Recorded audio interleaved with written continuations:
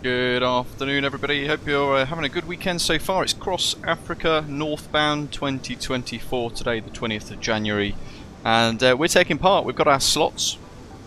Big variety of aircraft today. It's a huge event as well. We'll take a look at the VATSSA app powered by Orbex, so we can have a look at the sheer levels of traffic. And we've got our own calculated takeoff time slot at 11:55 Zulu today for a flight up to Dar es Salaam, Tanzania, where we begin our journey at the rather nice Gaffer Simulations Johannesburg OR Tambo International here in South Africa. And we're planning for a 3 and a bit hour flight up to Tanzania. We've got a freeware Tanzania airport scenery as well to enjoy, and that's because the payware one is pretty rubbish at the moment. So we're using the freeware one kind of to make a point, actually, and this is a bit of a neglected part of the world which could do with some more nice payware scenery. South Africa's got it covered. Tanzania and the rest of the east coast not so much. But yeah, it's a really busy event today. Big thanks to VATSIM Sub-Sahara Africa Division for inviting us here at Osprey Airways to take part on the channel. And Ian, welcome to you. Slightly earlier start than planned. We did say 11:30 Z, but it's quite busy and we've got a few bits to get on with as well. And we've only got, realistically, about 30 minutes for pushback. So we're going to request boarding on GSX as that Egypt Air climbs away on the departure out of Joburg. If you're new to the channel, great to have you on board with us today. Hit like and subscribe down below. Come and say hi and join the conversation in the live chat as well. We're also in the cruise going to talk about potentially a stream for tomorrow. I'll need your help deciding which aircraft to fly effectively. So we'll dive into that during the flight, and I'll be curious to hear what you guys all think. Justin, good evening. Badger, hello to you. Dursey2, hello. And Ian's over there on stand. We've got a couple of Osprey dotted around. Oh, there goes the baggage. Oh my god. Zato, hello. We got I think that's you there, right? In fact, Zato just over there. There he is. So really busy. There's a good selection of different operators here at Johannesburg, and there are four or five different routes, I believe. I'm not 100% sure, but yeah, we've got 4 Osprey already on. We've got a few Osprey that have already departed as well, which is great. MPS Gaming Charlie 8, oh that's you, nice one buddy. And we're here with the latest release, or the latest update for the iniBuilds A300-600 in Microsoft Flight Simulator, our lovely modern aircraft paint scheme on the old school twin aisle jet. And we're going to dive in to the flight deck once we've got a couple of screen grabs, and we'll get things configured for our flight today. And we've got to also think about getting our clearance and everything in advance. So I'm just going to briefly show you guys the event traffic at the moment as it stands.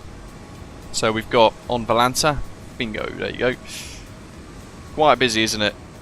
Flights off to, I think, Luanda and a few other places. Lagos might be one as well. I can't remember the other route destinations actually. There's a few, I think, including Cairo, which I believe might be one for a very long old hop. Maybe Nairobi as well.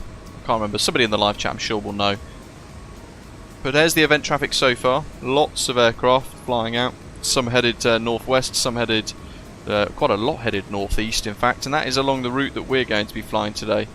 HTDA and Heka. Yeah, so Cairo and Tanzania for the event routes on this direction. OTHH as well for a couple. Crikey.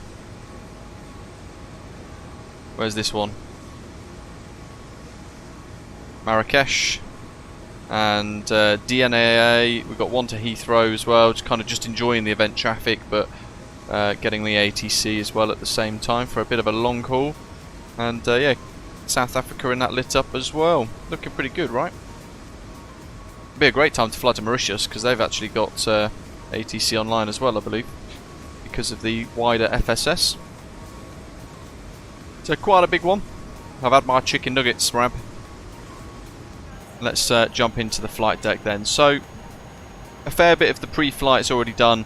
By that I mean we've loaded in our sim brief flight plan, we've done our weights and our loads via the EFB, although I feel like I need to turn the brightness up on this. Yeah, that'll do. So we've done that, we've applied the load. I'm actually carrying an extra 70 minutes of fuel today because of the event traffic. We can expect holds and all manner of things, so we've gone really heavy on fuel just to make sure that everything is set up nicely and we're not going to be too short on the fuel. What else have we done? Align the IRS, done it init A, and we've done the init B page as well. So fuel on board 28.6 tonnes, zero fuel weight 126.3, takeoff gross weight 154.5, estimated landing weight 140.1. As you can see there on the right hand side of the screen, optimal flight levels 307. We're going to cruise at 310 today, and we've actually estimated 600 kilos of taxi burn as well for fuel on the ground. Just to we sat in that queue for a little while. First thing we've got to do is get our delivery. So what have we got here? We've got info India. Let's grab my pen. In fact, I'm going to go to a completely new page here. You can tell it's earlier than usual. I've not even done my little notepad prep that I like to do with our stand numbers and all that sort of stuff. 306 QNH Squawk ATIS. So ATIS India. Variable 5 knots, Cav OK 22 degrees, dew point 106 and the altimeter 1024.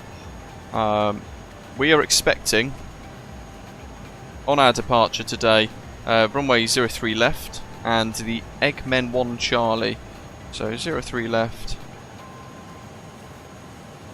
Eggmen 1 Charlie, and then for the arrival Boten 1 Alpha ILS 05 Zulu. That could change though. We've got 3 and a bit hours, or 3.5 to 4 hours before we're starting to worry about that. And yeah, CTOP 11:55, so we want to be pushing about 11:45. Clock's ticking. Let's close my Discord as well. I don't need Discord open. MPS Gaming, Zato, welcome. Justin, yeah, I hope you're well. We'll try and do that Alice Springs thing at some point in the near future. Orbex have thrown 2 airports at me, Gold Coast and Gladstone, 2 little regional Australian airports that we're going to take a look at. What do we want? We have P delivery and 1 delivery. Not sure which one would be which. Oh, they're 1217 anyway. Both of them. 1 contact, ground 121.9, bye bye. 121.9 ground, bye bye, Tanzania 181, bye bye. Okay, 1219, that'd be the second frequency. Fly Panda, welcome. It is. I've got my mug of coffee ready as well. I've got a good old Snickers bar. You're not you when you're hungry. I think that was the strap line, wasn't it? And yeah, little pack of Pom Bears as well. Okay, so it's going to be all Tambo clearance delivery, and we're going to give them our ATIS information, aircraft type, stand number. What stand are we? Alpha 5? Alpha 3. I was close. Alpha 3. And we can make sure we've got our charts up because we might have initial climbs. Flight level 90. There we are. Right, let's get our clearance. Obi Kenobi, welcome to the first live stream for you. Great to have you on board with us. Or Tambo clearance delivery, good afternoon, or good morning rather, Osprey 165 Heavy on stand Alpha 3, Airbus A300-600 with India QNH 1024, request clearance to Dar es Salaam. Osprey 165, over to hello, space PDC. Roger. And delivery for FedEx 46, just checking we have our CTOT at 1129 Zulu. Okay, so that little ding ding ding was our PDC. What I'll do is I'll change the output of our stream so you guys can actually see that as well. There it is on our vPilot client. So we got the chimes, and what they did is they had it all ready. and they've given us our clearance already in that format there. With our squawk, expect flight level 310 after departure. We've got our departure routing as well. Slight difference actually. Eggman 2 Alpha. Not the 1 Charlie that we were expecting. Initial climb 90 still. And then this is your departure clearance. No need to reply. 15 minutes before slot time, contact delivery for release. So 11:55, 11:40. So we've got 15 minutes, haven't we? So we're getting everything prepped. We've still got to put in our SIDs and all the rest of it as well. So I'm going to leave that on my vPilot client. I'm not going to close that message. Squawk 7335.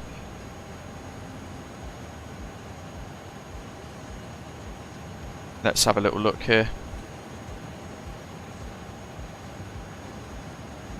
And this is the new iniBuilds update as well, with again loads of stuff in the change log. And which station who is pending for release? Rob, good morning. Springbok 345. 7335.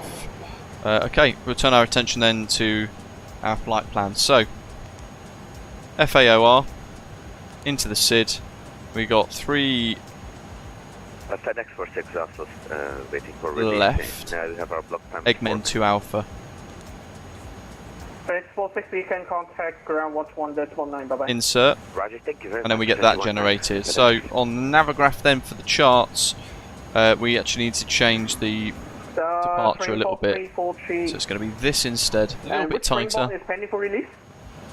3457. A little bit more of a technical departure actually by the looks of it. But same initial climb to flight level 90, under radar control further climb.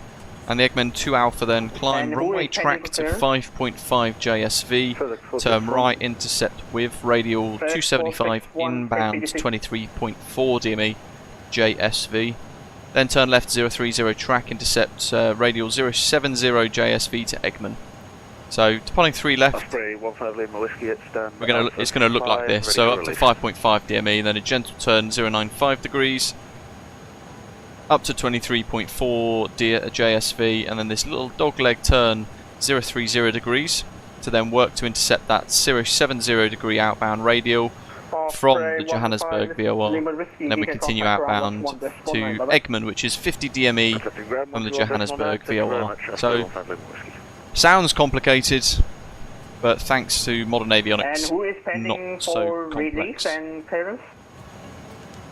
But we need to make sure that that looks right, and it does. Condor 2216, ground 121.9, by the way.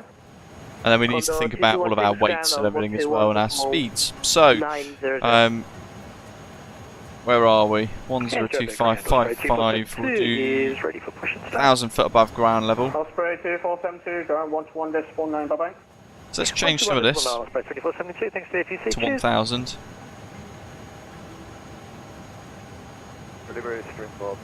And then on the performance page, we want to make sure we've selected 03 left. We'll update that to make sure we've got wind, surface temperature, altimeter all displaying correctly, and the surface is currently dry. There's our weights, and we'll calculate this. 1515. The maximum takeoff weight for the A300 is 170,500 kilograms. And our estimated landing weight is pretty much, well, it's 138 tons. Maximum landing weight is 140 tons. So it could be tight. We could always burn a bit more fuel en route if we have to, but we'll run with this for our calculations. We can look at 1520. Bizarrely, that gives us a longer takeoff run, which is a bit weird. Good afternoon, Osprey 38 Kilo, Airbus A300, requesting airport clearance to... But we'll stick with this. So flex 48. Information India port. V1 158, rotate 158, V2 168. Trimble horizontal stabilizer 0.1 up. I'll expect the PDC 3 Kilo.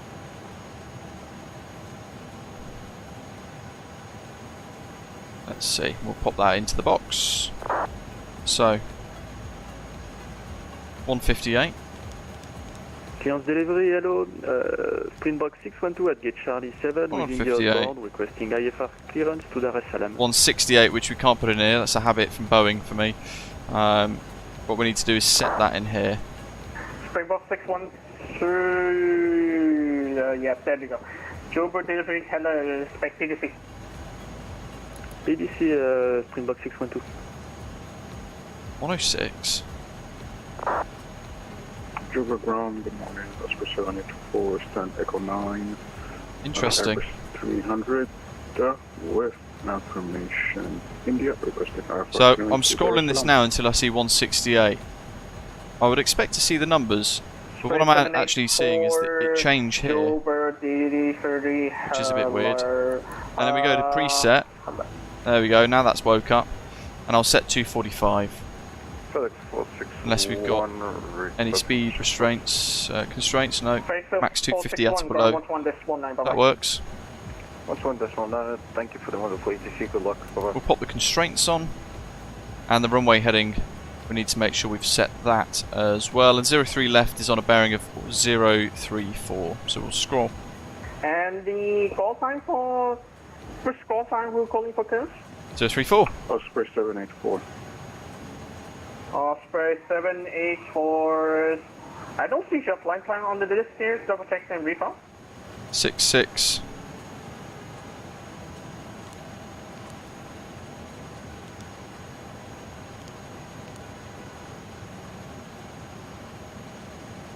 Known bug, Oliver, thank you.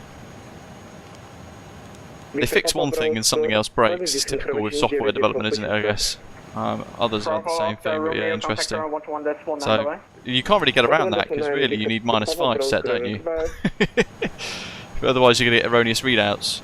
Okay, now this is an important one. Johannesburg's 5,560 feet above ground level, so we need to scroll the landing elevation bar all the way to that. So we're going to squiggle all the way up. Springbok 712, space PDC. 5550, that's as close as we can get. So that's good. And did we have a flex? We did. We'll set that now. Flex 48. Expecting PDC, South African 712.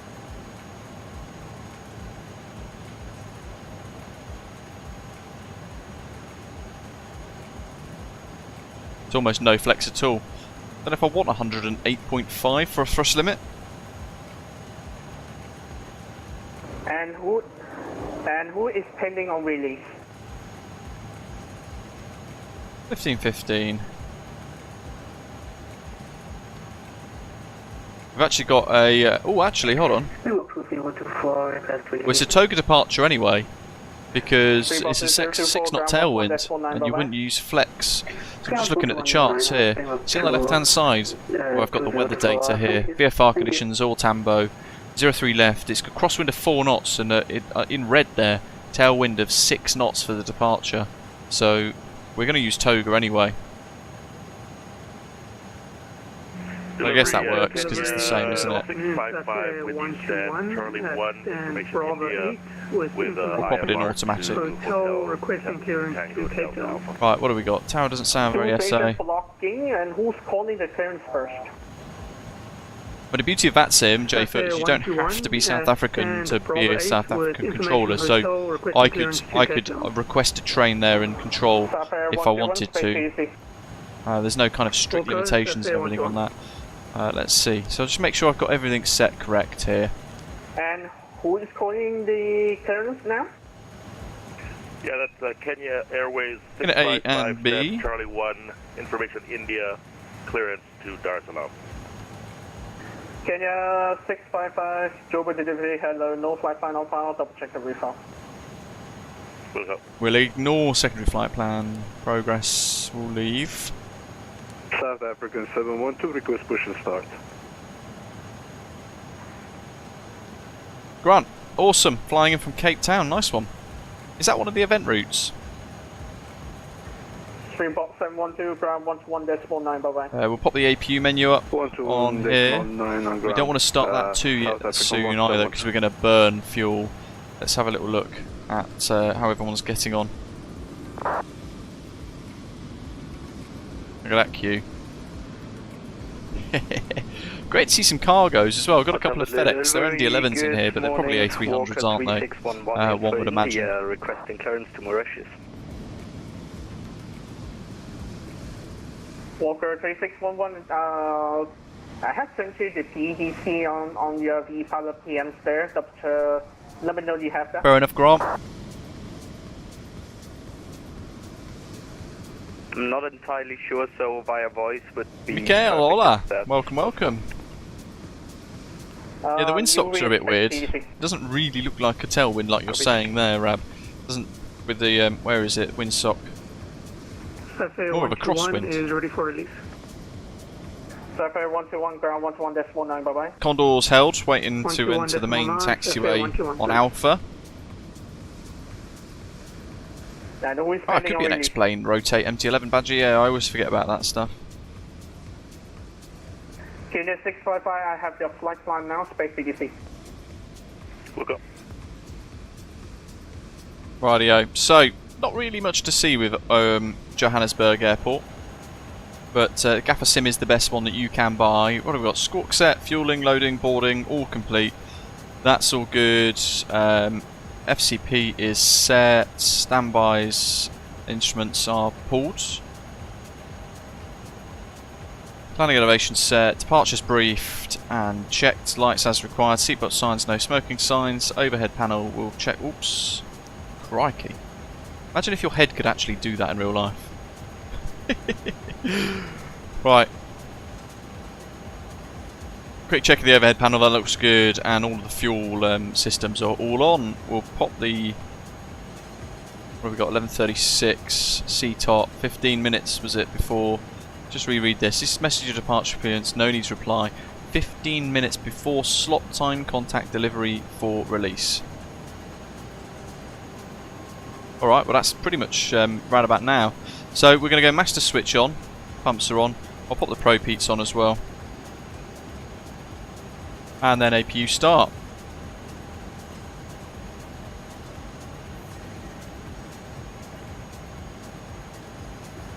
Got 3 minutes before we request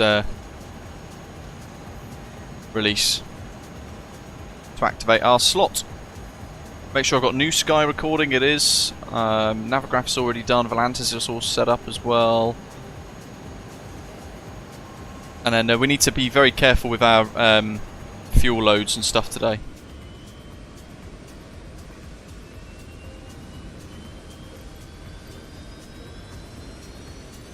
We're going to push, we'll get ready for pushback.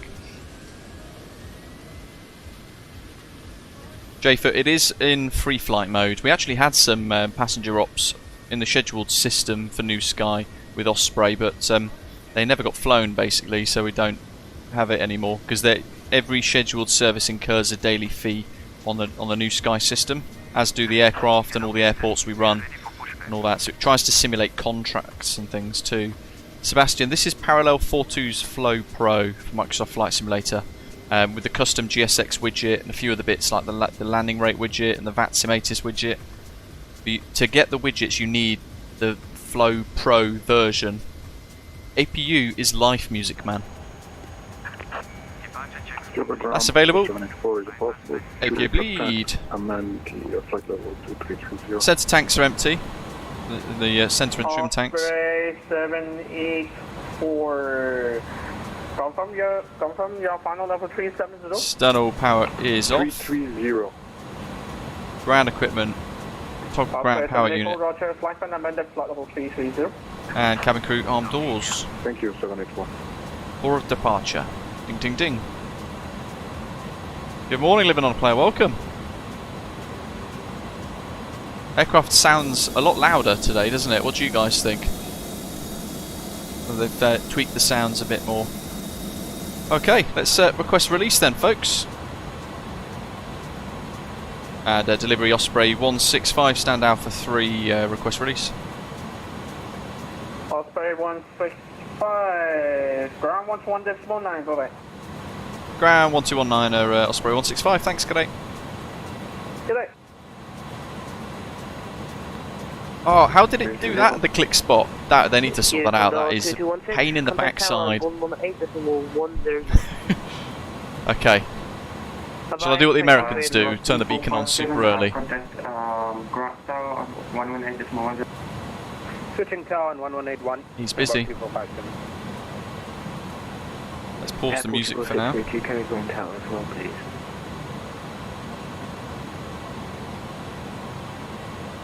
Bravo 776 to the cross frequency change. 1181 is next.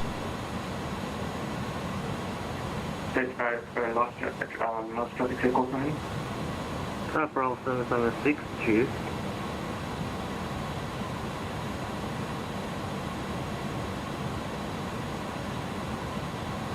7762 contact tower 119. I'll put the engine display on. Okay, we're ready for push, folks. All type of ground, good afternoon, Osprey 165, stand Alpha 3 with release, request push start. Osprey 533 on the ground. Osprey 165, stand by. That was a standby, I think, through that mixed transmission, but Osprey 150 whiskey taxi to get to Alden Point via right onto Echo, right onto Alpha. Hey, there he is. Alden Point. There's that retro passenger livery, looking swish. We should get cleared to push after. Osprey 165, once the traffic passes from your left to right, push and start approved face north. After the company traffic behind, push start approved, face north behind, Osprey 165. Bravo 776 to request frequency change to tower. I've given you the hand up already, man. I love that. Yeah, Bravo 776 to.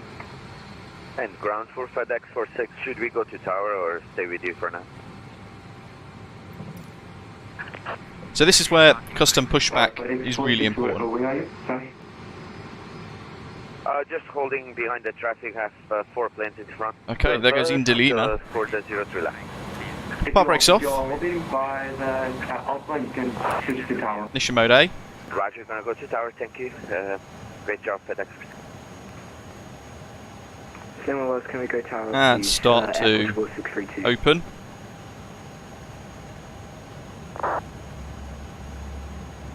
Let's go 632, tower 118.10. 1181. Watching the N2. 632, not by. Box 520, request push and stop. 320, throw the fuel in. Box 250, push and start approved face east. Push and start approved face east.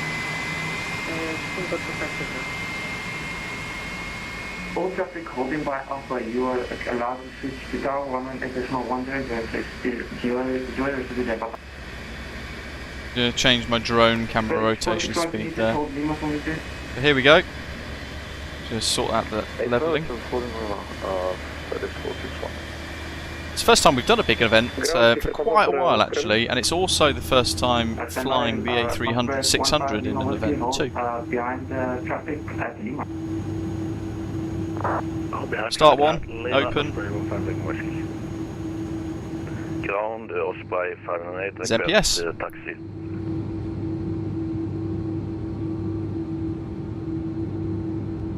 So N2 is the second stage compressor, that starts to run, gets to about 20%, which is about now, and then the first stage compressor kicks in, which we start squirting atomised kerosene into the engines. Taxi direct to hold point Bravo, Osprey 508. He did rab. Proud. Very good.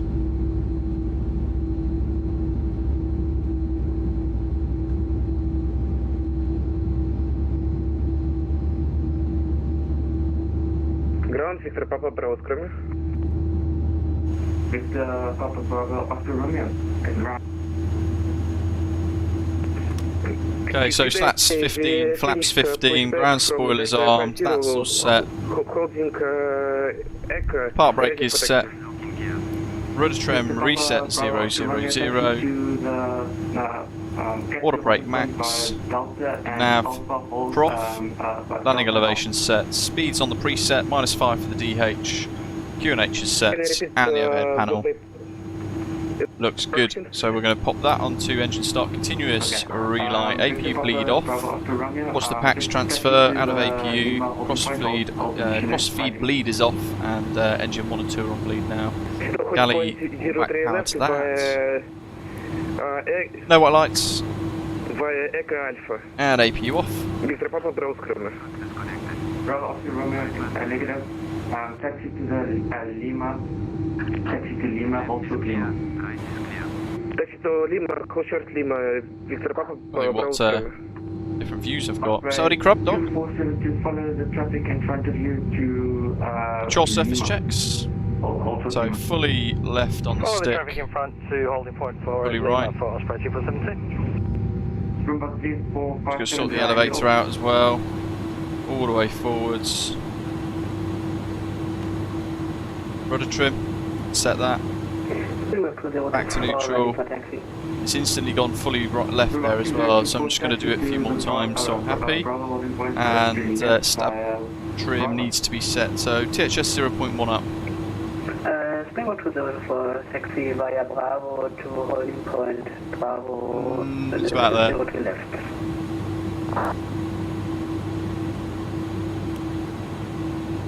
Ground Relo, Springbok 612 at gate Charlie 7, ready for push and start. Takeoff config normal, that's all good, flaps are in position. Those lights? Push and start approved facing east, Springbok 612. Okay, let's get taxi. Joburg ground, Oscar 74, ready for push and start. France A380, fantastic. Clear left and right.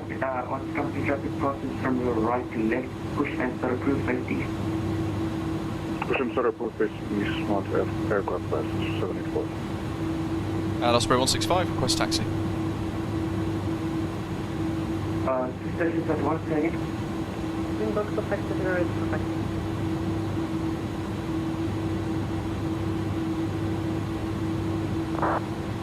Remark 2 passenger, taxi to the Bravo holding point, runway, hold Bravo point, runway 0 to the left via Bravo. Taxi to holding point Bravo, Springbok to passenger.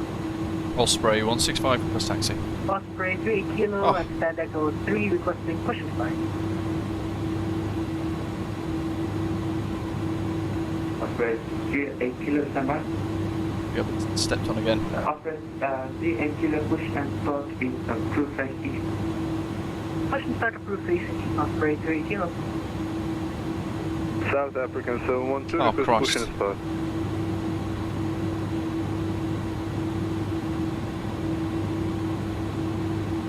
Yeah, so they do a southbound chainfoot, 712 standby.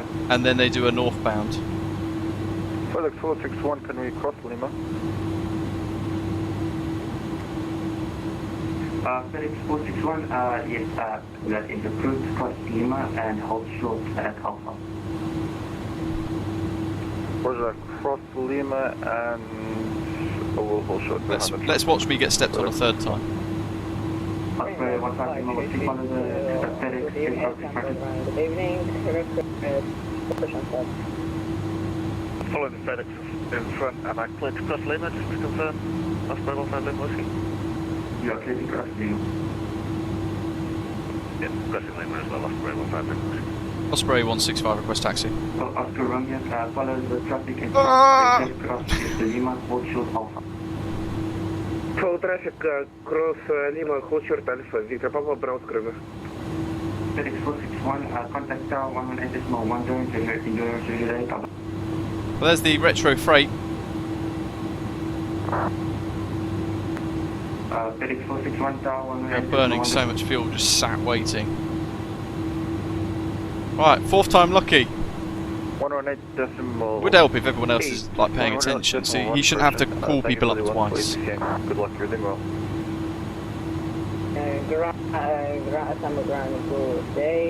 Tell you what, that looks a bit wacky, doesn't it?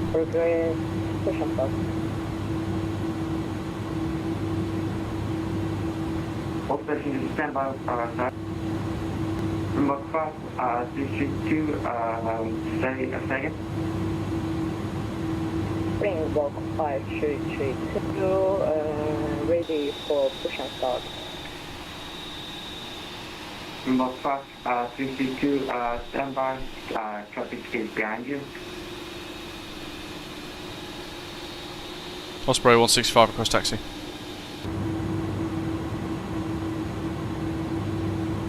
Osprey 165, taxi to Alpha, runway 01 left via Echo and Alpha. Taxi Alpha 03 left via Echo and Alpha Osprey 165. Yay! Hurrah! Oh my goodness. Right, brakes off. 655, Turn and burn. Push and start approved face, northeast, face east. The chuffing X happening with my throttles. Ground, Victor Papa Bravo Oscar Romeo, Star 11810.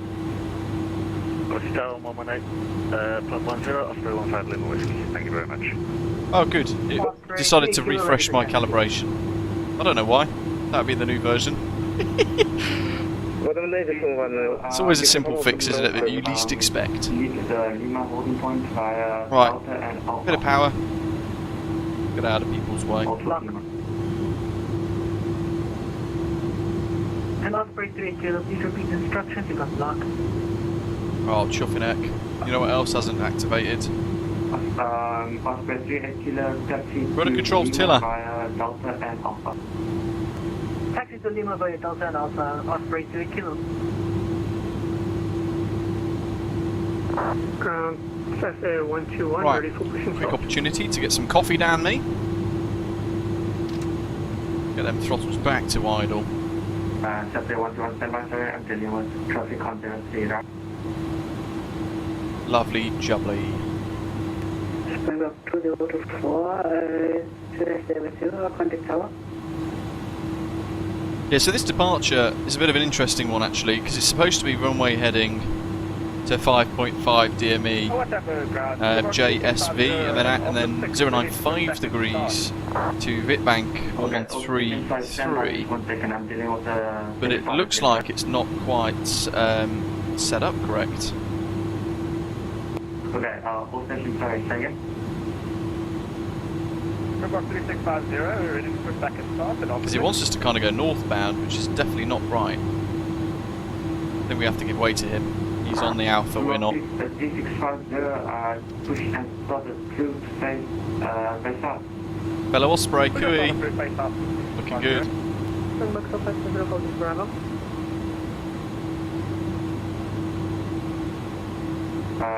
Springbok 2520, contact tower 118.10. So we're quite heavy, so just idling the throttle now. There's enough rolling resistance to just bring it to a halt, like so. All stations, if you are holding at Bravo or Alpha Tower 118.10. He's got right away. Thank you. 2472 clear to cross Lima, hold short Alpha. I think I'll just get it out of the way. Hold short Alpha, Osprey 270. Springbok 712, request push and start. I'll keep it moving. Springbok Remco, welcome. Stand by. Springbok 712, okay, sorry? That's a nice reflection. Look at the smeary marks all over the EFB as well. That's quite cool. Ground, FAOR 121 at Bravo 8, ready for push and start. Springbok 712, push and start approved face east. FAOR 121 second. Ready for push. That C-top is 11:54, so we're 1 minute behind. We're about to be 1 minute behind, but I reckon we'll be about 10 minutes behind slot time. Springbok 612 is ready for taxi. Springbok 612, stand by. Osprey 2472, contact our 11 decimal 10. We might have to run this different, you know, because looking at this departure, I'm not confident it's going to do the right thing, the iniBuilds A300 today. So what I might do is 034, runway heading select mode, nav off. 655, taxi to the Bravo open point, runway select Bravo. Bravo holding via Bravo for Kenya 655. And then I'm going to tune 1152, which is actively auto-tuned, with mag 113,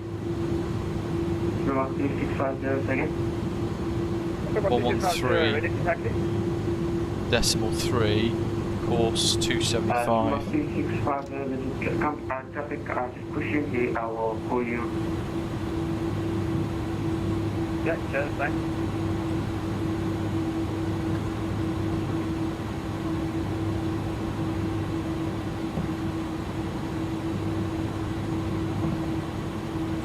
Course 070, I reckon it'll be okay. To be fair, if everyone else is in A300s, they've probably had everybody stuff the departure up as well.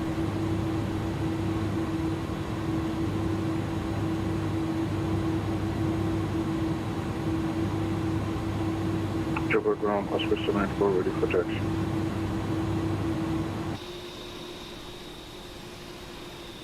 Osprey 794, Quite a few Ospreys today, it's great. Ready for taxi. See a little Osprey Eurovision 737-800 over there as well. We're in yellow. Just gently to a halt. Stern Echo now, 784.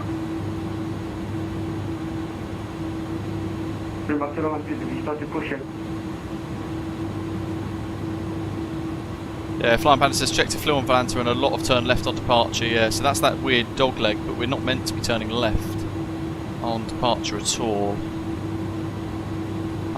So again, that's the iniBuilds A300, not painting the lines properly. Bit frustrating. But because we've seen it,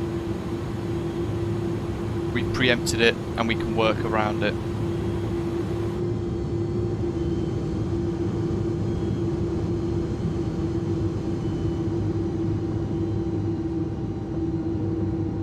Goes the white condor with its tea-towel tail. Springbok 612, we are ready for taxi.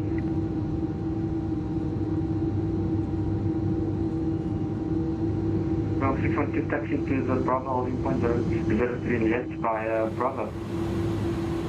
Taxiing to Bravo holding point 03 left via Bravo, Springbok 612. Joburg ground, Osprey 784 on Echo 8. Looks pretty good, doesn't it? All Tambo's Joburg. We've used it in the past. First time seeing it this busy though. So it's going to be great fun, isn't it? There's a massive gap there. We can close this gap a little bit, I think. Osprey 784. Springbok 712, just hold your push for now.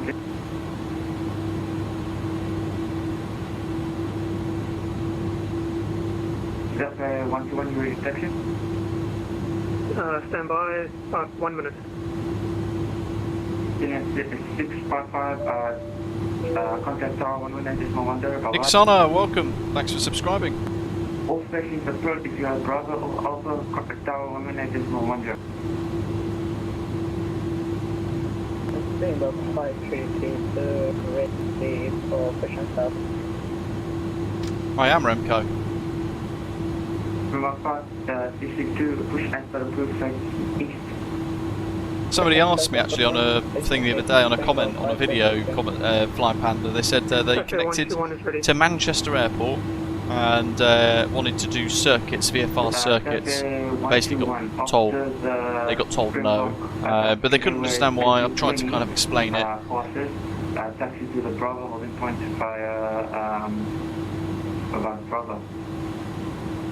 After the Springbok A320, taxi via Bravo 203 left, holding point Bravo, Cafe 121.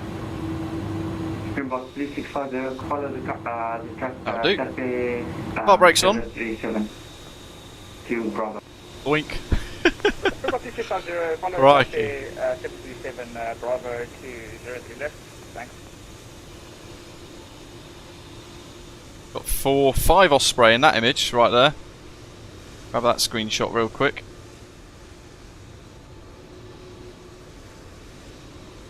Some good old South African A340s there.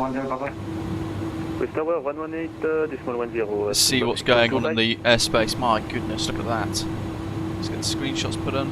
Okay, any stations looking for clearance or push? It's literally a line connecting to Dar es Salaam at the moment. 611 at Echo Amazing. 7 request push.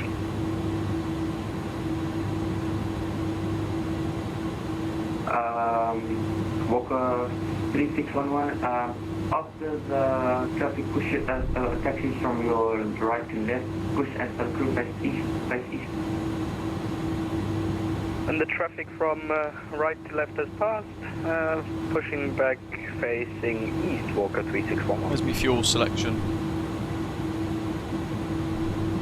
Gives us no burn, 28.2. Let's have a look at the briefing preview. Takeoff fuel 27.599, but that's with a whole extra 70 odd minutes, so we can go beyond that. But what have we got? Takeoff 27. 600 kilos left to burn before we get in the realms of having burnt too much fuel. What we could have actually done today, not thought of it until just now actually, we could have done a single engine taxi. That could have been quite good with the cross bleed.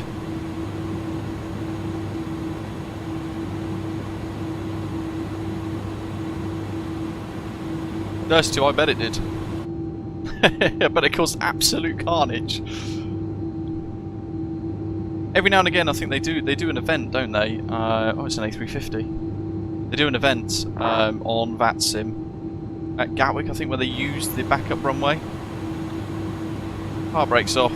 Back a bit of pressure in. 121 Tower 119.10, bye-bye. 118.1, Cafe 121, bye.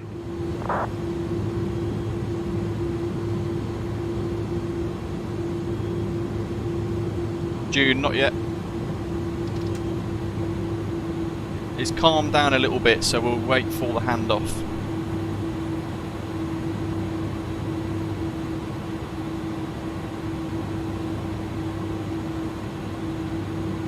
My coffee and my flask's almost run out. Keep smashing the like button if you're enjoying today, folks. And tomorrow, at the hold point Alpha Bravo to tune 1181 June.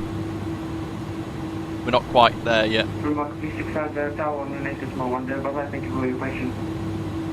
Tower 118.1, thanks for the It's still handing people off properly.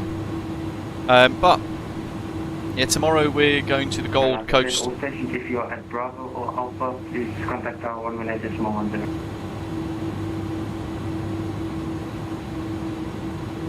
Yeah, we'll go from Osprey 165. Thanks to the HTDA. Have a good day.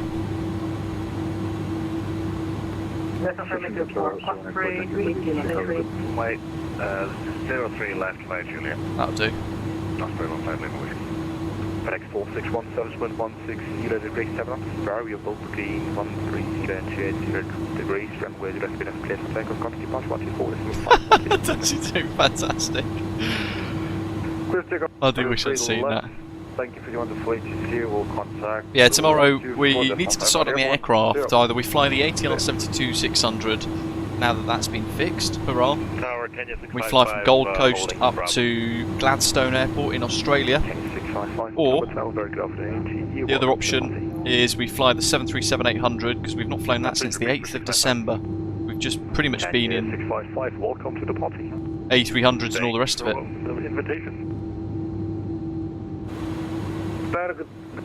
Victor Papa Bravo, Oscar holding short pass.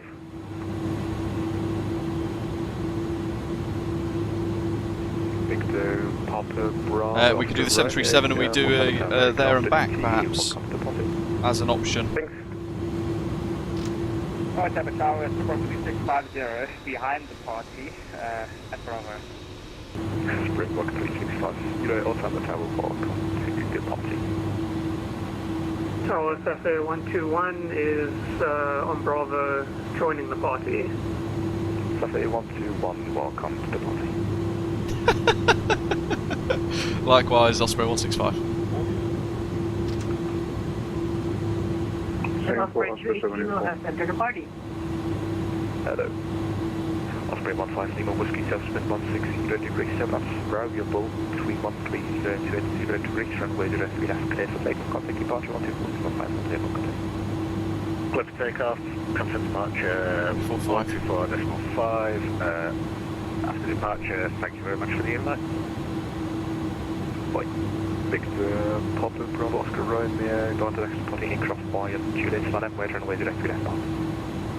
Behind departure traffic, Leonard 03 Lima via Juliet, behind Victor Papa. He's rolling. Tower, good day, Cargo Lux 947 Lima, happy with you, ILS 03 right.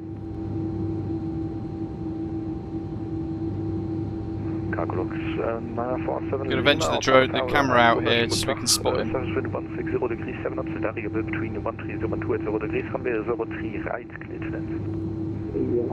Cargo Lux 947 Lima, clear to land, runway 03 right, thank you. And Cargo Lux 947 Lima. Someone's sniffing my APU exhaust there. Oh, well, that moved 947 Lima. Oh, it's a long takeoff run. There we go, so the rotate. Yeah, you can see there actually with the windsock, we've got a very clear tailwind, haven't we? So I think, yeah, Toga's the only choice for takeoff performance here. We can close my little delivery message. We've got 1245 set up ready for the handoff after departure. And all these little aeroplanes on Bravo are kind of stuck there, aren't they? Victor, Papa, Bravo, Oscar, Romeo, confirm you're all lining up on runway 03 left, so did you come?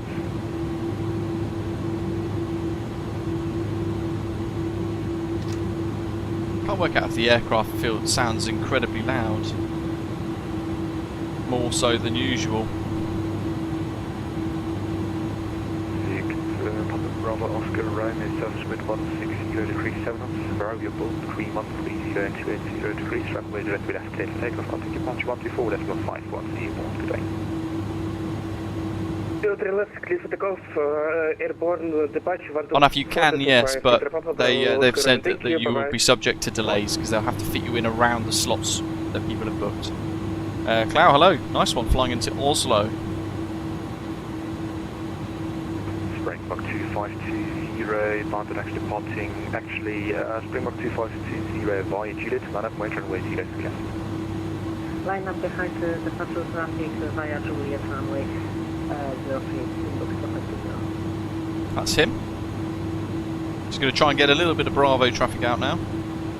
Cargo Lux 947 Lima, welcome to Orlando, taxi via Yankee Hotel, hold short of runway 03 left.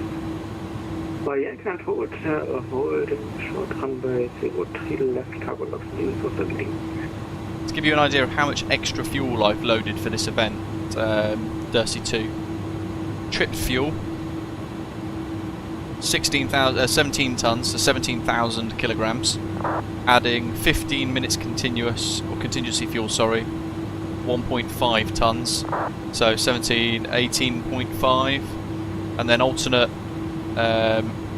Mombasa, which is an additional 3.2 tons, and Finres plus alternate 60 tons basically. I've added an extra 60 tons, so a whole extra 1 hour 15 of additional fuel on top of Finres plus diversion fuel and the rest. So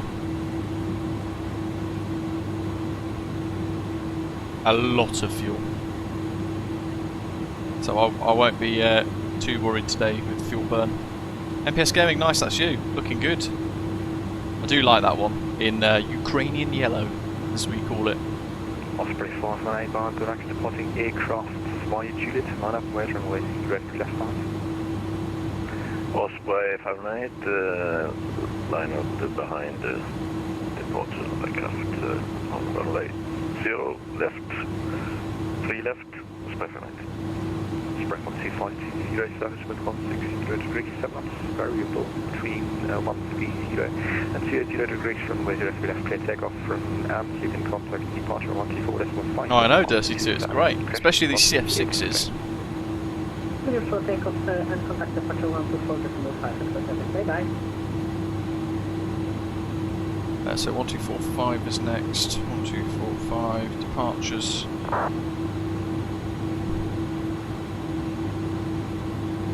And then 1344 Joburg, Johannesburg area. MPS is on the lineup. We've got a Kenyan behind. Flies a FAOR, flies SAFAIR rather. Couple of black ones, various aircraft. Ukraine International, Egypt Air, Emirates, British Airways, South African Airways. There's a Cargolux all the way down there. Loads of Osprey. A great variety today. Sam, welcome aboard. Thanks for subscribing. On off, yeah, imagine.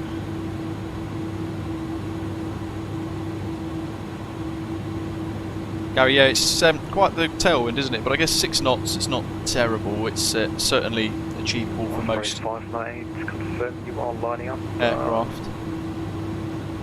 I get stuck, man. I line up now, so Osprey 598, no problem. Osprey 4, cushion 247, behind the company aircraft. You can line up wait and There it is. I wonder if they're sequencing this to try and get us all together. That'd be quite cool. And behind the departing company aircraft, line up and wait for runway 03 left for Osprey 247. My brakes are off. Osprey 59, this service wind is 160 degrees 7 knots. A little bit of power. Squirt of juice. 0 degrees, runway 0 left, cleared for takeoff. Contact departure 124.5, 131. Clear to take off, contact departure on 124.500. Thank you, service. Have a nice day. Bye. See you next time, bye.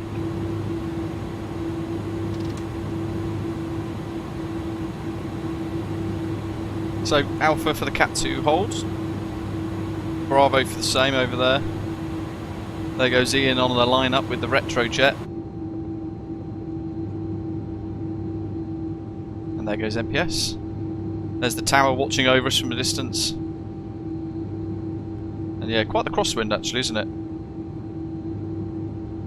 It's 6 knots tailwinds. Sorry, 4 knot crosswind, 6 knot tailwind. Quite the tailwind, I should say. Off he goes in the 737-800.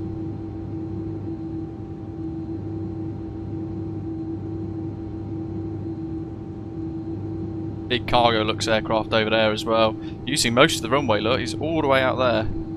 Oh, oh my god. Don't forget high altitude. Cushion 947 Lima, cross runway 0 as well. left, Delta, continue hotel. We're at 5,500 feet, so the engines have got to work extra hard to get us airborne. 7 knot tailwind now, it's just updated.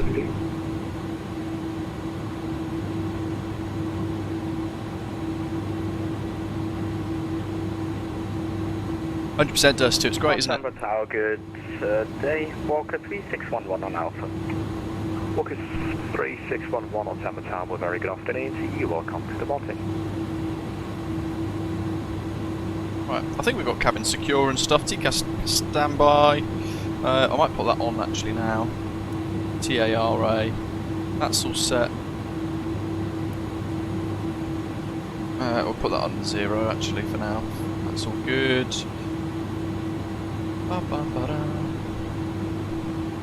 And yeah, we'll use heading mode for departure so we don't stray from our flight plan route properly. Though not intentional, but we've recognised it, so we should take some action to try and make sure it doesn't happen. Osprey 2472, surface wind is 160 degrees, 1 correction 7 knots, variable between 130 and 280 degrees, runway 0 left, cleared for takeoff, contact departure 124.5. Once airborne, have a safe flight, see you next time, 1. Clear for departure, Osprey 2472, contact departures on 124.5, and thanks very much for the ATC. Enjoy the rest of the event. Cheers. Bye.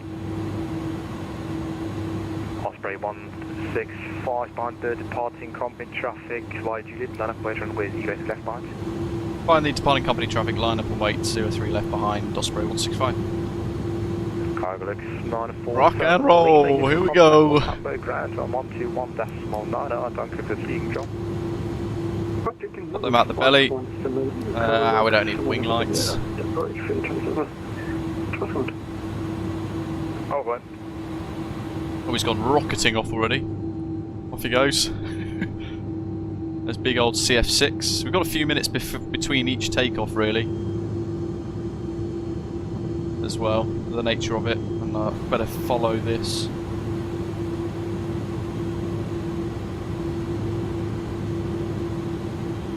Not planned for an intersection, but we'll take it.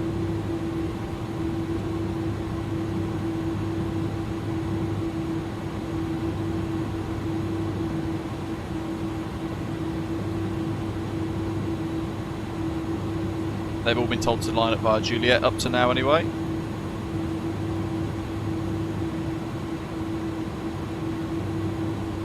Just make sure I'm happy with this. There's a freeware Salaam cloud.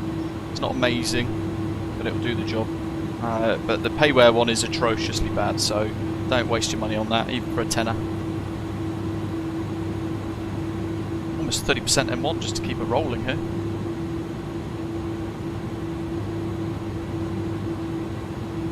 Limited mode's on takeoff.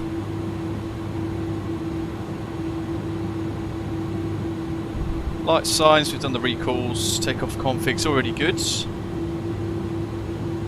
We'll use as much of this as we can.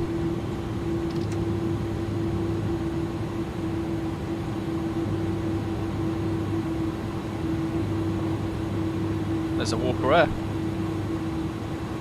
OGVA. So that's all good. Rudder controls tiller set to no.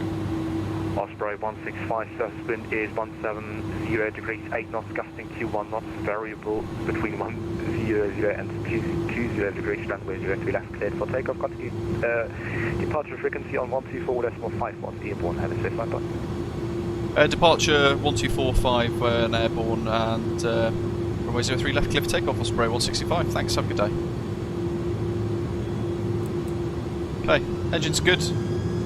Brakes off. That roar. A little bit of aileron into wind. Power set, 110%. Osprey 38 kilo, disregard. Speed's alive. 55 via Juliet, line up wait runway 0 left there. Line up and wait 3 left, KQ 665. That buzzsaw noise is insane. 80 knots. At all stations stand by for 1 minute. Use a lot of the runway here. Gusting 21 knots clear. Didn't say that on my navigaph on my METAR. We use a lot of runway here though, folks. I can feel the gusts because we're getting shook about a little bit, and we're almost at the end of the runway as we now hit V1, rotate. Oh, it doesn't want to. A little bit into winds there. Positive rate, gear up.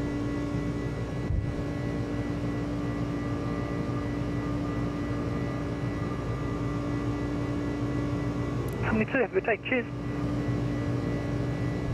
Springbok 251, local QNH is correction, or tower QNH 1024. Excellent, 1024, appreciate it. Springbok 251. Okay, autopilot 1 engaged, 034 still, 4 now, and flying the departure. Up to 5.5 DME, I'm watching VOR 1 there, which is now at 5, continuing up to 90 already, crikey.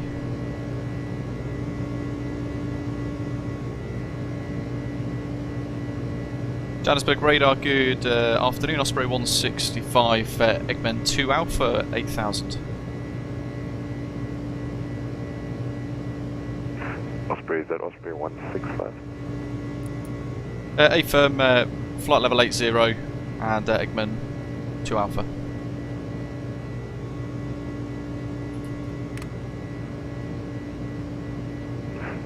Osprey 165, identified on departure under radar control, climb flight level 140. Climb flight level 140, Osprey 165.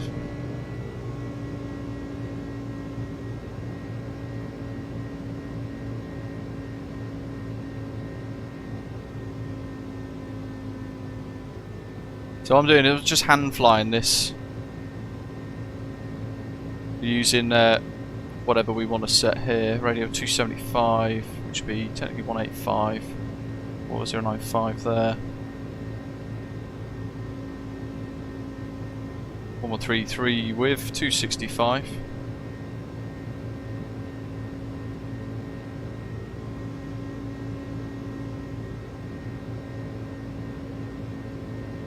Go to 2,500 foot per minute.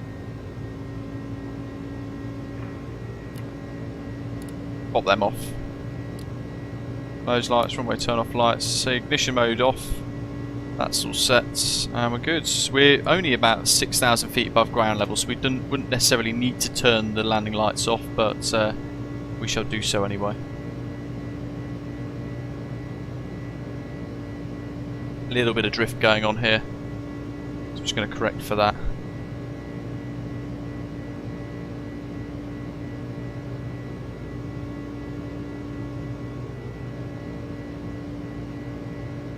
Yeah, I reckon we would be better using 165, continue climb level 150. Continue climb flight level 150, Osprey 165. Departure Kenya 655 out of 6.8 for 9,000. Kenya 655, identified on departure under radar control, climb flight level 130. Up to 130 for Kenya 655. I think it's the JSV 20. What do we want here? Yeah, I think it is. So we'll do a direct to JSV 23, insert, nav.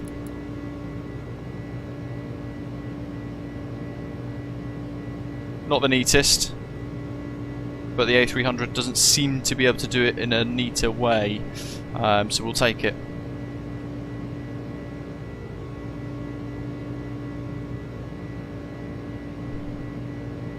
At this point the controller will be like, what's going on here? DH. Osprey 165, contact Johannesburg area 134.4. Contact Joburg area 134.4, Osprey 165, thanks, have a good day. Cheers. 134.4. Kenya 655, climb flight level 140. Turn right 140 for Kenya 655. That was busy, wasn't it? Radar service terminates, contact control. Level at 15. 4575. Contact control 134575. Spring closely to 4. Thank you very much. FedEx 461, contact control 134.575. Radar service terminates.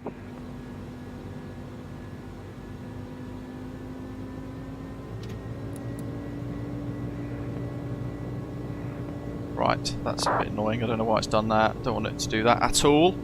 Let's intervene. Now it wants to go to Eggman again, so we'll let it sort itself out perhaps. Thank you for the 140. Got a little confused there, didn't it? Climb limit mode. Johannesburg area Osprey 165. Good afternoon, flight level 150 inbound Eggman. Osprey 165, good day, climb flight level 310. G'day, climb flight level 310, Osprey 165. Let's go to prof mode. Osprey 2472 on frequency. So, I was going to push up to the higher levels. Yeah, there, climb flight level 330. Climb 330, Osprey 2472. Aircraft will gently accelerate up to our climb of 314 knots. For now, we can get rid of that as well. Contact control 134.575. You know what we need? Nav and nav. How was that for Astral Cargo 1218? And there goes the noise again. Contact control 134.575. Super loud on the ground, and then you get to, well now it's down to like 15,000 and interior engines are on max. We can't hear them. 345. They still haven't quite got 200. Report leaving the sound sorted. Look at that.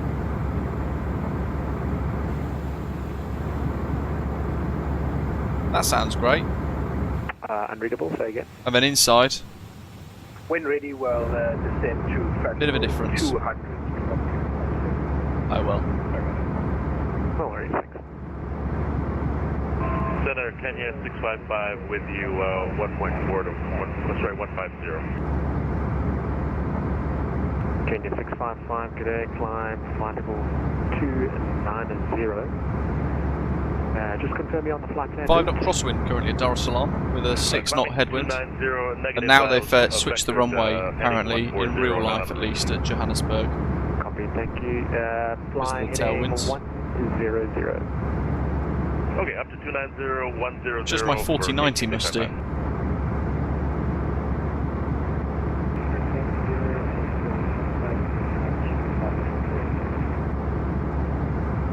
Springbok A5, rock frequency 134.575. Lazarus Kalispera, should we be on heading? On departure, yes. Because I assume that's when you were asking actually, I've just noticed that. And hello to Aviation Tom, welcome, thanks for subscribing.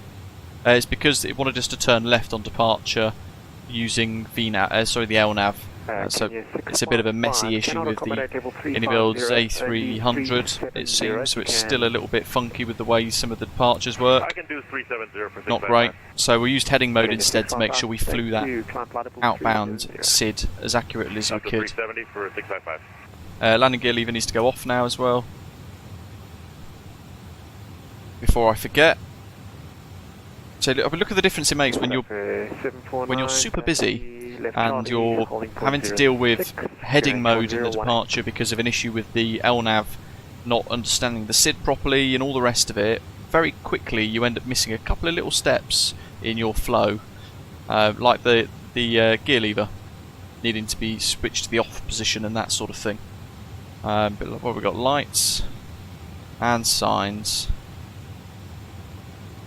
Everything else is done. So Mayo, welcome aboard. Kenya 655, turn left direct EPSEC. Yeah, tomorrow we are going to be heading to Australia, the east coast. We'll start at Gold Coast, and we're going to head north to Gladstone Airport, a very small airport with loads of industrial railways and all that sort of thing. So it should be quite a good one. 2 brand new Orbex airports that have just been released, so we'll be checking those out for the first time live tomorrow. Feel free to join us folks for that if you're free. But we need to work out what we use, so we can either use the ATL 72-600, take a little look at that, or we could fly the 737-800 and then hop up to Gladstone for that for kind of a busy, faster approach, a bit more tricky, and then turn around and fly back again. Musty, I would wait for the Fenix A321 to be honest. Because you'll end up buying the Aladdin VFR A321 Neo. You have to then use the Horizon Sim mod to make it half decent, usable, so on and so forth. But Fenix hopefully won't be long off from their A321, and that one will be worth paying money for. I have Badger. Hello, flight team. FAOR 121 is passing flight level 145 for flight level 150 on the Ragul 3 Alpha departure. FAOR 121, good day, climb flight team, I could, but there are so many different liveries for Osprey, 340 direct. and you might find that you then install something that you don't have the aircraft for, and that might cause problems and all the rest of it. So, and it also requires us to reach out to all the livery artists for them to agree to pull all of their liveries into one folder structure, and it gets a bit complicated. It's EPSEC Echo Papa Sierra Echo Kilo. Sierra Echo Kilo, thank you. Ian, whoops. maybe it's the 6 Coronas that have done it. Springbok 3457, expect ILS Yankee, runway 06. Copy ILS Yankee 406, Springbok 3457. Springbok 2520, radar service terminates, contact control 134.575. 134.575, thanks for service, bye bye. Bye bye. Horizon is freeware. Jay, good afternoon, good day. 050 degrees 11 knots. Clear for takeoff, report passing 2,500 feet. So 31,000 is our cruise.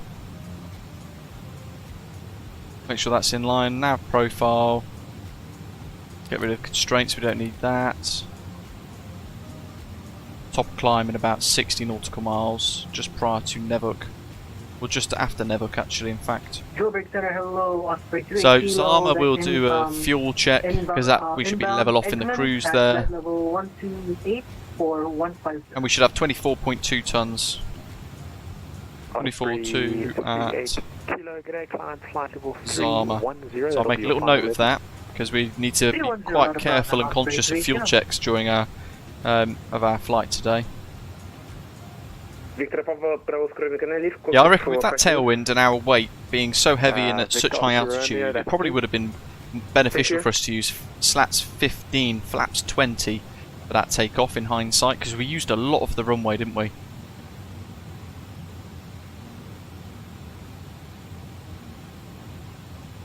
And you'll notice it's quite frustrating, but the performance tab in the A300, it always brings it to about this midway point, so it makes it look like you're only going to use half the runway, which is totally inaccurate, as we saw, because we used almost all of it.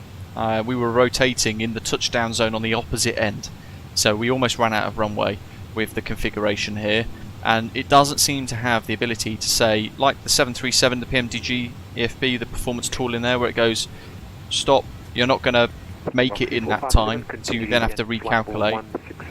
This doesn't give you that, so I'm hoping they fix that soon, because it is a bit of a bugbear. And that click spot for the park brake with the transfer button for the VHF COM one, that's a nightmare to use. But apparently they've fixed up RNAV stuff, which means that we might be able to kind of work into those tutorials that a lot of you have been asking for the RNAV approaches.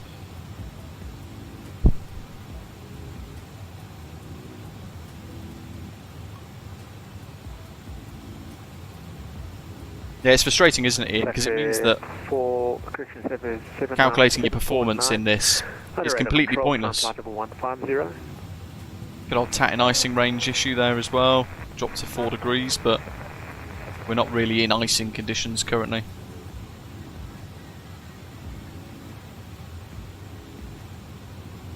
Quite a gentle climb here actually, 900 foot per minute. Very gentle.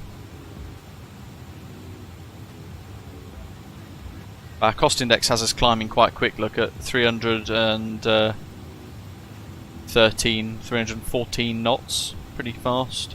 Max 7.6 currently. Alright, pre-warn for your ears in case it's louder than I expect. Oh. They've changed the sounds again. I don't know why they keep tweaking it, but sometimes they actually sound perfect outside. Now they seem to have made it a bit quieter. Osprey 784, g'day, climb flight level 290. But they've still got that silent cockpit above 10,000 feet above ground level, which is very weird. At least give us some ambient noise. And this is with the master sounds on maximum as well, but it's only a small complaint, I guess.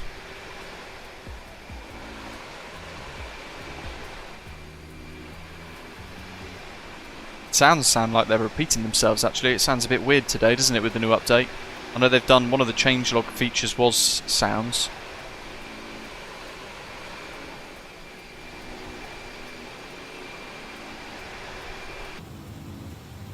Quite weird. Can't work it out. Johannesburg control, very good afternoon. I'm sure it'll be fine. 577 with you, level 370 inbound, go for Bravo Victor VOR, RTL but 3. Yeah, you can actually. I can hear slight change in the sounds there. Bon dia, clear level 370, route direct Avago. Avago 1 It's only subtle though, Aidan. 21 left. From now direct Avago, and I can't turn Avago 1 the interior Delta engines up arrival anymore. for the approach running Turn ambient up a little bit. 577 to attack. Maybe like that. We've been fiddling around with it, haven't we?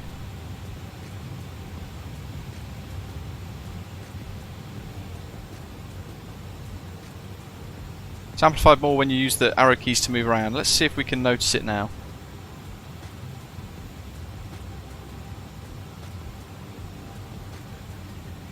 No. Unless I'm doing it in a different method. 315 Lima Whiskey, To radar yourself. service terminates, contact control 134 decimal 575. Up to control, 134 575. Thank you very much for the service. Osprey 15 Lima Whiskey. Cool. Right, let's look at Valanta then. See where we're at. So this is super busy. It's a part of the world, I guess, in the sim that hasn't had much attention for a little while. It enjoyed a bit across the pond, actually, back in October or so, didn't it? But great to see this Cross Africa event alive as well. There isn't enough good scenery in the continent of Africa. There's some nice ones, but I would personally like to see a little bit more dotted around, because it would give you reason to go and explore this region a bit more. There are some really stunning areas, certainly around Namibia when we did that windhook. To Cape Town flight a little while ago, some stunning scenery there. Springbok 4749, but we are 340. Nestled in here somewhere. There's Badger up top, Osprey 919. Climb flight level 340 for Cephas 749. And then Osprey 15 Lima Whiskey's just been handed off to sort of Africa Control. Some of his screenshots so far looking good.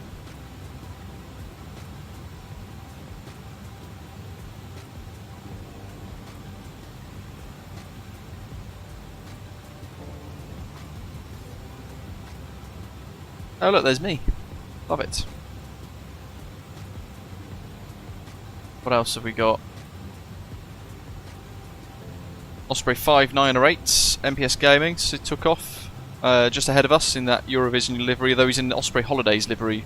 And then just ahead of us, Osprey 2472 as well, which is Ian. No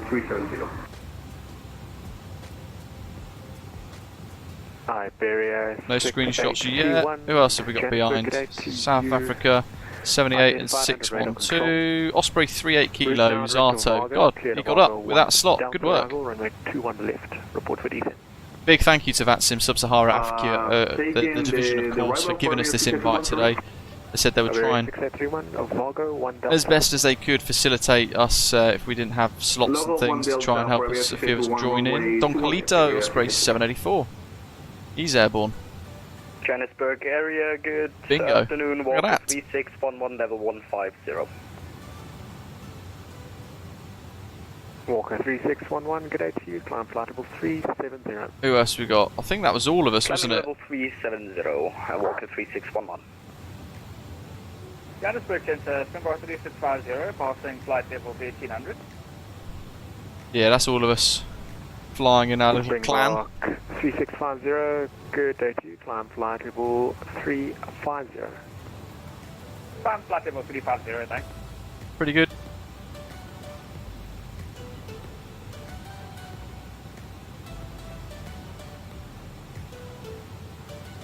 Mike, welcome. You asking about the flight plan that we're using today? It's the one that we were issued as part of our event brief for today. So for the event, they actually issued us with the flight plan. I'll copy and paste it in the live chat. There you go. I'm just going to hold it Okbok. And Obi Kenobi says, earlier you mentioned ATR had been updated. Do I need to do anything, or is it auto updates? No, you have to go into your content manager, and then within the content manager you will see an option for an update basically for the ATR. You'll click it, the whole screen will go blank, so you won't be able to see anything. Really frustrated. 118, climbing flight level 140 with you. Springbok 712, good day, climb flight level 270. Climbing flight level 270, Springbok. And Oscar, welcome, hope you're well. Josh, it's a very complicated aircraft to fly, the Mad Dog MD-82. Exceptionally expensive though, so it depends whether you want to spend 90 quid, 80 quid on one aeroplane, or if you'd rather buy two aircraft. So for example, the Phoenix A320 and the 737-800 perhaps, for roughly the same price. I personally would probably rather buy two different aircraft for the same value. But it is great fun, really hard to fly, lots to learn. Cloud, nice landing. Bit too smooth though.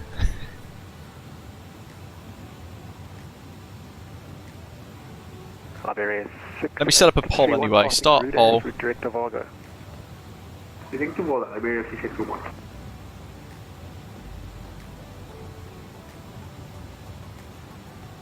Papa Bravo Romeo back to cockpit. Victor Oscar Romeo, radar service terminates, contact control on 34.575. There you go, simple poll. You guys can help choose today. Although I think I might have missed it in the live chat if people were saying their preference. Badger, yes, most of the VOR is updated, I believe. Yeah, we've not flown the 737-800 since the 8th of December, which is quite a long time ago. But similarly, I think we could argue about looking at flying the ATR because that's just been updated as well.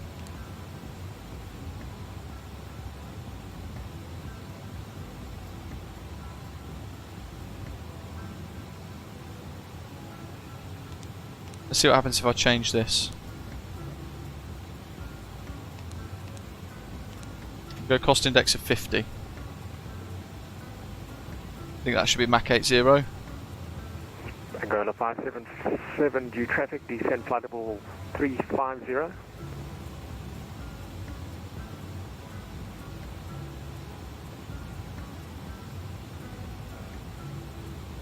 Angola 577, descend level 350, due traffic. Descend 250 due to traffic, Angola 577, thank you.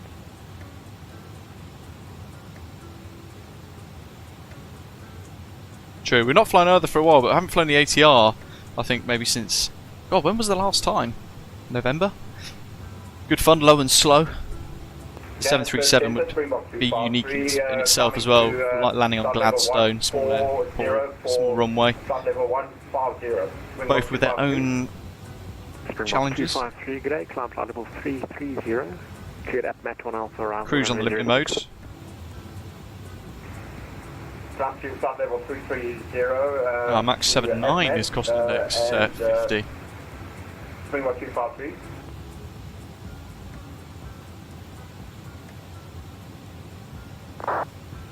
Few Cloud 2000 Cumulo Nimbus at Dar es Salaam, interesting. Overcast at 8,000. Osprey 784, confirm climbing to level 290. Look at that scenery there. 784. Really nice.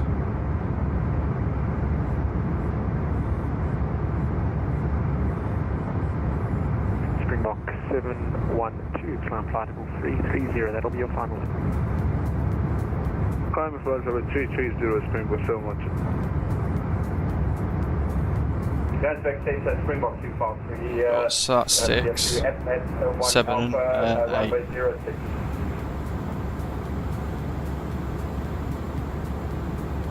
We're on the left hand side. Springbok 2. See that ridge of mountains stretching over there as well. Pretty cool.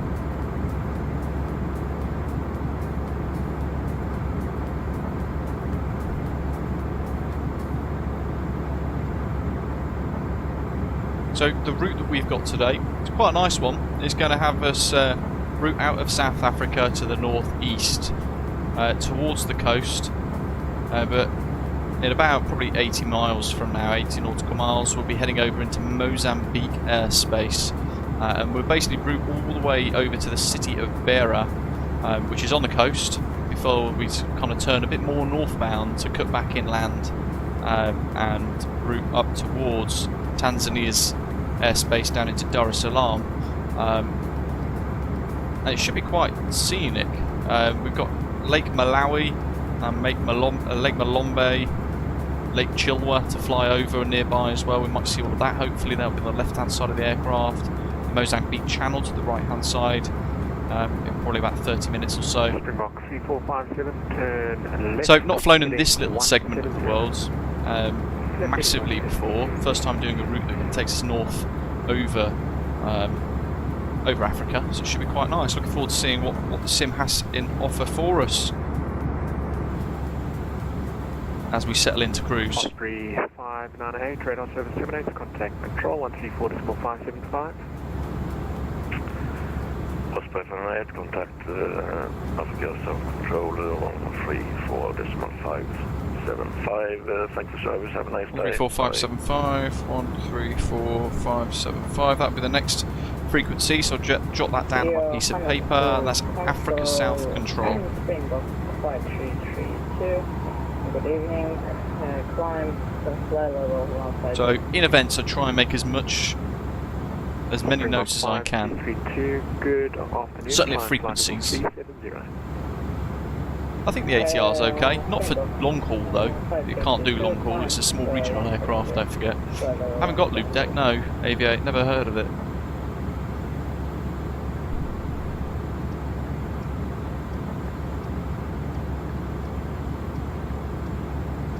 We were having an interesting discussion yesterday in our club lounge about the state of honeycomb, and I'm not sure if anyone else here has any idea of what's going on with honeycomb at the moment, but there are many red flags, and lots of people who have sent units back, the honeycomb alphas or bravos, with various issues and things that are broken within it.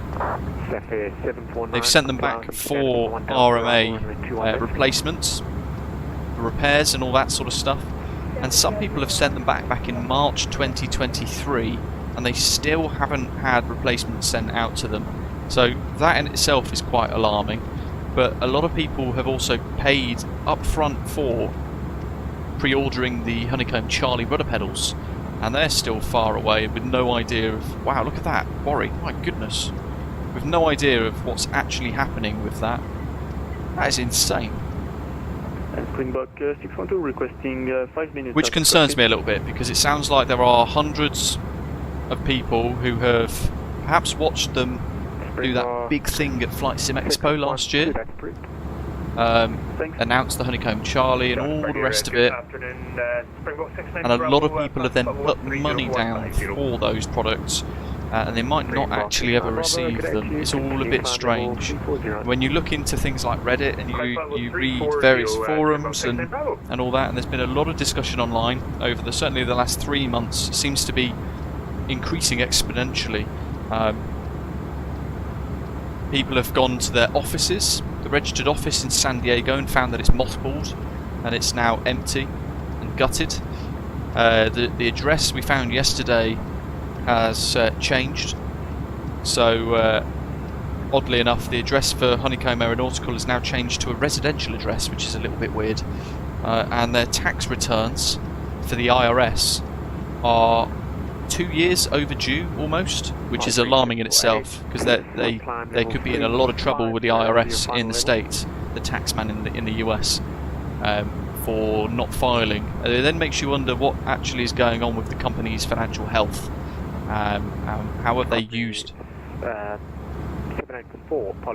How have they used and allocated funds and all that sort of stuff? Certainly, if you've paid for a Honeycomb Charlie in advance, thinking maybe that goes into the development of the product, have they lost that money? My advice personally at the moment, it's been so long since they have provided an update that it just seems to be total nonsense. They need to be honest with the community. What the heck is going on? I would be contacting my card provider. This would be my advice to any of you who have paid for Honeycomb products and you are yet to have received them. Call your card provider and reverse that transaction. There seems to be something really, really odd going on with Honeycomb, and I don't think they're telling the truth with the community, whatever that might be. And I don't know if anyone else has noticed in the live chat the chat around, or the kind of the discussion around Honeycomb that's been building over the last few months, but it's all quite worrying, really. And go to 577, descent flight level 160. It says Volantis having a heart attack, too much traffic. It keeps restarting the flight, whoops. Springback. Yeah, AV8. So I love my Honeycomb Bravo. I'm so pleased I bought my Honeycomb Bravo, but I dread the day that it breaks, because I know there's nothing that I can do to get it fixed. I'm not even sure the company is still healthy enough to exist and fulfill orders. Which is why... Osprey 165, radar service terminated, contact control 134.575. Radar service terminated and contact Africa South on 134.575. Thanks to the ATC, have a good day, Osprey 165, bye. I've kept my Turtle Beach Velocity 1 stuff. Enable due to traffic. So this is like a flight information region now that we're in. They're covering it. It's almost like Euro control, More Africa 4, but Echo, for South. the south of Africa. Oh look, I can see in up there. I just saw a little speck of light. Where is it? 4 Echo Echo, contact our Salaam 123.3. Oh, maybe not.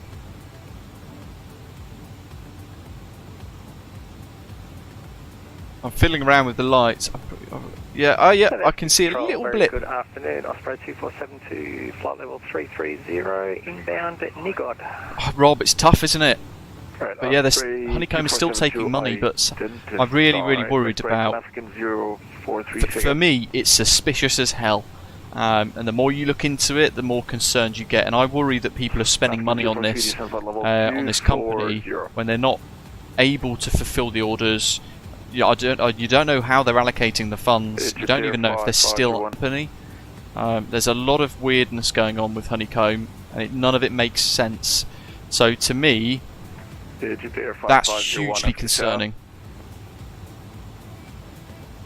Massively, massively concerning. And I think what that then means is you've got to be careful about how we spend that money. Annoyingly, the only thing it will give you as an option, realistically, is either Turtle Beach or Thrustmaster.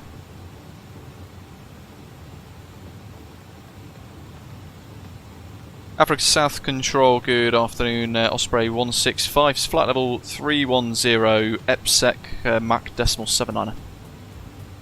Osprey 165 identified, break, Angola 23 Delta, copy, and break, there was another station calling.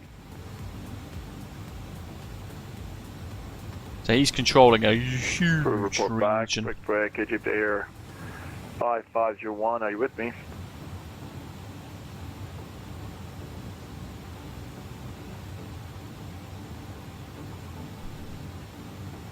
Oh, actually, we looked into this a few months ago. Crunchbase have a link here for some reason.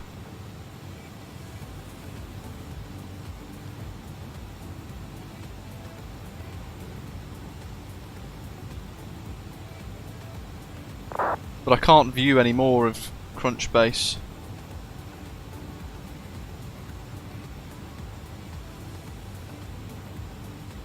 Honeycomb.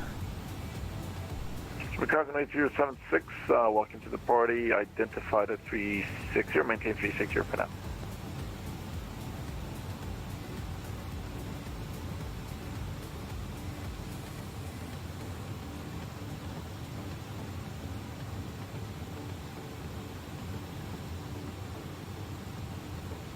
I mean, if I take you guys into the super sleuth of the club lounge, when we were discussing this yesterday, we were finding various different things, but I'll show you guys what we found, and then you guys can either dig more, or you might know something more that we don't, perhaps. But I'm interested to know either way. So I'm going to bring up a few little bits. Alright, Egypt Air 5501, are you with me? Open image in new tab.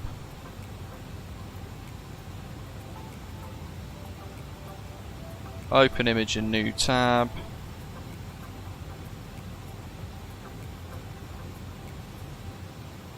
Open image and new tab. So I'll try and build this so it makes a bit more sense. It's all in the right order. 30 direct exec. Alright, last station calling, call 5. Springbok 612. Alright, Springbok 612, I got you at 330, maintain 330. Condor, break Condor 2216, identified at 360. So, this is where we begun. Maintaining 330, Springbok 612. On Reddit. In the R flight sim section, basically, what is the community going to do about Honeycomb nautical? And that's from 24 days ago.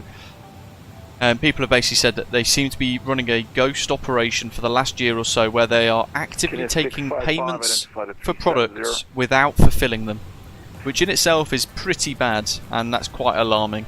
So this person here who's posted this that we're reading said he's had his $350 held by them, in addition to some other smaller orders made by them. He's requested to cancel the order via Honeycomb, and all he's got is an automated message that says the funds will be refunded, but they never have been.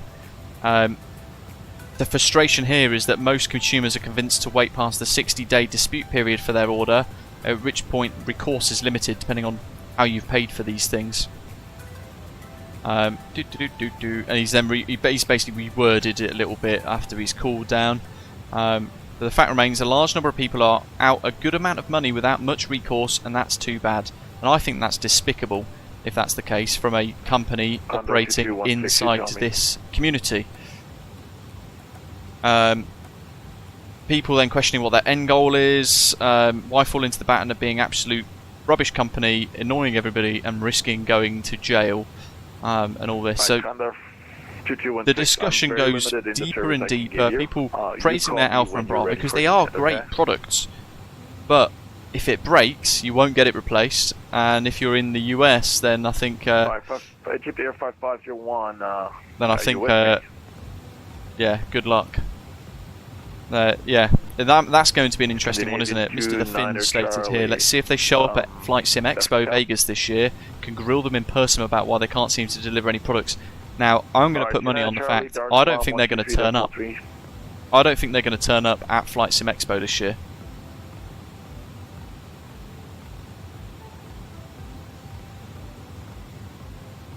I mean, the booth itself for Flight Sim Expo, to have an actual dedicated booth and a big product announcement slot would have cost them thousands of pounds. Yeah, they blew all their money on marketing non-existent products. They were probably in deep financial trouble already, Gunman 2 reckons. This user here found that the Honeycomb offices had been gutted. Could be cause for a reasonable explanation, but it's a bit alarming if true. So you click into this. Ordered the Charlie rudder pedals May 8th, 2023 with promised scheduled delivery June the 30th. Sent an email to Honeycomb on the 25th of August 2023 asking for a status update, and they've had no response basically. They've got that person's money, Corporal Peacock is his username, so they've got his money, no product, no updates, no communication, and then he asks have they gone bust? And then on the 27th of December 2023 he went back into this and gave us a little bit of an update and said, I was promised a refund over a month ago, it is not being received, multiple emails to the company are now being completely ignored. And then large ad 3 months ago said he went by the address in San Diego that was listed as their office and it was completely gutted out, it looks like it's closed down. Yeah. And that's roughly where their office was meant to be. 8799 Balboa Avenue, San Diego, near this little airport here. KMVF. Flight level 310 inbound. Permanently closed now, marked on Google from what we found yesterday in Discord, which is quite worrying. Permanently closed. And then we went into a bit more of a deep dive and went on to BizFile SOS, which is like a California business address database. And they filed, Honeycomb filed 2019 March 13th. And it still says SOS good, FTP good, whatever all that means. Don't know what it means. But then now the address is different. It's 5193 Park West Avenue, San Diego. But the statement of info due date was the 31st of March 2022. All stations be advised. Hoppy is having some network issues. So CPDLC is very, very unstable. Just be advised for that.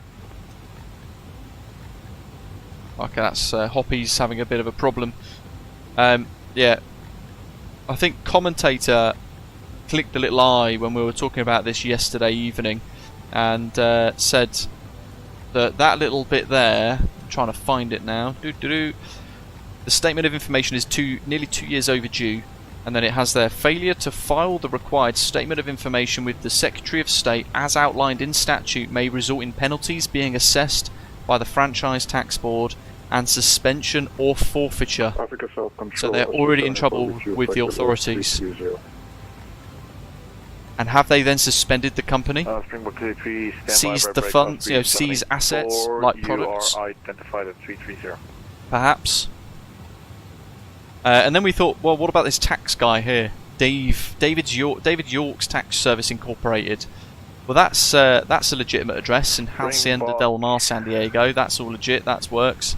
And then when we put in the address of 5193 Park West Avenue, this is now the registered address of Honeycomb Aeronautical, a random residential address in San Diego. All right. Springbok 83. Be advised there is one of those two. Bit weird, right? Be advised, that's going to create but he's still out advertising himself on Twitter, formerly X, or no, X, formerly Twitter, as the CEO and founder of Honeycomb Aeronautical, all the rest of it. So there's a lot of stuff that doesn't add up, as you guys can see here, and hundreds of unfulfilled orders, and thousands, probably tens of thousands of dollars of people's money in the community swallowed up without any sign of that being returned back to them from Honeycomb. Super worrying. So if you've paid via credit card in the UK, we've got chargeback. I would recommend you call them up, call your card provider, and launch a chargeback request, and then they will start to investigate. Same with in the US. If you all report all of this to your banks, then they will have to investigate, and it may well be that they uncover some rather dirty untruths about whatever the heck is going on here. It's super weird, but hopefully this discussion today in this live stream might, well, probably won't. I was going to say I was hoping it might push Honeycomb into addressing what the heck is going on, but I don't think they will. But hopefully it might give some of you guys the awareness of what's happening. Aviate says they must have been in trouble when they were at Flight Sim Expo 2023, but still stealing people's money. It's unbelievable. Very happy he didn't pre-order the Honeycomb Charlie. Ian says, I wonder if Aerosoft are still pushing them through their shop. So MPS Gaming said in Sweden now their products are shown out of stock, which is interesting. And Springbok 69 Bravo identified passing through 30. Are you confirmed climbing? Shall we have a look? Yeah, climbing 340, Springbok 69 Bravo. Honeycomb. Maverick copy, climb maintain 340, call me for hire. Clementine 340. So it's ready to ship today, but they might have purchased 2,000 of these units, and they are all in stock in a warehouse with Aerosoft. And they might just be working away through all of this. But would I buy them? Probably not. Not with all of this stuff going on at the moment on Reddit. It goes deep. There's hundreds of comments from people saying the same thing. 15 Lima Whiskey, just requesting 10 minutes away from cockpit. Been waiting for shipping information for his Bravo replacement for 5 months and had nothing. Tried 4 to 5 times to get in touch with Honeycomb, and they've had no response. How much time you want? It's 10 minutes. Have to report back. Will do. That's probably 15 Lima Whiskey. Yeah, I don't know. There are so many red flags, and I personally would like to see bigger companies, or even people that have taken their cash in the past, like maybe FS Expo, the organisers behind that. I'd like to see them kind of address it and see what's going on. But at the minute, there are hundreds of people in the flight sim community that are very much out of pocket without anything to see or show for it, and that's really worrying.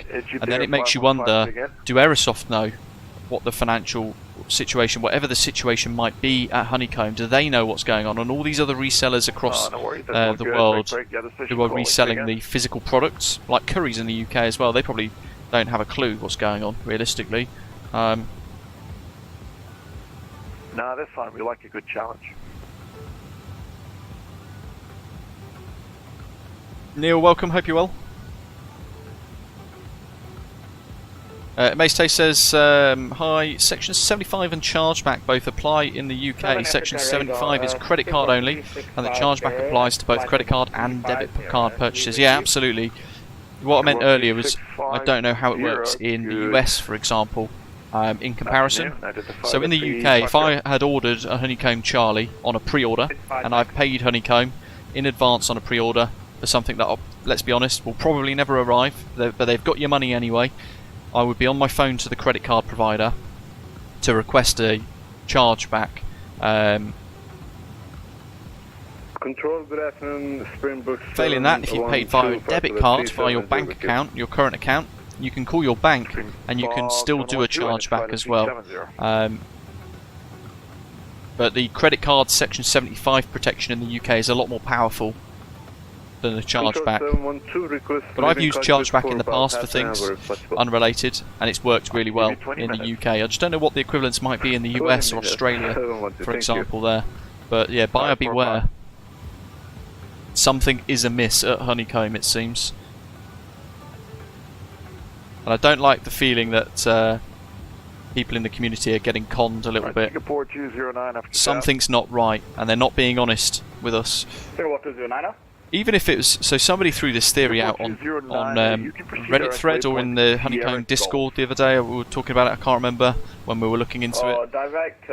And the theory from this person was, and it's only a theory, there's no evidence behind it, but they threw the idea out that perhaps they have sent all of our pre-order money for the Honeycomb Charlies to their factory in China, or wherever it's made, to get it all done, but that company has just ran off with their money, aka the community's money, because the community members, the flight simmers, have made those pre-orders for the hardware. If Honeycomb have then gone and sent all of that to their suppliers, who have then ran away with that money and disappeared, they need to tell the community if that is the case. But if that is the case, then there's probably a number of legal issues there. And the more silent they remain, the worse it's probably going to become. Ian says, sad thing is, the Bravo is an awesome bit of kit. Mine has not missed a beat for 3 years. Updated the Alpha to the Boeing yoke because of the immersion. Still have the Alpha for the general aviation flying. Yeah, so I've got the Honeycomb Bravo. I do love it, like you say. It's not missed a beat. I've not had mine as long, but it's such a beautiful bit of kit. Works really nicely, and all the rest of it. But yeah, I've got my Thrustmaster Boeing TCA yoke instead, and I'm very happy that I've got that. Possibly, yeah, there's a bit of an embargo going on between the US and China. I'd need to look more into that. Interesting there from Aviate. Just check the Curry's website. They no longer have any Honeycomb products listed on their website. Ooh. Perhaps Curry's are aware of something that Aerosoft are not. Copy that, thank you. Where else would you buy it from? If you're in the States, would you buy it from Best Buy? 515 Africa South. Best Buy Honeycomb Bravo. There we go, let's throw that in. United States, choose a country. Yeah, look at that. Osprey 15 Lima Whiskey. So Best Buy Honeycomb Bravo, no longer available in new condition. Africa South. 515, contact our Salaam 123.3. Best Buy Honeycomb Alpha. So it looks like Best Buy don't sell it anymore either. Requesting 15 minutes out of cockpit. Honeycomb Alpha is in stock though. Oh no, sold out, sold out, sold out. Africa, South Control. Yeah, folks, there's something really messy with Honeycomb. Good afternoon. Flight level 370. If big companies like Best Buy and Curry's are showing them out of stock or pulling them from their website, like Curry's have done, 370. I would be Springbok contacting my bank or my credit card provider to try and get your money back for any pre-orders or any money that you've sent over to Honeycomb for various products. 1174, no. Springbok 712, active south. As much as you probably would want to, and I could understand the logic or the reasons behind that, why would you want to send Honeycomb any more money? If this is what they're doing, and if there's something really amiss, you're better off just saving that cash for future updates. A conflict here. Break, Springbok 712, 712. You know, get yourself a different bit of hardware in the future if the other one breaks. I wouldn't buy a Honeycomb Bravo to hold and keep in a box. Right, Springbok 5332. Are you able flight level 390? Just in case this one breaks. What I'll do is I'll just throw it in the bin, and I'll just buy a different company's hardware. No problem. Right, climb and maintain 390, and then you can take your 10 minutes.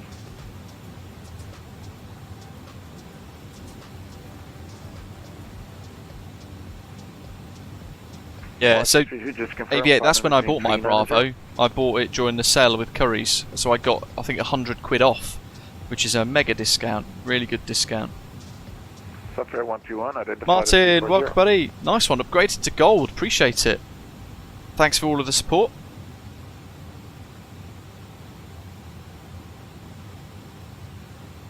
Yeah, in the live chat, how many of you, I'm interested, how many do you I'll put my teeth back in, how many of you in the live chat today have actually got the Honeycomb Charlie on a pre-order with Honeycomb, or money held by Honeycomb at the moment for something you've not yet received? Are there many of you in the live chat in that situation? Need some food.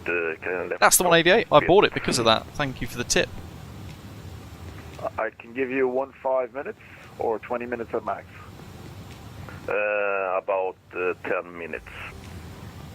Copy, report back. Don't forget to wash your hands, NPS. Yeah, I almost pre-ordered the Charlie pedals as well, but I would have pulled the pin and called my bank by now to say, give me my money back. I think I've been conned. Mauritius, identify, continue climb flight level 390.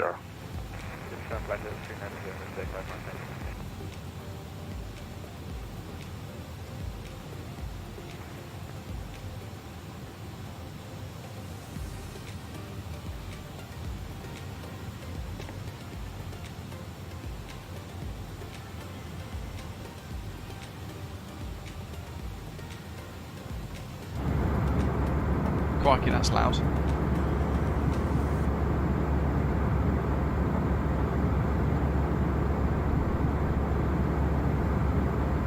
What's also interesting is all these so-called journalist websites for flight sim, FS News, although they're pretty decent, FS Elite, they tend to do a lot of articles if it gets them money, but other than that they don't really tend to cover bad news stuff necessarily. I'm surprised they haven't picked up on this, because this has been brewing now for 6 months, and I don't think any of the flight sim quote-unquote media websites, these so-called journalists, have actually done a dive into whatever's going on. Certainly, I think Flight Sim Elite, for example, FS Elite, I think they've got folks in the UK base, but they must have reporters in the States as well, surely. Why have they not just picked up the phone to Honeycomb to say, what's going on? People are asking questions and we're going to do an article, so now's your opportunity to make a comment. Somebody mentioned in, was it the Honeycomb Discord? Alright, don't rush it. That there was some sort of NDA going on and they can't talk about it or whatever else. But again, it doesn't make sense. We'd like to step away from the cockpit for 15 minutes. Crew report back. We'll report back, Osprey 3 Kilo.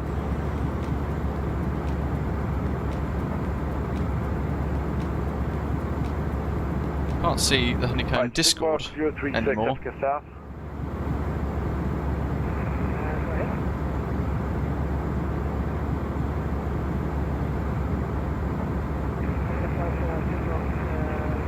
So Aerosoft seem to be in charge of returns and replacements in the UK, EU and Middle East. Yeah, Springbok 036. If you're in Australia, New Zealand or Asia and you have problems with your products, it says on their website, please contact the store of your purchase. Same with South America. So it sounds like Aerosoft are deeply involved with Honeycomb.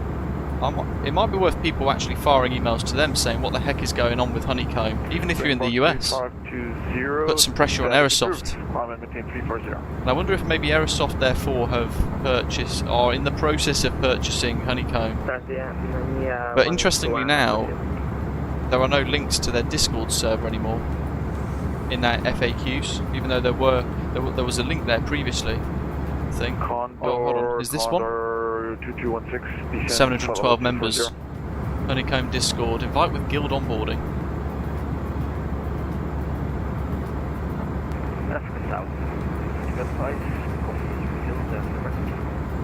Copy, thank you. Break. There's another station that was trying to reach. Say again. Support agent. Tanzania 181 back with you. Copy, thank you. Break 1 Air 230. Contact Johannesburg approach 134. Right, I'm going to comment on their Discord. Start to ruffle feathers, I think.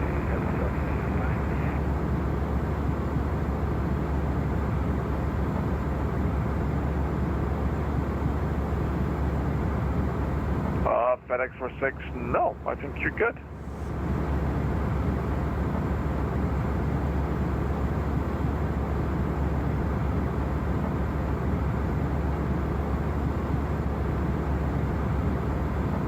Bravo 7762 again.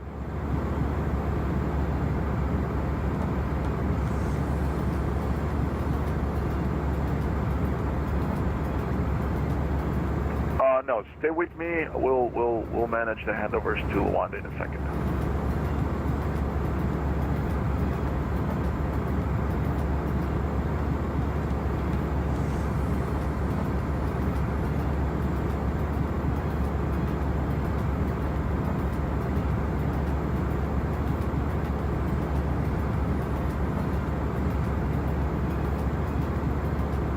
Rusty 01, yeah, climb him into 340.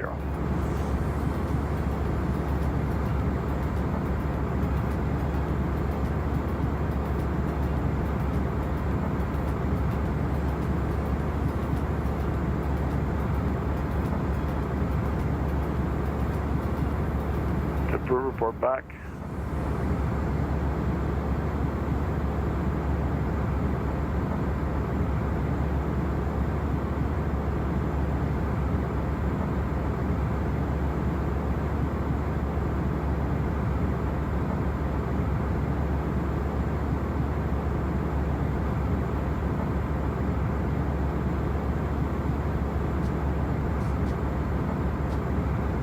With 66 November Zulu Africa South.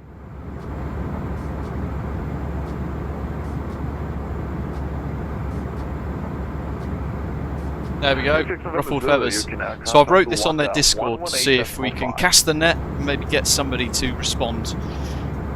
Hi there, odd topic of discussion, but it's come up a few times, including last night and today during my live stream. But in short, what is happening with Honeycomb? This is what I've wrote in their Discord. It's all a bit odd, and there are many red flags. From what I've read, I'm concerned members of this flight sim community have invested and paid for thousands of dollars worth of products and pre-orders that are not being fulfilled, including RMAs from March 2023. The business address for Honeycomb has been gutted and closed, confirmed closed on Google too, and according to tax data, the files are 2 years out of date, therefore risking problems with the legal authorities. The business address is now seemingly a residential address with total radio silence for many months, and a lot of people are out of pocket. It's quite concerning, especially with how good the products are. What is going on? I've wrote that in their Discord. Which one?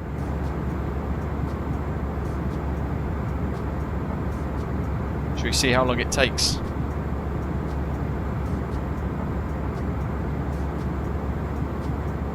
To get a response. Qatari 413 Africa South.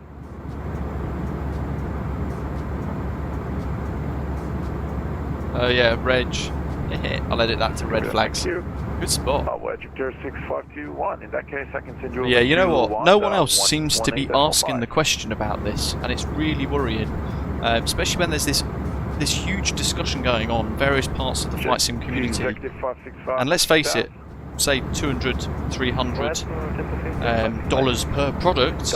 That's tens of thousands of dollars of people that money have paid for, money that people have paid for products that they might not get an answer to, might not get delivered, and all the rest of it.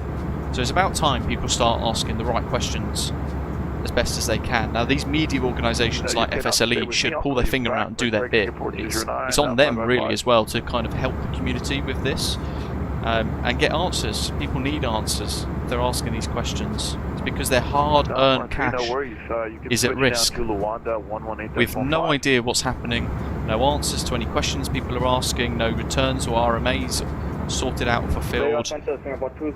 Companies in the UK, for example, as well, pulling their products off sale. It's not good.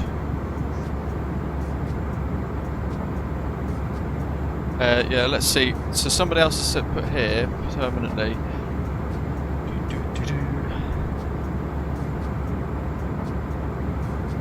I went on your website and was trying to purchase a set of commercial levers full set. It's in my cart, but I can't enter the form of payment. How do I make the purchase? Is someone that can help me with this purchase? Someone else replied, their store is shut down. Is that permanently? And then their support agent named Josh has said temporarily, but it's a long temporarily. I can't speak on it yet, but things are slowly moving in the correct direction. That's on the 17th of January 2024. 897, contact Luanda 118.5. I think we need to start making a bit of a push. I think we need to push places like FSLE to start running an article about this. There is tens of thousands of dollars at risk for people in this community who all share the same stuff that we enjoy. And I think it's important that people start to kind of shout about it. And I seem to be at the moment the only person who's willing to do that. And I know it might upset some developers, it might upset some hardware manufacturers, but you've got to do the right thing. And I think it's a question of ethics and all the rest of it, and principle at this point in time. And I'm not too fussed about upsetting people if it's for the right reasons. Look at that. That's the coast that we mentioned. Oh wow! Oh wow! Let me just go outside and get some screenshots of this. Contact Wanda 118.5. Look at that.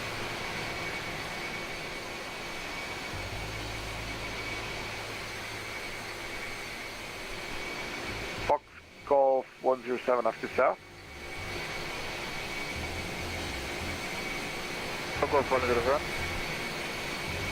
Yeah, aviate. Not all rainbows and sunshine. I just. If it was my own hard-earned cash, I would be quite concerned at this point with what I've read.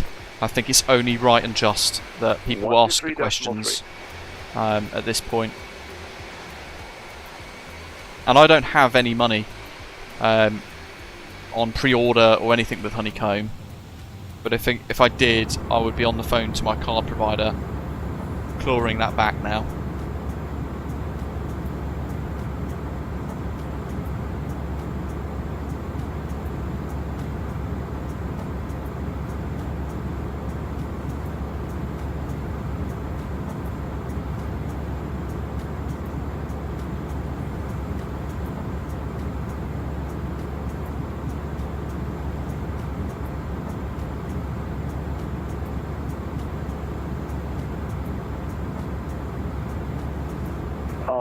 Springbok 2520, say again.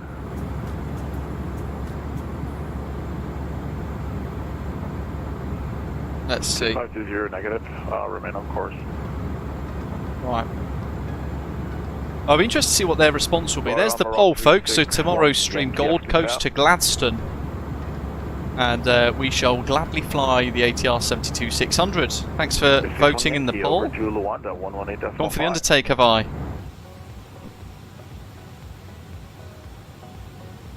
Oh yeah, there you are. You're right there. Qatari Oh, there's two. 100 after south. Very exciting. Ian, what's your MAC number, buddy?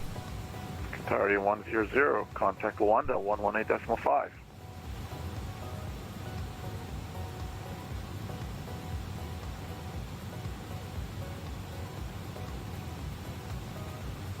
What's the... Let's see, just quick check Tanzania. Contact Luanda 182 for airport elevation. Let's change that. We'll go for we'll go for 200. Center Oscar 74. It's as close as we're going to get.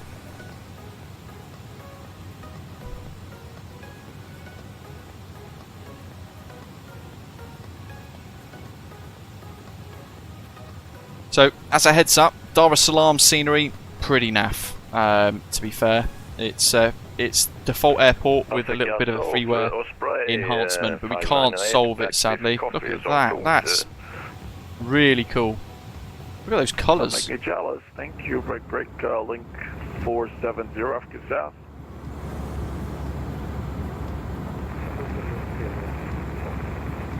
Left turn, imminent now. Dar es Salaam 123.3.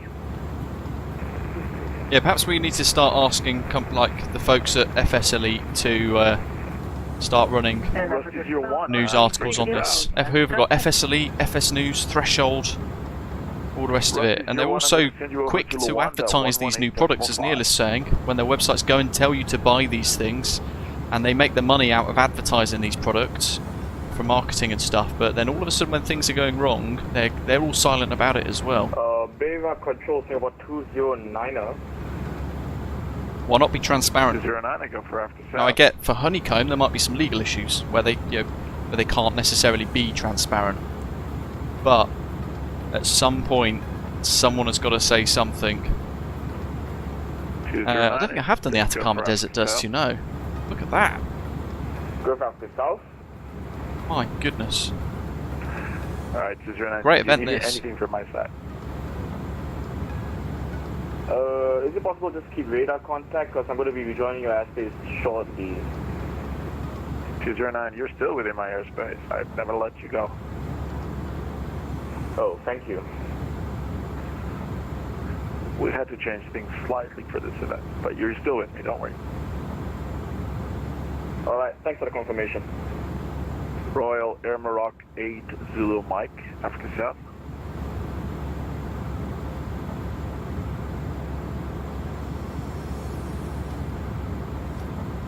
Royal Air Maroc 8 Zulu Mike, Africa South.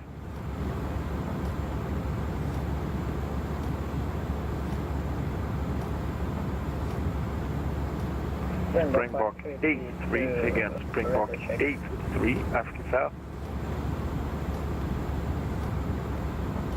A3, contact Luanda 118.5.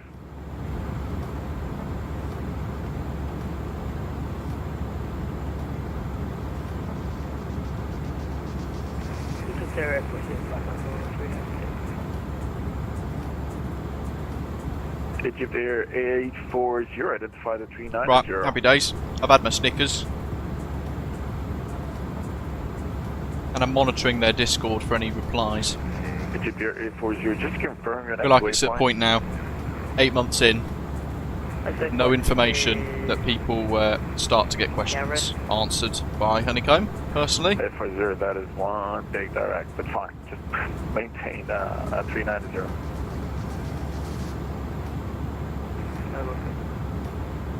Yeah, it's a bit of a frustrating crash to desktop actually, isn't it, Zato? So every other time that you load in with the A300, it crashes your sim. Quite bizarre, I don't understand why, but iniBuilds are aware of it, it's a known bug and they are trying to fix it, solve it. I don't know if you guys can see the two flashing lights over there. One of those is Ian, and another one is a different pilot, and we're working for the overtake. Well, actually, yeah, it'll be an undertake. Canon 825 identified.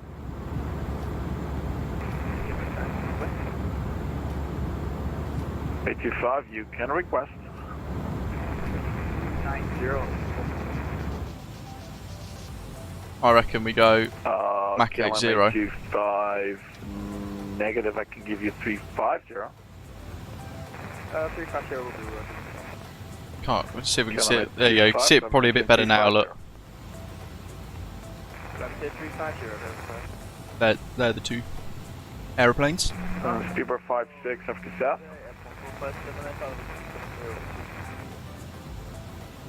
Speedbird 56, contact Luanda 118.5.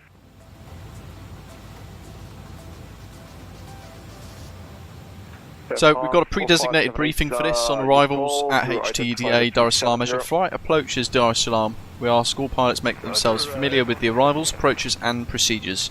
You'll be issued the arrival by Dar es Salaam Centre on initial contact, and each star will correlate to a specific runway. So for runway 05 it will be the Patena 1 Alpha, and for runway 23 it will be the Patena 1 Bravo arrival. If in the event of a hold, pilots can expect either the Dar es Salaam Lock Centre or the DV-VOR for holds. Arrivals and approaches Cross Africa. Runway 05, expect either RNAV 05 via Nigel or ILS Yankee 05. Runway 23, expect RNAV 23 via Udnel.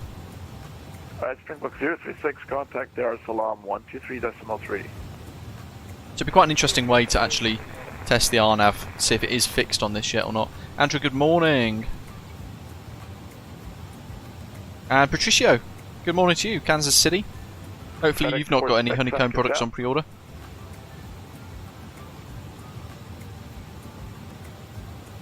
Paddock 46, I'm going to send you over to Luanda 118.5. Enjoy.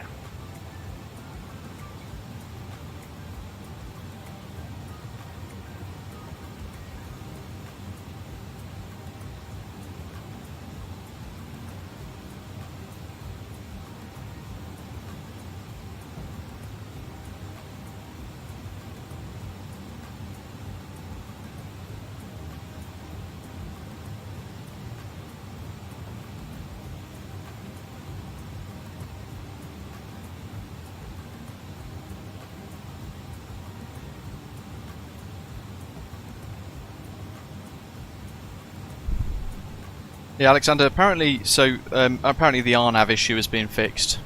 Whether that happens or not, I don't know, but we are currently expecting a few little bits. Well, Nemsky, yeah, you can do that.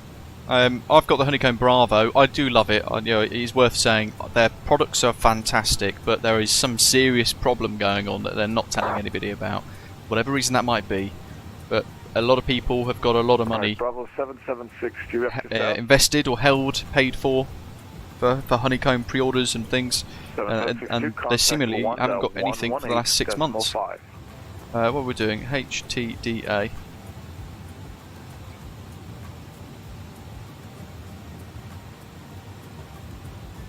Was it HDTA? No, it's HT. 39 Africa South. Alright, no results yet. 39 at contact on the ATIS. Dar es Salaam 123.3. Contact Dar es Salaam 123.3. Thank you. Bye. Virgin 212 with you, final 390. Virgin 2122390 identified.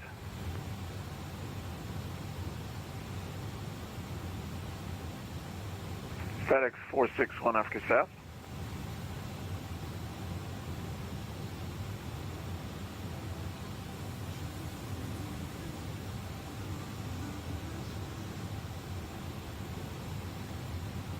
FedEx 461 Africa South.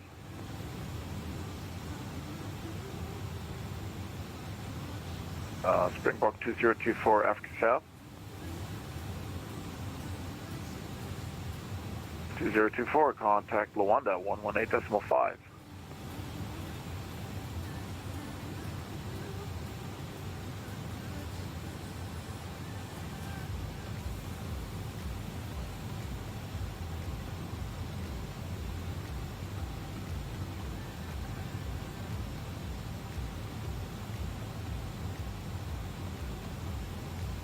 Center Astro Cargo 1218.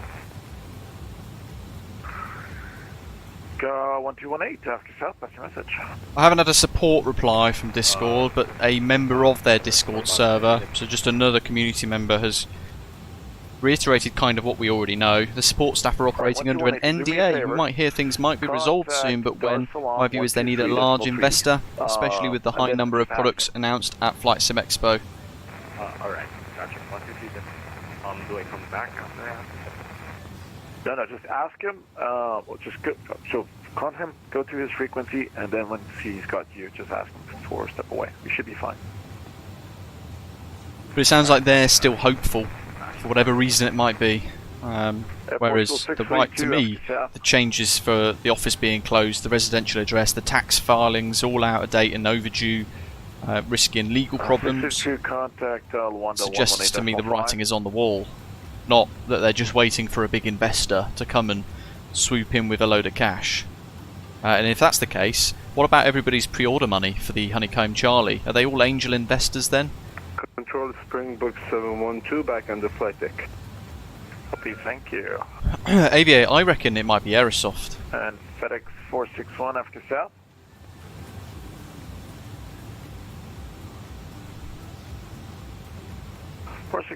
Contact Luanda 118.5. So if a company was to buy them out, I reckon probably would be. Yeah, I'd put money on Aerosoft maybe swooping in. But then I don't know, would they want to get involved with hardware? Probably not. They're quite happy probably to just should just resell it, I guess.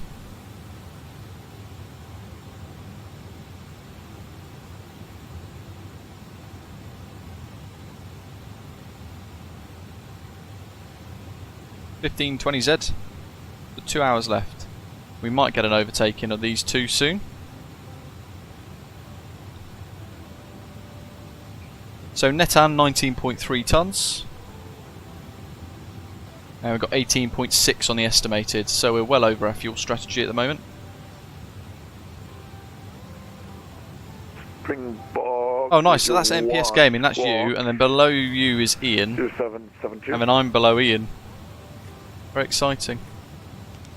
We've got a different optimal 320, so we're still at optimum. So 001 negative 0772. We'll put our descent forecast in shortly as well.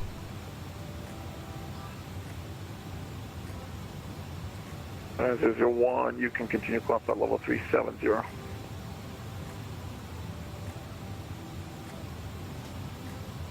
Springbok 2520. 2520, contact Luanda 118.5.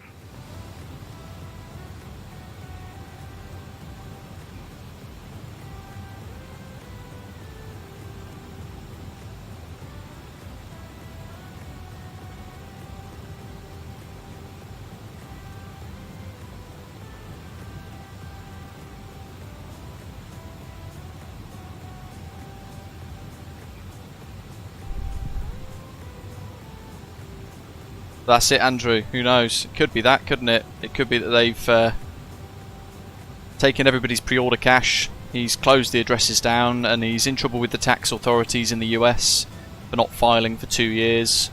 They've then realised that they've squirreled away loads of money left, right, and centre, and fudged the books, and all of a sudden he's got to vanish. Yeah. Oh my goodness, Dirty 2. What's the occasion? And where's our invite? Sounds great. Baklava, tahini, kofta, gin and tonic, 4 more dishes left. That sounds really good.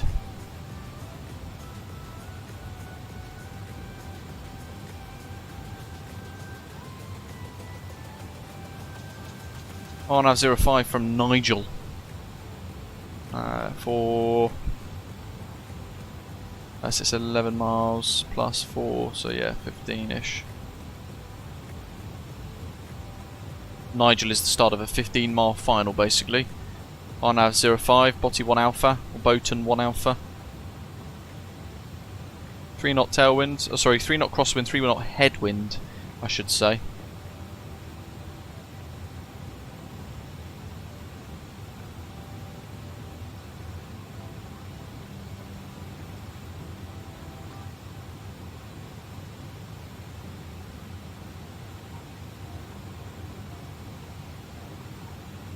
Cryos, still got messy issues with the LNAV, very much like our tutorial with the LNAV departure out of Manchester. It wants to do weird things still, which is quite frustrating. So we actually departed using heading mode, and I effectively hand flew the first little bit to make sure that we stayed on the correct track on the SID, which is not good. I thought they'd fixed that, but they haven't yet. But otherwise pretty good. The motorcycle riding is still, well, I haven't rode for about 2 weeks, Andrew, actually, because it's been so icy here in the UK. There's visible standing ice on the roads. Although we're expecting Storm Idris, I think. Let me find out what it is. Storm Isha, ISHA. UK on alert for weekend wipeout as 80-mile-an-hour winds hit, apparently. Strap in for Storm Isha, according to the Daily Mail. So they're reckoning significantly heavy rain, lots of risks of flooding, 80 miles an hour on the coast or 60 miles an hour inland. Yeah, and from the Met Office, it's breezy today, but the winds will be stronger tomorrow as Storm Isha hits.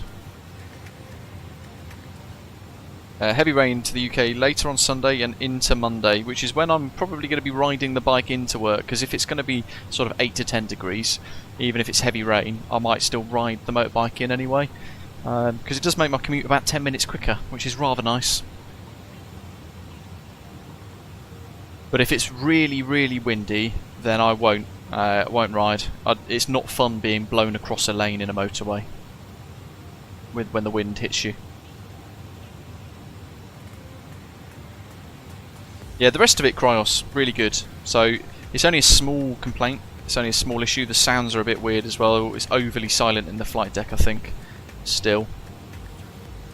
I'd like to hear a little bit of bassiness in the backdrop, just to tickle the ears.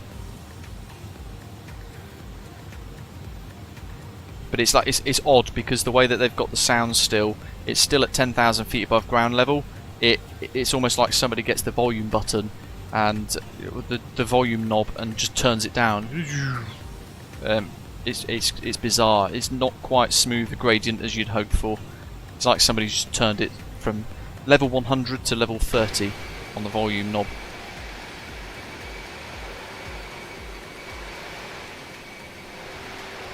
There's MPS Gaming. Springboard 712 radio check. Bing bing. There he is. Readability 4x5.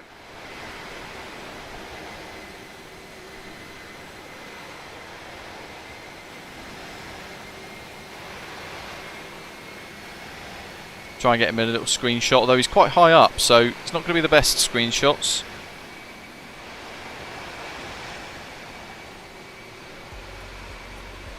Tell you what, look at that. Tapsy has done a fantastic job of the paint scheme, hasn't he? Look how dirty that aeroplane is underneath.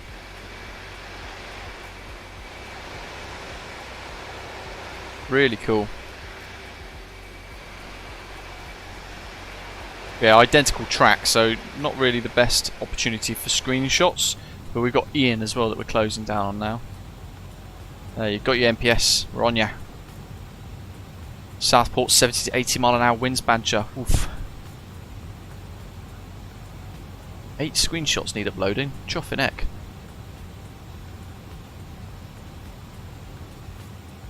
Oh, Suffolk 936, you're coming very, very low.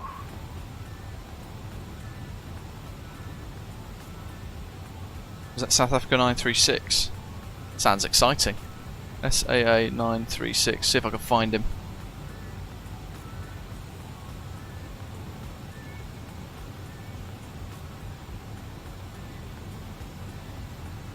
Cargo Lake 4760 identified at 330. Be advised, your PDLC is very unstable today. I'll take it, but just don't depend on it. Maybe not, actually.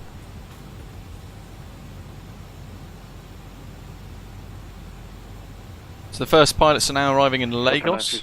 Better. How do you read? Lots of flights still en route to Cairo. Tanzania is looking absolutely flooded with aeroplanes, as does Luanda. Sophia 936, you can continue climb flight level 350.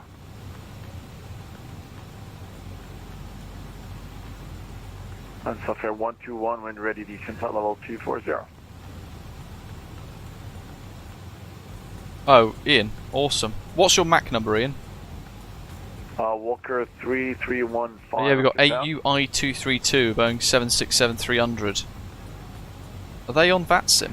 Go ahead for Walker 3315. Walker 3315, contact Dar Salaam 123.3. Dar Salaam 123.3, Walker 3315, thank you for service. Have a good evening, bye-bye. Little way away yet though. That cross-flow traffic. Max 79. And you're at 330, aren't you? To be fair, our actual true airspeed or our ground speed might be the same at 483. Different altitudes and all that. Not going much faster than you actually. There's MPS Gaming. Cooey! Let's see if we can get more screenshots. Where he at? There he is.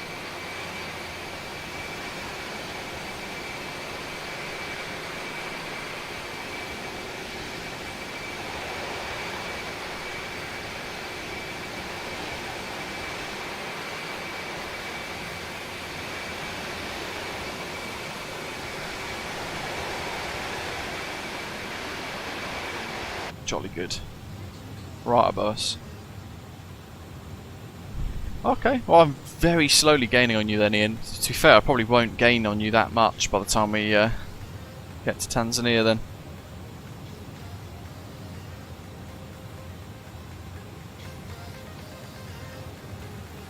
Come here, 115, identify, continue climb 350. Let's look at our descent forecast.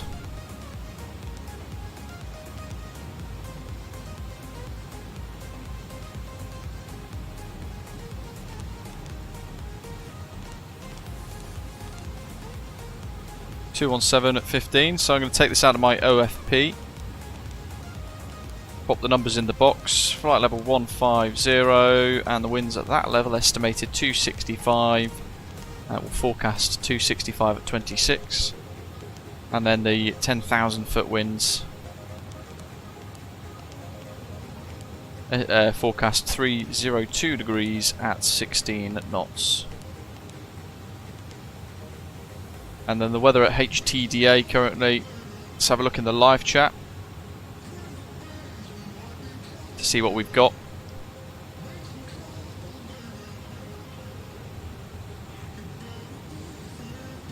Wait for that to fire in. There we go. 360 at 4. 4209 after south. Bingo.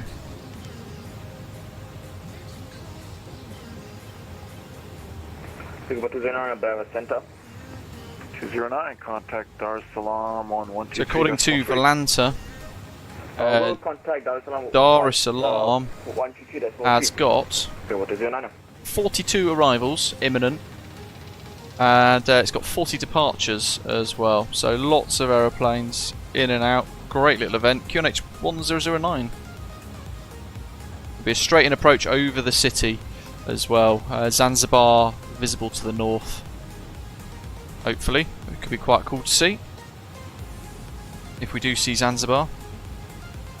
Always wanted to visit Zanzibar. It's meant to be absolutely stunning.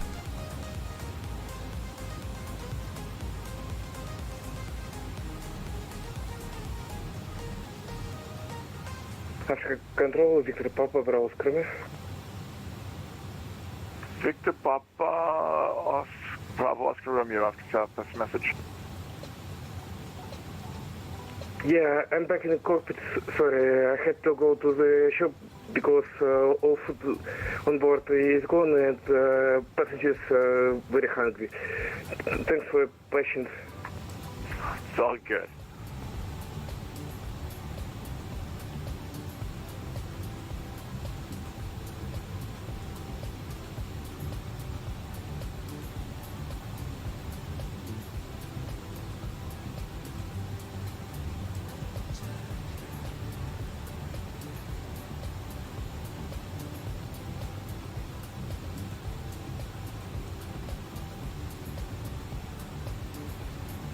confirm that possible for us to step cleanse of flight level 330? Osprey 3, 8 kilo, nope, unless you want to crash with another Osprey pilot. Alright, go stay at flight level 310 Osprey 3 kilo.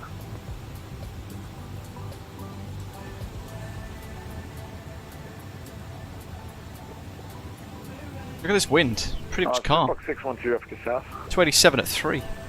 Springbok 612, go ahead. 612, are you able Yeah, let's get to the shop because the passenger's hungry.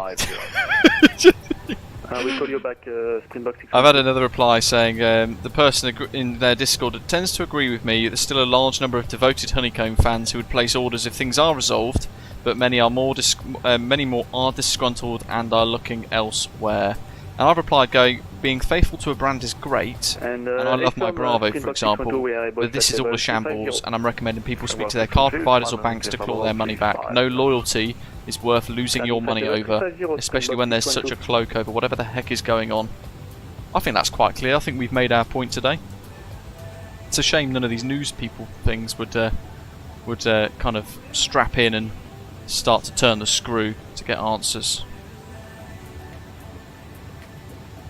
I know, Ian. My ears preeked up. Very worrying there. German Cargo 8076. He's been watching that terrible film Lift on Netflix. Ready, if you've not watched it, don't. It's the worst film I've seen, I think, ever in my entire life. It's absolutely shocking. Software 121, no further ATC, Cape Town, control is offline, monitor Unicom 122.0, safe landing. FAOR, Dar es Salaam, folks, as well, certainly the guys that are further ahead, looking at the Dar es Salaam pilot's briefing. Parking and ground ops after landing, unless given explicit instruction by air traffic control, pilots are not to vacate runway 1432 when landing. Due to a high number of departures, stand options may be limited. Give way to taxiing aircraft before entering the taxiways from the runway, which is opposite to what you'd usually do, because arriving traffic usually takes priority over departing, but I think because of how busy Dar es Salaam is and how small the airport is, they're swapping that rule around a little bit so they can get aircraft out to free up stands so we can park. And then it says if pilots vacate by uniform or PAPA, pilots are to continue taxi via PAPA and hold short of 1432 to await further taxi instruction.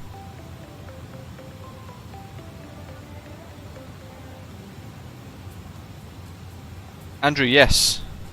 I reckon they won't be there this year.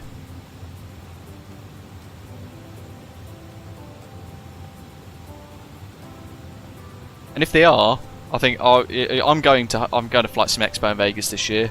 Probably the only time I'll ever go. And if Honeycomb are there, I'll go out of my way to go and ask him what the heck is going on, and I'll record it to try and get an answer. But again, it'd probably be a load of marketing gumph about supply chain logistics, blah blah.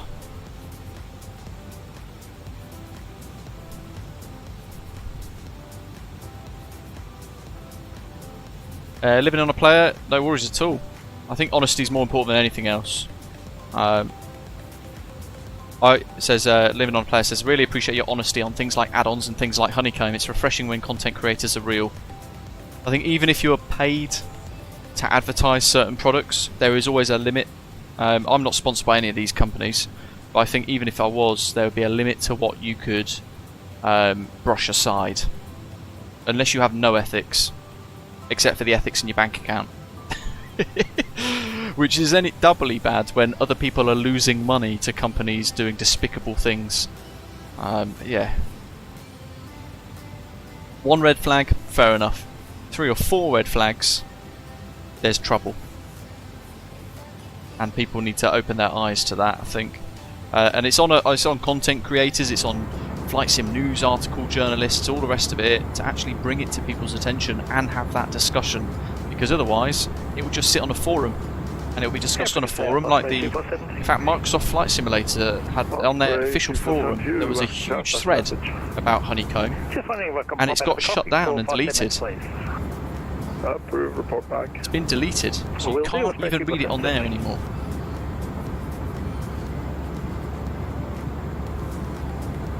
Hey Blue, have a good one. Appreciate it. Don't forget to give us a like as well. Integrity is non-negotiable.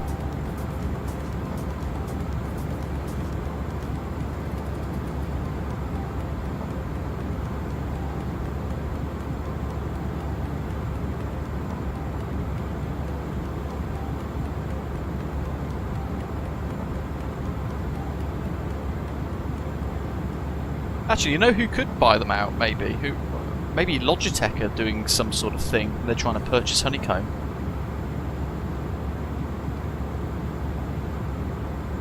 In fact, is there a way... So like in the UK, you have like the Competition Markets Authority, right? Is there a similar thing in the US where you could look at current deals going through, like with the merger between JetBlue and Spirit, which has now been blocked? That was all over the place. It was quite public, wasn't it, when it first got announced? Is there somewhere online that you could find this detail out about it? Because if there is a deal going on at the moment and an acquisition is going ahead, whatever that might look like, I wonder if there's a way that we can have a little look on all these companies like Logitech, Aerosoft, all the rest of it, and actually do a bit more of a deep dive into what's going on. If we can find answers before they have answers for the community to have themselves, I think it's quite good, wouldn't it? We deep dived a lot yesterday. I've shared everything I can today live that we know of. But again, nothing concrete, because they are hiding behind a cloak. Well, Harry Potter's invisibility cloak seems to be Johannesburg area is getting worn by Honeycomb at the moment. Unicom 122, that's 10, still finding.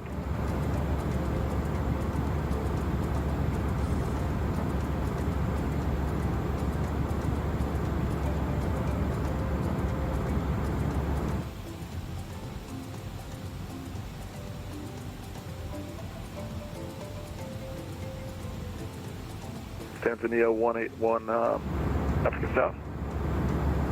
Tanzania 181, go ahead. Tanzania 818. Let me start that again. Tanzania 181, contact us along 123.3. 123.3, thank you for ATT, Tanzania 181.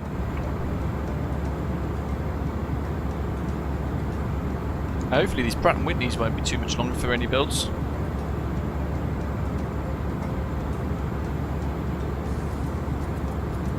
We've flown this pretty much solidly now for a month, with the exception of 1 or 2 flights in the A320. But I still feel like there's a lot to learn. Osprey 2472 is back in the cockpit, armed with the Snickers. Oh, look at you. Not you when you're hungry. You said it.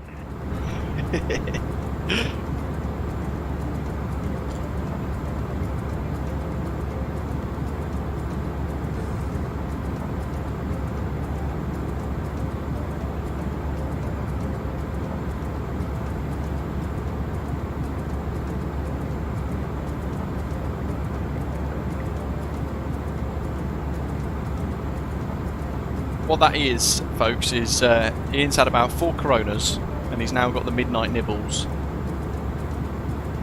Ah, Patricio, interesting. So how would we go about searching for that?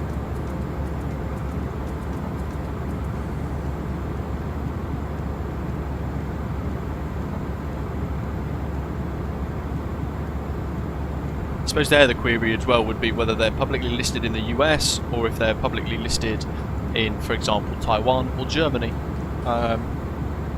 Maybe they've got different rules, they won't necessarily need to list, but I don't think Honeycomb is a listed company, is it?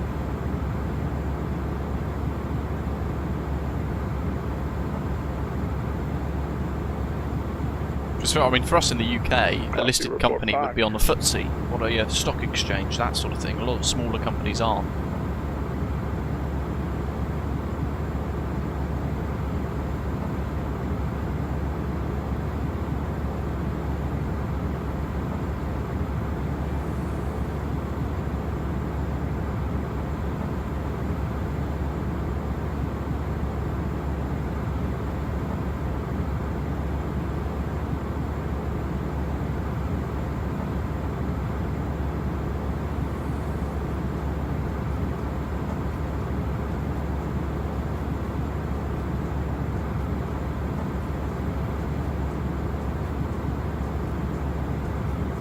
Ian, nice. Petropoli saying Logitech need to reveal if they're acquiring another company if they're publicly listed. Rab, have a good one. I'm sure it will be. Ian, when I undertake you, if you just crack your window open a little bit, throw me a Snickers out, I'll try and catch it in my aeroplane. Ah, it's interesting, good to know, Petropoli. Because the only logical explanations for whatever's going on at Honeycomb is they're in a big load of problems with the tax authorities, and they've then froze assets, seized goods,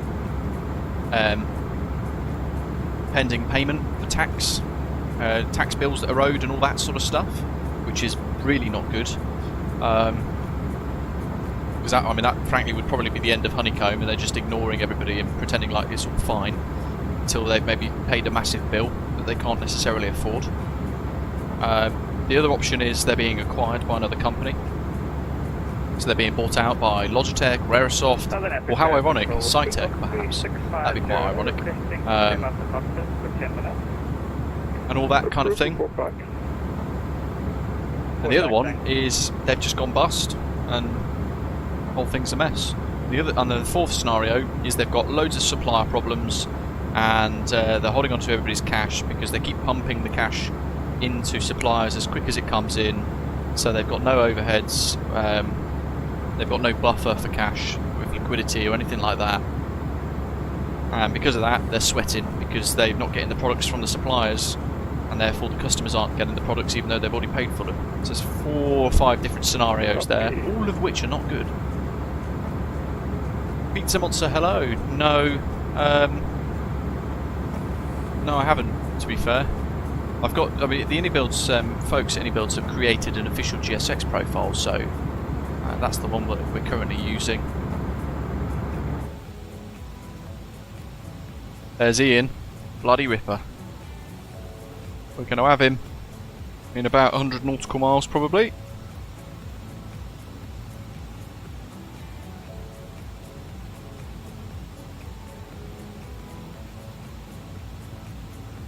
Andrew says, I see there was a recent update from Headwinds for the 7879. Yeah, the Horizon Simulation 7879, I think you mean there. Yeah, there was. So the 7879 from Horizon Simulation had a big update, I think 4 or 5 days ago. Last time he flew it for a few weeks ago, Andrew says he really enjoyed it. Really do like what Headwind and Horizon have done, give us to the flight sim users. Yeah, these freeware projects are fantastic, aren't they? They make such a difference to enjoyment in the sim and keeping costs down as well, keeping things affordable.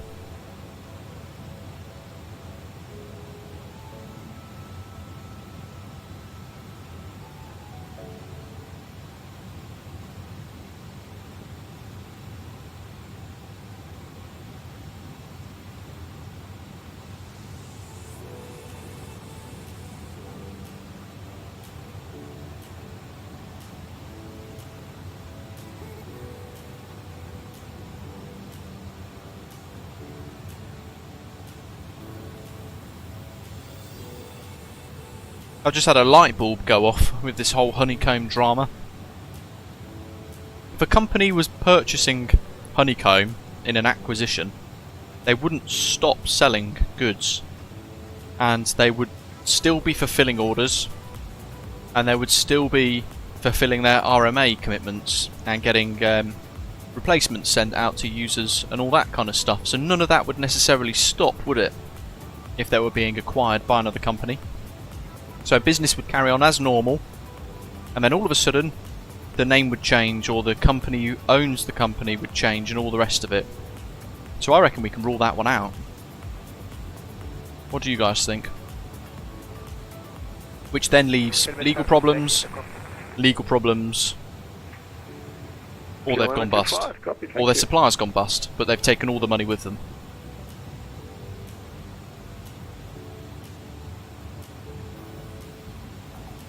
Which then would be legal problems anyway.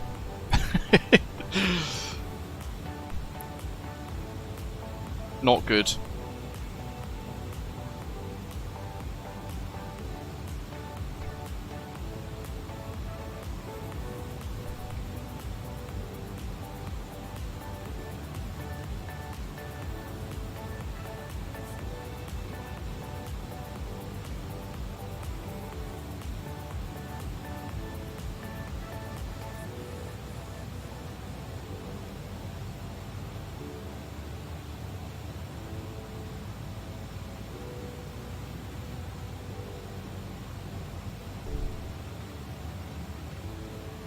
Andrew, you might have missed it. We're flying the ATR 72 tomorrow.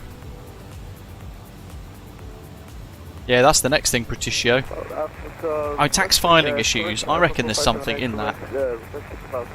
If Honeycomb haven't filed their tax paperwork from March 2022, and it's almost 2 years out of date, I reckon the IRS or whoever does all the taxman stuff in the States, I reckon they've swooped in, they've seized products, they've seized goods, they've closed down the offices, maybe suspended the business, hence why they can't sell products anymore, because the government, federal government, have said you can't sell anything anymore until you resolve this tax problem. Yeah, I thought I heard a burp.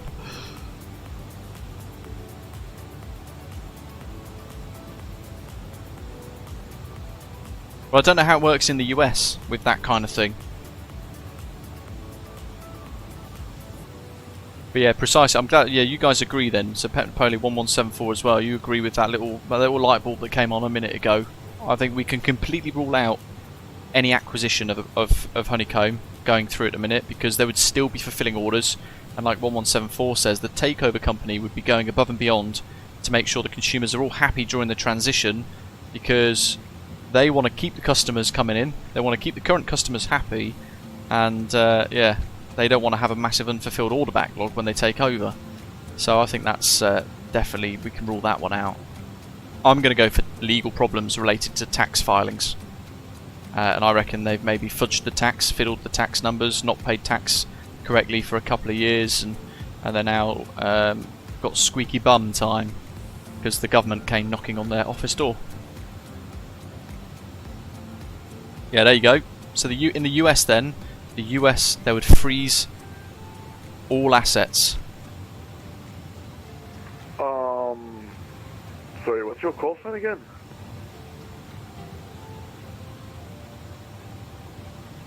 Alright, South Africa 805. I mean, you can classify. I reckon that's the most logical thing, isn't it?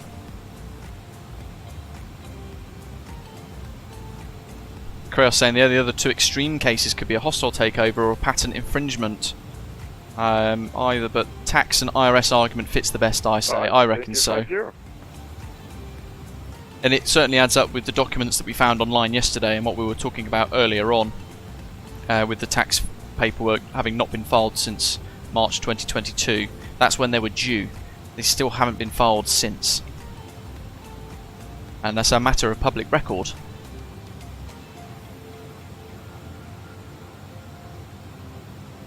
And if in the US the state can freeze all assets, that would in theory stop the pre-orders on the website, and that has happened. You can't order on the Honeycomb website, their shop's temporarily closed. So I reckon big tax problems, but that could shut the company down. And that would also make sense because the company has gone from being in the office that we saw out earlier on to that residential address.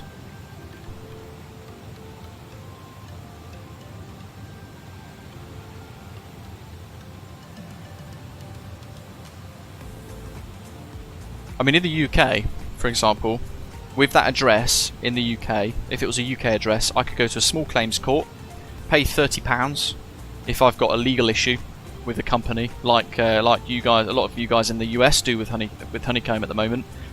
And I could give the civil court about £30 to file a load of paperwork to say, I want to sue this company because I've paid for goods and they've not fulfilled it, and I'm now out of money, plus interest on the interest that I would have earned on the money and all the rest of it, and hard feelings and all the rest. So you could end up suing the company directly at the address where it's registered, and if they don't pay, you can just send bailiffs around to go and seize like the car from the driveway and all that sort of thing.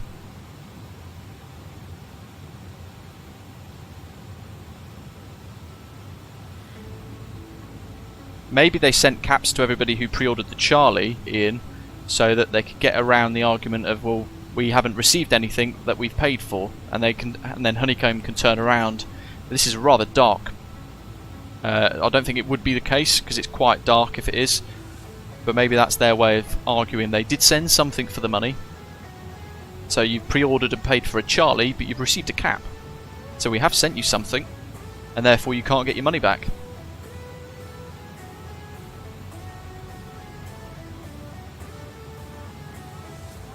Wouldn't surprise me. Companies have done worse.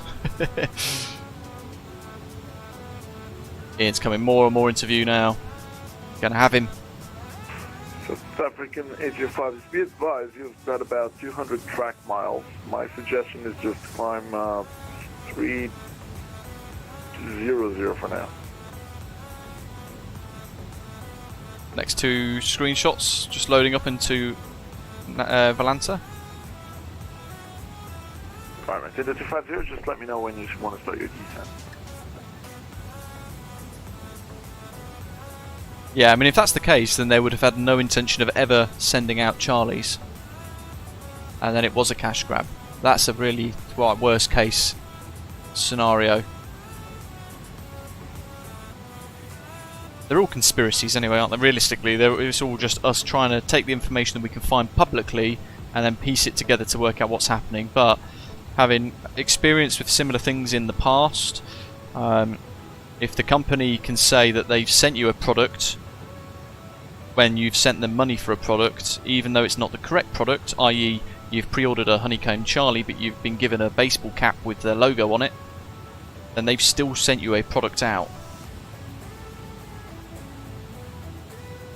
And then what I would end up doing is referring to my terms and conditions, and I'll be curious to see if I've pre-ordered a Honeycomb Charlie, curious to read the terms and conditions to see if there's any mention about how the goods that you've pre-ordered may never turn up, worded in some sort of legal manner. You know, it's a pre-order but with no guarantee of delivery, something like that. You guys know what I mean. Yeah, can't pay, take it away, that's the one, Sato. So if I was in the States, I'd just do that to the residential San Diego address, and I'd take them to a civil court. But I don't know if in the States you can do that. In the UK you can.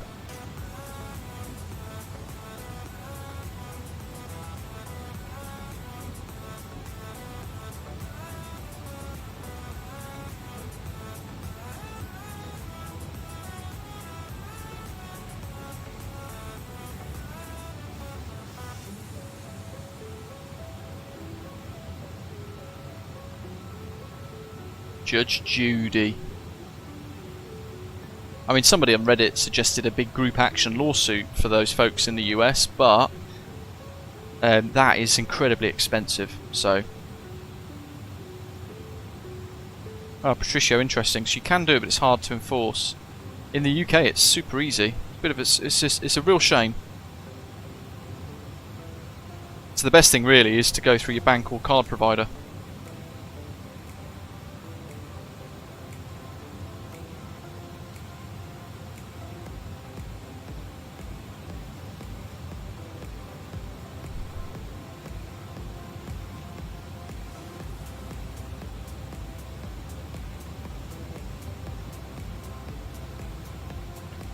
I mean, the last update from Honeycomb was from Houston, their social media manager, which I bet isn't his real name. Says, we'd like to convey our deepest apologies. We're still here, our team's working diligently in the background to resolve our stock and logistical issues. We understand the wait has been trying at times, but we remain committed to serving you, our customers. There's more to it though. You don't have year-long, like, complete lack of products. Osprey 15 Lima Whiskey, Africa South. Osprey 15 Lima Whiskey, go ahead. 15 Lima Whiskey, contact Dar es Salaam 123. The whole thing stinks. Over, going to Dar es Salaam 123.3. Thank you very much.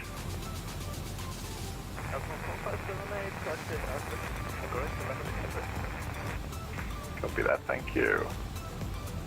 Radar, Springbok 3650 back in the cockpit. Copy, thank you.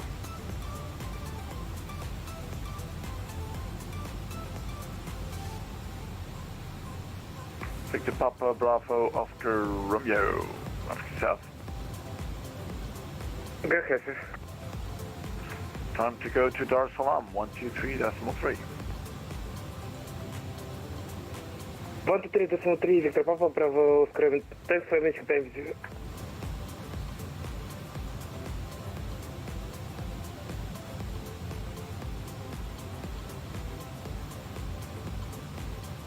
Someone's just replied to me on the Discord saying it doesn't help when they're processing cancellations but not refunds. Said that they'd get their refund within 10 to 14 days back in November when he cancelled his Charlie rudder pedals, and he still hasn't gotten anything since, and email support has refused to respond.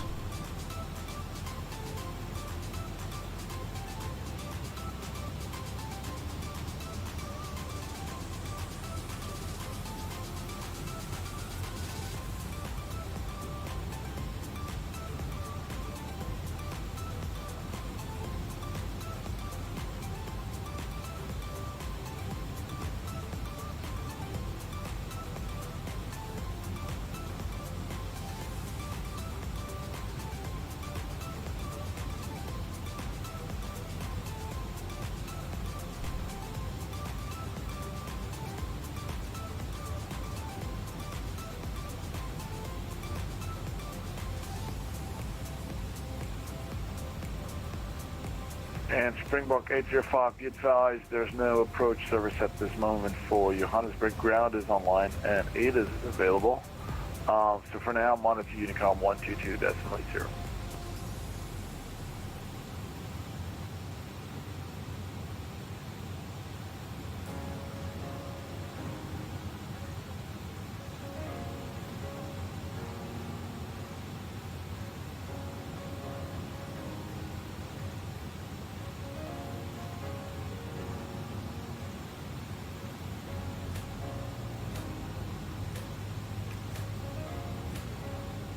This person's saying in the US their bank can't dispute transactions over 6 months old. Oof.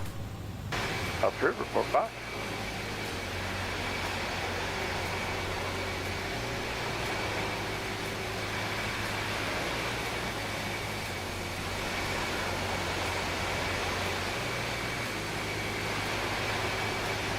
Blind Panda has been told to expect ILS 05.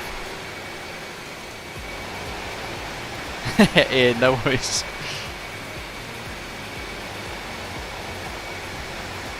So you said order 5-minute break. See if I get some sort of snazzy image as he cross over paths. A bit tough, isn't it, from this angle, really? We can try. That dirty belly's fantastic.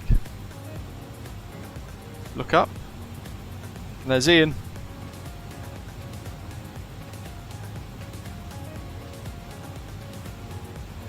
I suppose ILS 05 is easier, isn't it? Realistically it'd be RNAV, but lots of people will say they can't do it, or for whatever other reasons they're just stuck with the ILS for simplicity, which does us all a favour. Patricia says a better choice is to go to the State Consumer Protection Agency.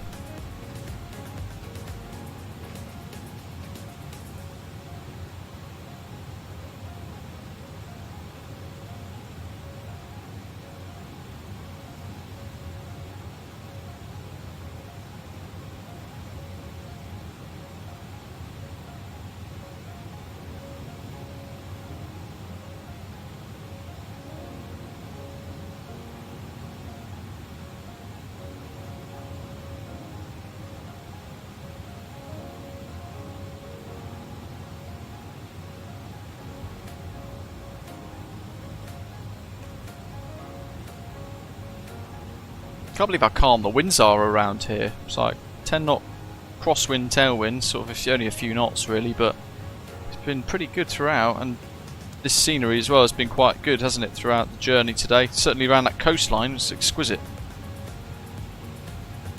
Zata says it sucks. It's a similar thing happened with Fanatec sim racing gear. Customers ordered steering wheels, pedals, and in return received nothing, and it's been going on since November last year. Yeah, some mega dishonesty going on, isn't there, with that kind of stuff.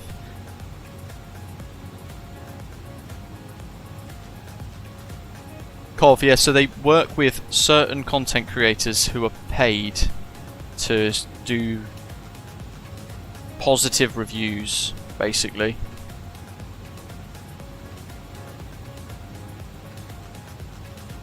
But then, what are they going to say about this now? If you've seen a content creator with the Honeycomb Charlie as a review and you follow them, ask them, Ask them what the heck is going on. And why are they not speaking about it? It's all well and good being positive about a new product, which might be really good, but when there are big problems going on, realistically for everyone else in the community, people need to talk about it. Otherwise, it's just you just become one of them.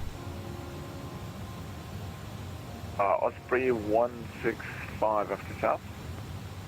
Pass message, Osprey 165. 165, contact Dar Salaam 123.3.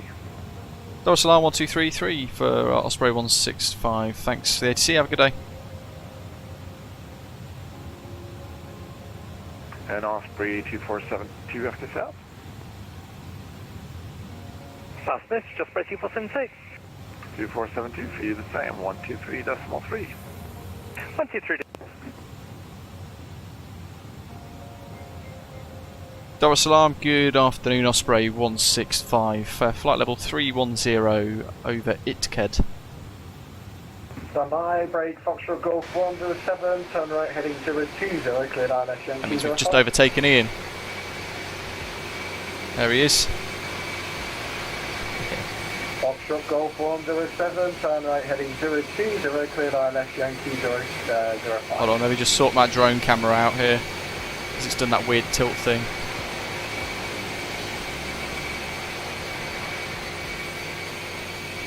Foxtrot Golf 107, are you going to listen tonight, or are you just going to do your own thing?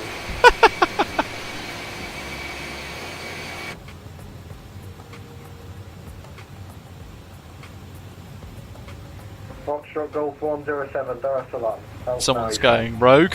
Right, where was I? So about 36, contact tower 18.3. Oh, off he goes. I think, yeah. And one of the operators calling vehicle sign only. Osprey 165. Osprey 165, Dar es Salaam, good afternoon. Expect the Boatswain 1 Alpha arrival for the ILS 05. Good afternoon, and expect boat 1 Alpha arrival ILS 05, Osprey 165. Osprey 165, correct. So that'd be ILS Yankee, wasn't it, I think, for this? And Lufthansa 3 down air, descend 3000 feet, given H1008. H1008, descend 3000 feet. Nigel! And then straight on finals. Right, well, that means we can get our bits put in. So we're going to find HTDA, we're going to select that. I'll bring up the charts on the screen as well to go split screen. And Lufthansa 39 from Nigel, you're Star. ILS Yankee 05. And then ILS Yankee 05. ILS Yankee 05. Boat M1 Alpha. Tanzania 181, Dar es Salaam. Insert. So it's going to look like that. We've got boat M1 Alpha, Tanzania 181, which is simply boat 10, 87 miles to Nigel. Good old Nigel. Top bloke. And then from there, heading in over the Dar es Salaam NDB 282.5, over the VOR 1127 DV, and then touchdown. Bye bye. Happy days. Runway length. What have we got? 3,000 meters. So we'll go for low. And we'll probably vacate low with reverse thrust, probably vacate Zulu. Salaam Control, Osprey 2472 with you, flight level 330, inbound Bonap. We want to try for Zulu, because if we go X-ray we might be conflicting with traffic taxiing out over towards the runway to depart. So if we can extend Zulu or even Papa, come off right at the end, then it'll be good for everyone else. Osprey 2472, correct? We could do the and Osprey 2472, report your current mark number. lower flap setting. Current mark is decimal 79. Osprey 2472, roger, reduce mark decimal 77 for sequencing. Decimal 77. Sorry, Ian. Osprey 2472. Burn you. For that, he overtook. Turn and burn. Yeah, I see that one. Lufthansa 39 from Nigel. Oh wait, no, disregard. I've already given you that clearance. 1105 and 047. And Osprey 165, report your current mark number. Mac decimal 80, Osprey 165. Osprey 165, roger. Are you able to go anything faster than decimal 80? I can ride the clacker at Mach 83. Yeah, let's give it a go. Maintain mark decimal 80. Wilco, maintain 83, Osprey 165.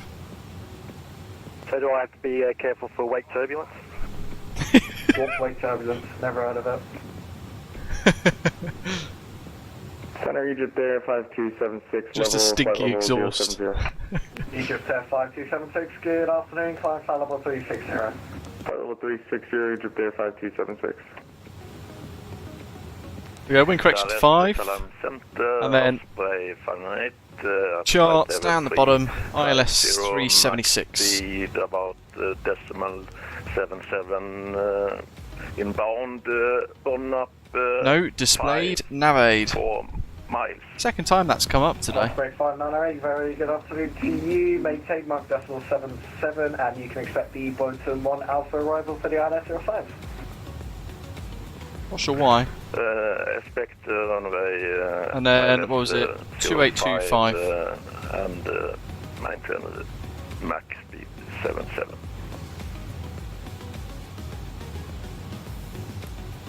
Pop that on.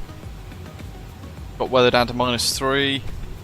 That's squawk, everything all set. We've got the lever set for Cornelius. Welcome. 3040 for landing. Airport elevation is set. And we'll set decision height as well up here. It's 200, wasn't it?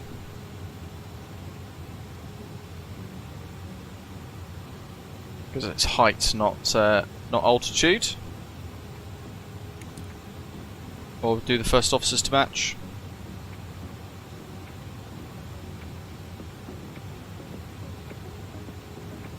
We can just disarm those, get them away, because we've still got a way to go before top of descent yet. We're just getting bits prepped early. The things we know we can commit to.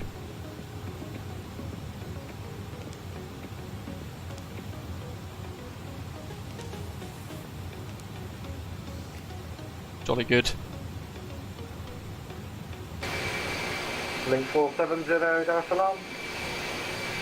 Link 470. Link 470, when ready, descend. Okay, now we're clacking. 270, and you can monitor intercom to your arrival into Nairobi. It's a good one. When ready, 270 descend and I think it's a good one. Yeah, 470. And the Tonga 39, contact tower 118.3, bye-bye. 118.3, thank you, bye. What a great event this has been. Fantastic ATC. Sammy Two Shoes, welcome. Oh, a bit overzealous there with the zoom in button.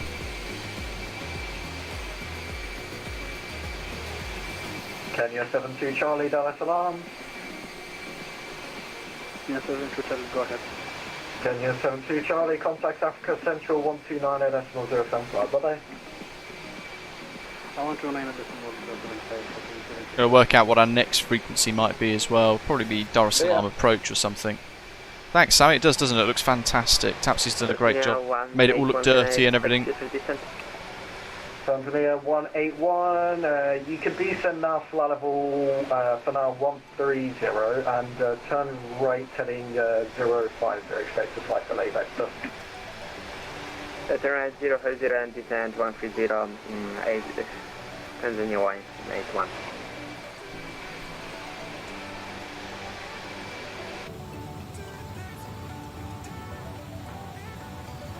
I wonder when sunset is. This part of the world. Probably around the time we start to arrive.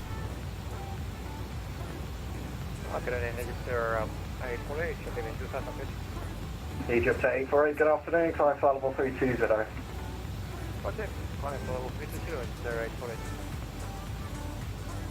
On Volanta, we've got a big old gap now. So ahead of us, Raven Panda, Osprey 15 Lima Whiskey. There's a huge gap in the sequence there because everyone else has broke off and gone up north, or they've gone north westerly up towards Lagos in Nigeria. Some going as far as Casablanca for a really long haul flight there for this big Cross Africa event. And there's a lot of people heading out of Dar es Salaam up to Nairobi at the moment as well for a beautiful flight. Not Nairobi, sorry, Cairo. Dar es Salaam to Cairo for that big old sector. There's hundreds of pilots on that as well, which looks really good. 3215, descent 3000 feet to Kevin H. 1008. Fantastic event.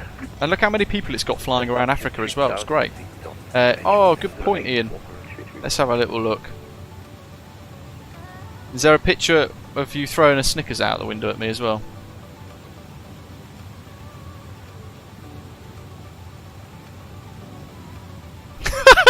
That actually is.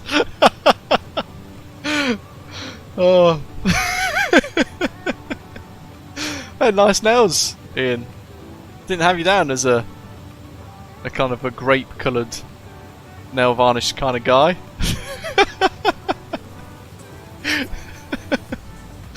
I should have expected it. Is that me undertaking? Oh, it is. Look at that. Slotting underneath the wing. Tanzania 181, An attack from behind. Least expected. Oh, I like those ones as well. I do love a good Snickers, me.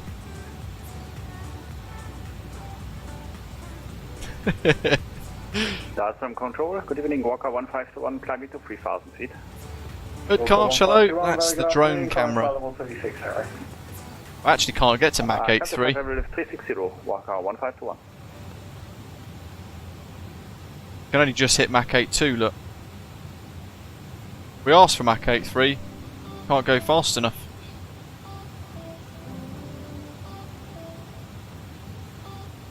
We've tried, that's all that matters. And there's finally our top of descent. A little bit of weather actually shown on our weather radar, -3 degree tilt. Starting to get picked up underneath. It's going to be some of these clouds here. Might have some cumulonimbus dotted around and some precipitation maybe. Yeah, we've smashed a double overtake, Carlito. I've done a Zato today.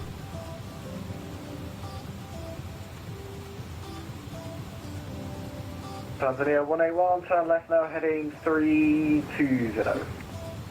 Left 320, Tanzania 181. Postman 4404, Dar es Salaam. Go ahead, Postman 4404. Postman 4404, contact Africa Central 129.075, bye-bye. 129.075, Postman 4404, so long.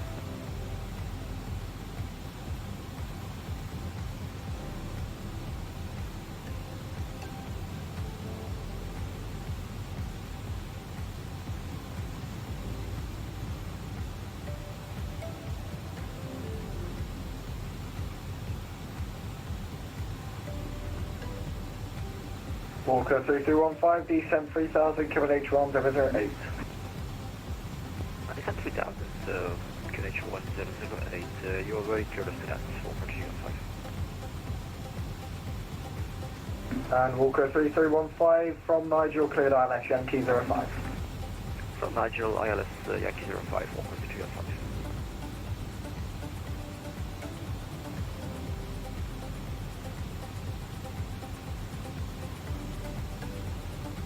And Tanzania 181, proceed direct Nigel. Direct Nigel, Tanzania 181. No, I'm the same, Cryos. Very rare. But we do. Although Windhoek was stunning in Namibia. Zato's got something in Valanta as well, have you? Let's have a little look. Hold on. I've got to find you in this huge frenzy of pilots.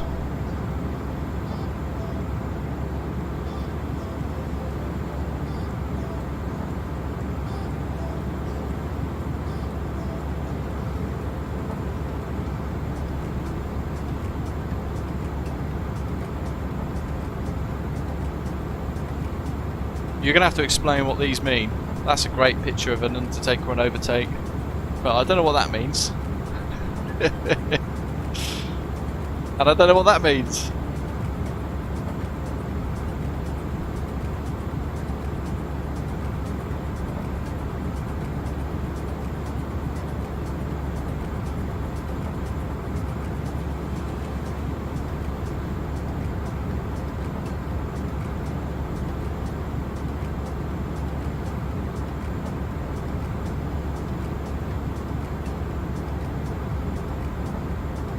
Where's the sun?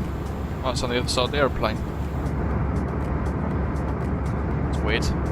Massive difference in sound. Well, there's the moon. Where is the sun? Oh, there it is. We've got a way to go yet.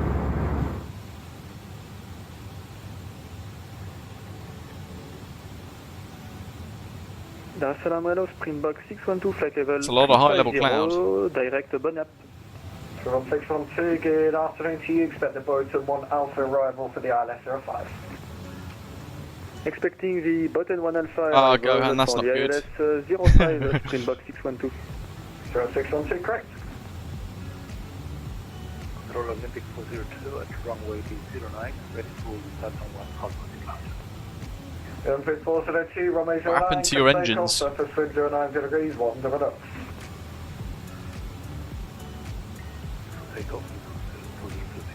Dar es Salaam Center, hello, Osprey 4 weeks. Carlito. 330. Osprey 784, good afternoon. Expect the Bolton 1 Alpha arrival for the ILS 05. Expect the Bolton 1 Alpha arrival for ILS 05784. Osprey 784, read that correct. Call next ready for the sun. Tanzania 181, via Nigel, cleared ILS Yankee 05. Oh, that's my favourite waypoint, I think. Nigel. ILS 05 Yankee on Tanzania 181.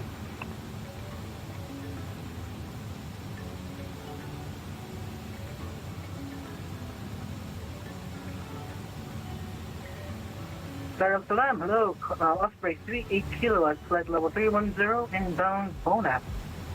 Osprey 38 Kilo, very good afternoon. Expect the Bolton 1 Alpha arrival for the ILS 05.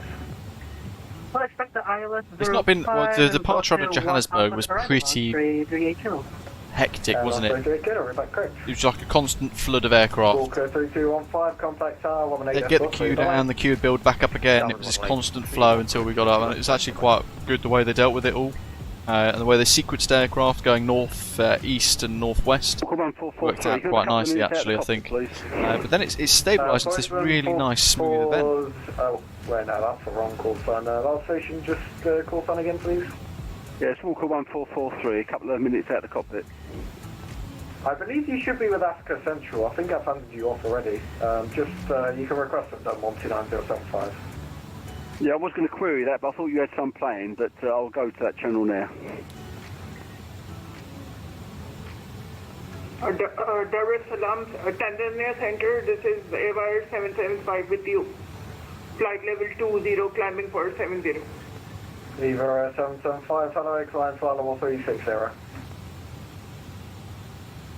Flight level 360, AWIRE 775.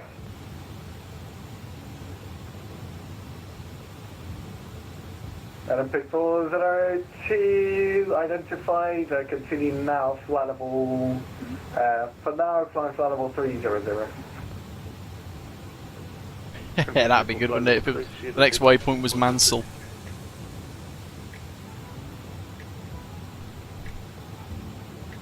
Dar es Salaam Control, good afternoon. This is Springbok 712, flight level 370 with you.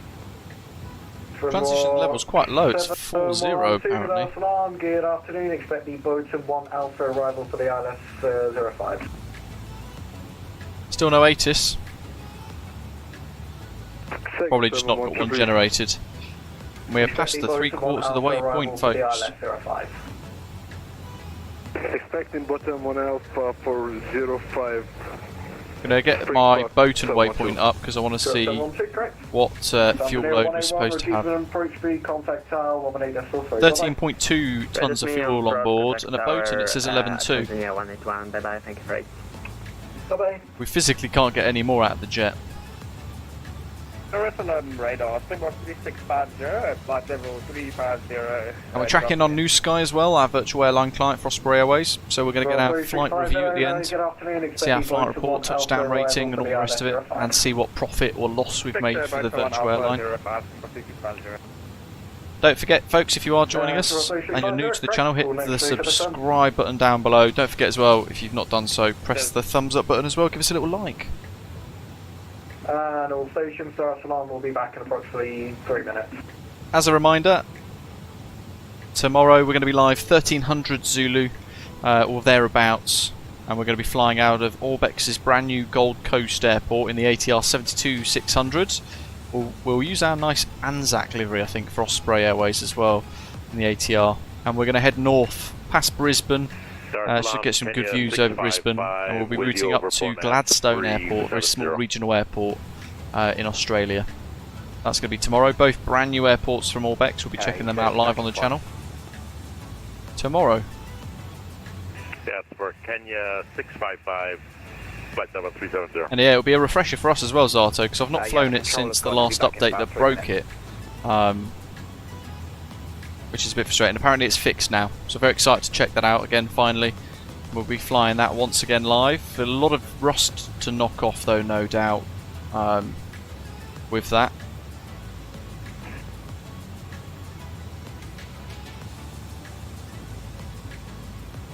Alrighty. Captain Loki says hello. I was wondering when he was going to do that today. He's not done it today. All stations, Salaam is back. There's absolutely nobody there though, so I think he's just saying hello to everybody.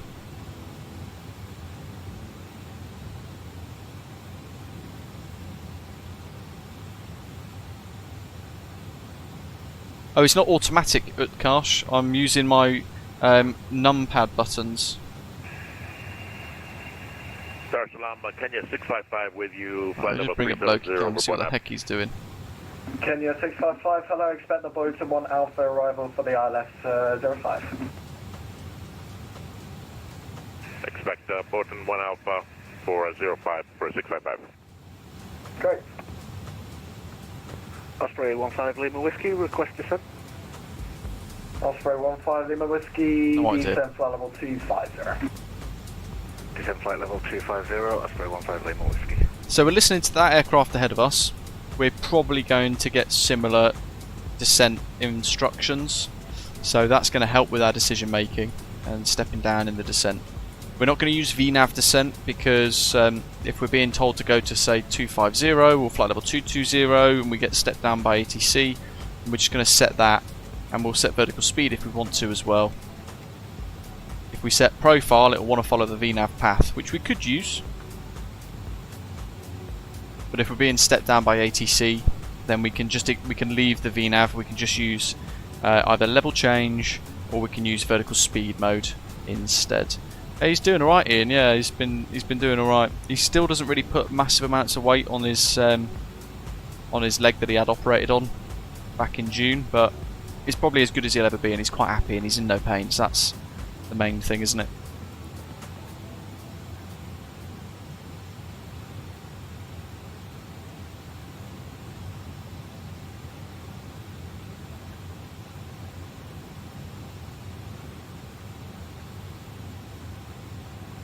Osprey 784, Dar es Salaam. Go ahead. Osprey 784, turn right heading 060. I'll get you in parallel with the current routing just for separation. Right, 060. Stand by. Thanks for subscribing. Welcome aboard. Egypt 902, Dar es Salaam. As a reminder as well, folks, we've got the freeware Dar es Salaam airport. There's a payware option which is utterly rubbish. It's not worth a tenner. So I've downloaded the freeware one today because that one's free and worth downloading. But the terminal building is just the default terminal building, effectively. So it's not mind blowing. It's not going to blow your socks off with scenery wows or anything like that, but it's better than advertising the payware products that's available, which is pretty poor quality. Egypt 644, contact Africa Central 1290.075, bye-bye. 1290.075, thanks. ATC today, 133, we've got 1183 for tower. 11. National Cargo 1218, Dar es Salaam. Tower and Dar es Salaam ground 1218.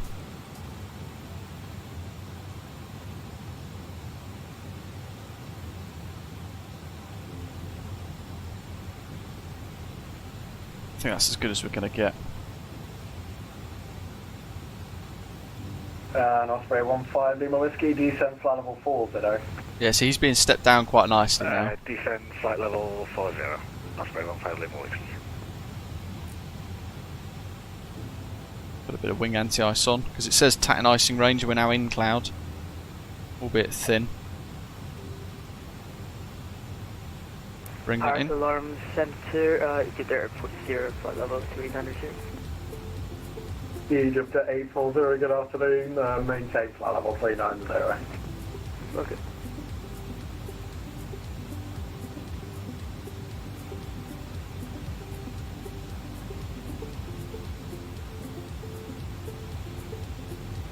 That's all good. And Osprey 784, turn left heading 020.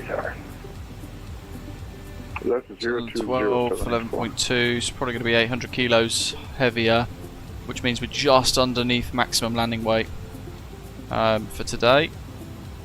Pushing it. But we can still get in.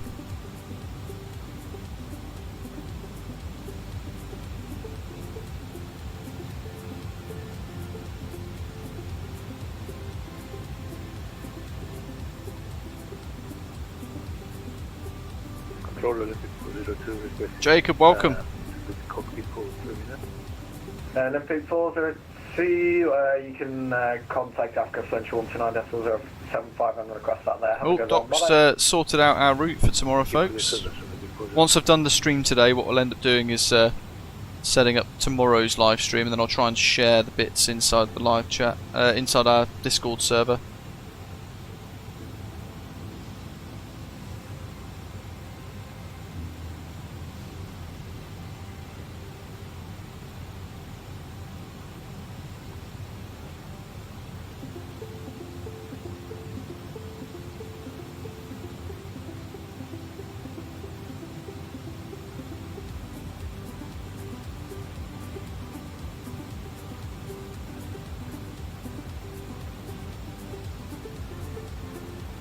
Hey, tipped over the 32k point wrap, have we? Very exciting.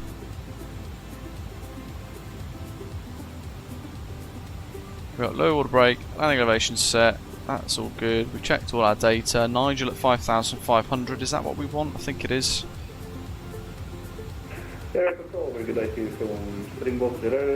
And then 2,300.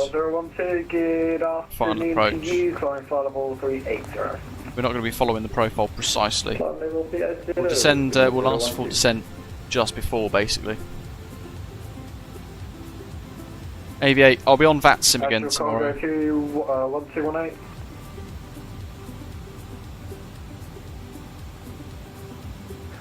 Was that for Springbok 012? Negative, Astro Cargo 1218.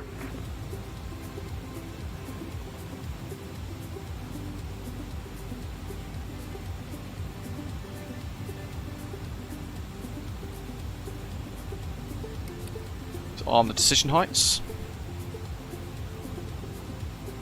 Let's find a little bit of prep done. 3040 is the confirmed box. Don't let me forget, folks, we've got to press final approach mode and the wind correction to 5 knots. Final run of the METAR in the live chat for HTDA. See what it says in the live chat. And Osprey 165, Dar es Salaam. Pass message, Osprey 165. Osprey 165, when ready, descend flight level 250 on conversion speed 260 knots or greater. Descend when ready, flight level 250 and speed on conversion 260 or greater, Osprey 165. 26. Osprey 165 actually made that flight level 200. Flight level 200, Osprey 165.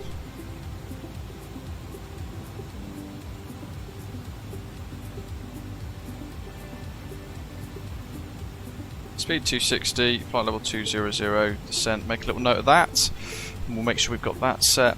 Now that's a descend when ready, so it's not a we've been told to descend right now, but sometimes it might well be a hint from the controller that you're at the point at which you want to start descending in the next kind of minute or two. We've only got 30 minutes to top of descent anyway, or 30 nautical miles to top of descent, sorry. So what we could do, let's have a little look here. Oh, we've got loads of time, haven't we still? It's giving us our descent instructions anyway. So we'll get a little closer, 26 nautical miles to Bolton, about 30 miles to top of descent. Osprey 598. The current METAR then, 040 degrees at 7 knots, all the 9s with vicinity showers at Dar es Salaam. Few clouds 1,500 feet, few clouds 2,100 feet, cumulonimbus. Broken cloud at 8,000 feet.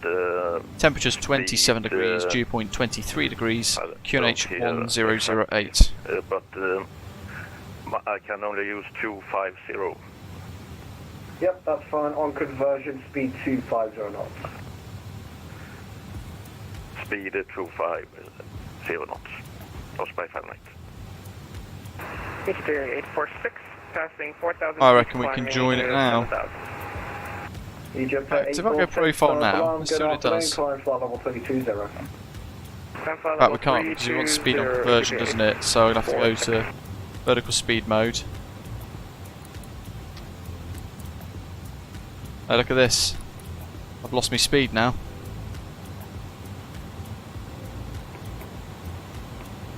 Interesting.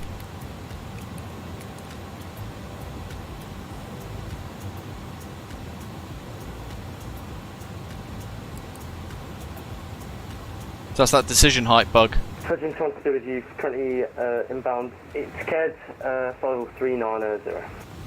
Virgin 2122, hello, expect the Bolton 1 Speed on conversion MPS, you might be able to do faster than 250. Bolton 1 Alpha arrival for IS 05, Virgin 2800, just gradually increasing that rate of descent.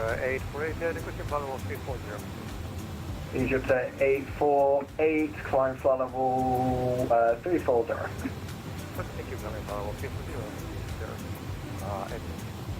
Osprey 2472, descend now, flight level 210 on conversion, speed 250 knots.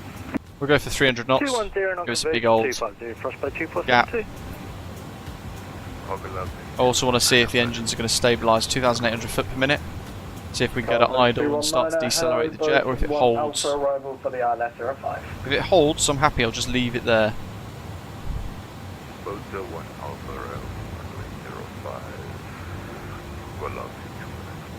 Bravo 219, correct.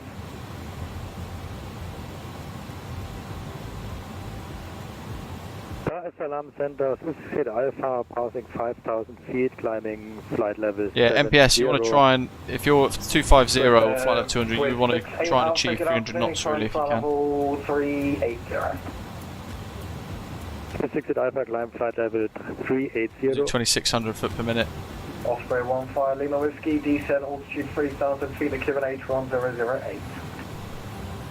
Descent 3,000, QNH 1008, Osprey 15 Lima Whiskey. And Singapore 209, Dar es Salaam. Fantastic, all this kind of weird haze and stuff as well. Singapore 209, Dar es Salaam. Cloud and stuff there, but that's a little bit of rain. This is remarkable.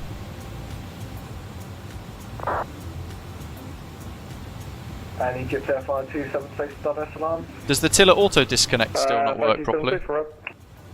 Egypt Air 5276, contact Africa Central 129.075, bye bye. 129.075, bye bye, see ya. See ya. What he's doing is he's barking at a car that's just driven past. You're all good, buddy. It much quicker than that because you'll be out my airspace by then. Okay, then I'll just transition over and then go for a break. That's what that's right there. Where did that go up to 300? I had it on 300. Osprey 165, descend now, flight level 100. Descend now, flight level 100, Osprey 165.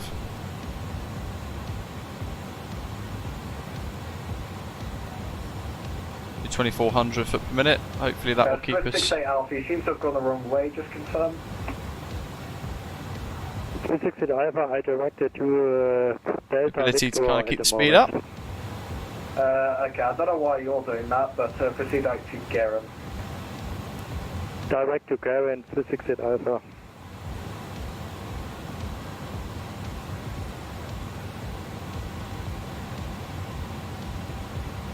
So that's weird. So that's via the Volanta app, right? Very weird. Surprised that hasn't been abused yet, actually, to be fair. Phil United, welcome. Finally back from work in time for a stream. Is the A300 still that broken, or can I dare to fly it again? It works pretty well. It's still got bugs and issues and quirks, like the speed. If you go to DH, the speed disappears, for example. But you have to turn that off again to get the speed back. Which might be problematic on approach, actually, to be honest. I might just leave it off like that. And I'll set 200 there. I'll probably do. KLM 17 Victor, hello, climb flight level 320. Let's bring the range ring in again. Closing in on Dar es Salaam. Centre tanks feeding. Swiss 68 Alpha, turn right heading. This is automatically trimming itself there in the trim tanks, the centre tanks. Few minutes. That was 0 when we departed. 368 Alpha, turn to 290 degrees. It's quite cool how the fuel kind of moves around. 15 Lima Whiskey, via Nigel, cleared ILS Yankee 05. Cleared ILS Yankee 05 via Nigel, Osprey 15 Lima Whiskey.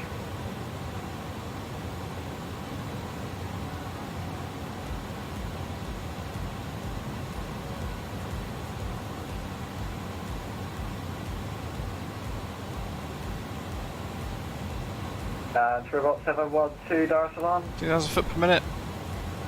Dar es Salaam. Yeah, because then it will still give us like 30 miles to get to Nigel. 4 sequencing, turn right heading 070. Closing in pretty well, so we're just going to monitor. 070, 712. And Egypt 848 Dar es Salaam.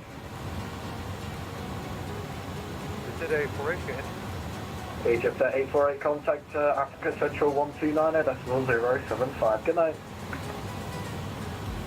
19005, And Walker 1521 Dar es Salaam. Walker 1521. Walker 1521, contact us, contact Africa Central 129 decimal 075. 129.075 from Walker 1521, thanks for your bye bye. Bye bye. Dar es Salaam, Osprey 38 kilo request descent. Osprey 38 kilo, descent flight level 200 and actually stand by for speed. Roger, we'll descend to 200 and we'll stand by for speed. Osprey 16, descent flight level 40 and speed, you can bring it back now, 230 knots or greater. Descent 4000, speed 230 or greater, Osprey 165.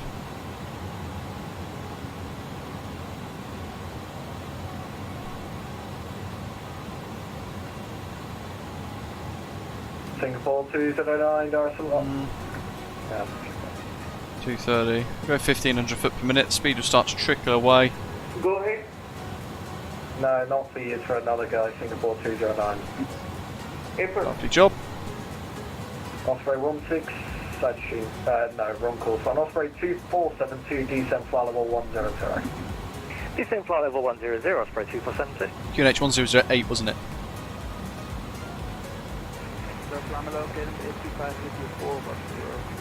KLM 825, good afternoon. Expect the boat to 1 Alpha arrival for the ILS 05. This kind of event makes VATSIM, doesn't it? It makes it so good. Full immersion, full ATC. Everything sounds so realistic, and with this sim, it looks realistic as well. Continue descent to flight level 100, Osprey 598. For about 612, Dar es Salaam. Springbok 612, go ahead. For about 612, you can descend now, flight level 200. Descending to flight level 200, Springbok 612. And Swell 612 on the conversion, maintain 250 knots or greater. 250 knots or greater on conversion, Springbok 612. Bring the range ring in again. Either 775. 230 or greater, I'm going to hold 230. Go ahead, EVA 775. EVA 775. 2000 to go before 10, so I'm actually now going to start to bring some speed brake out Contact 129 and work to decelerate the aeroplane. EVA 775. Have a nice event. As best as we can as we descend now to Tanzania. Standby, brake, Osprey 15 Lima Whiskey, contact tower 118.3, have a safe landing, bye-bye. Basically what I want. Contact tower 118.3, thank you very much. Did I just move that? And Osprey 2472, descend now flight level 40.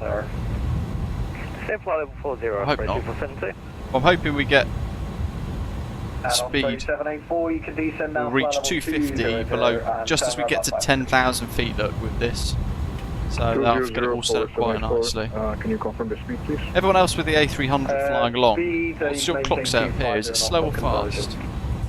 250 knots on conversion, 200. I'm worried I've just pressed something on there and changed slew time or something. Departure, Dillman 63 Heavy. Oh, that was a great event, Arthur. 7,000 on the Garand 1 Alpha. Well, station course on only. Dillman 63 Heavy. Dillman 63, good afternoon, climb flight level. So down to 4,000, we'll continue the Flight descent. level 340, sorry about the delayed call there. No, that's fine. We'll drop it to 1,200 foot per minute. Alpha, turn right, heading 340. 360 Alpha, turn right, 340.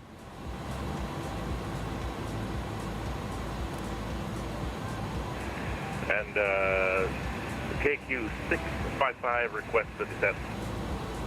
Kenya Right. 655. I wonder what I clicked then, Zato. I wonder if I changed slew time. Down to 210 for Kenya 655. I put mine back on run. Thought I'd changed something there.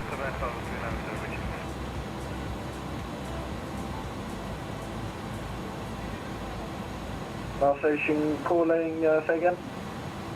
1,300 foot per minute, let's get the lights. Aircraft 4578, hello, expected Boaton 1 Alpha arrival for the Alessio. And signs. Icing as required. Some cumulus over there. Oh, it was Arto, fair enough. Osprey 165, speed now 220 knots. Speed 220 knots, Osprey 165. Osprey 2472, speed Which is 220 knots. now going to be green dot.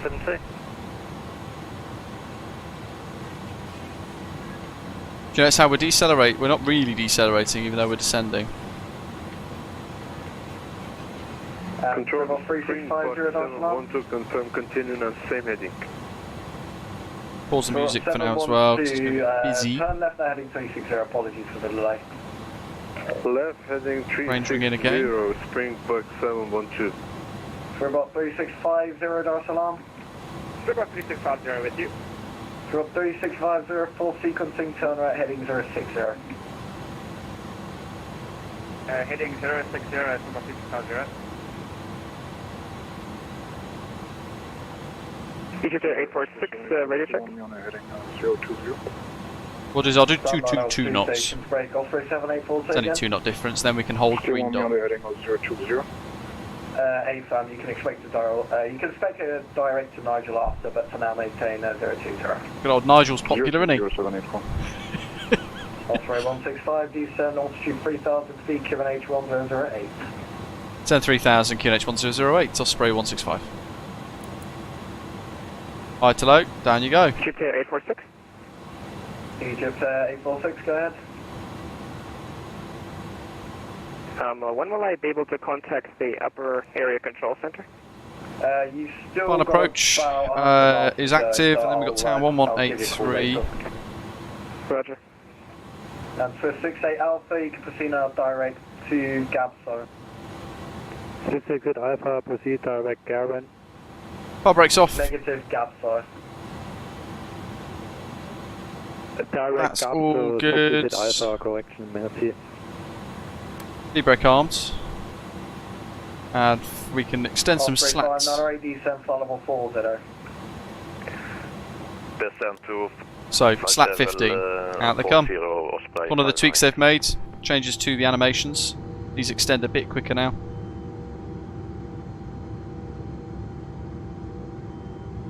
From 3650, turn left heading 020. Left heading 020. Never flown into Dar es Salaam, so no idea what to expect beyond this bit of freeware scenery enhancement we've got. Basically the default, but it does improve it. And I've got to have this ready because of the rudder controls tiller, which is rather annoying because the auto bit doesn't work. Climb flight level 340. Target 220. Limit mode's got to go around already. And Osprey 165 from Niger, you clear the ILS Yankee 05. You can maintain 200 knots until established. From Nigel, cleared ILS Yankee 05 and maintain 200 till established, Osprey 165. We'll hold 220 and then at Nigel start to try and really work to drop the speed down. So it's going to be a very busy approach this. A lot to kind of do in energy management, trying to slow the jet down. 712, you can descend now flight level 200. Descending flight level 200, Springbok 712. Perhaps says it's not the most scenic approach. I did say at the time to the event coordinators, how come you've picked, of all the places, how come you've picked Dar es Salaam? Whilst it would be a beautiful scenery, or beautiful area, it's there's no good payware scenery for it. So there's not much to kind of see, and they did say that there was one of the discussion points around the selection of the area because they would have picked an alternate basically, otherwise. But this allows us to visit Tanzania for the first time, so one shouldn't complain too much. 24 miles to go. Make sure I've got my charts ready. Missed approach for this is climb straight ahead to 1,200 feet, then right turn and return to the VOR and hold 2,300 feet.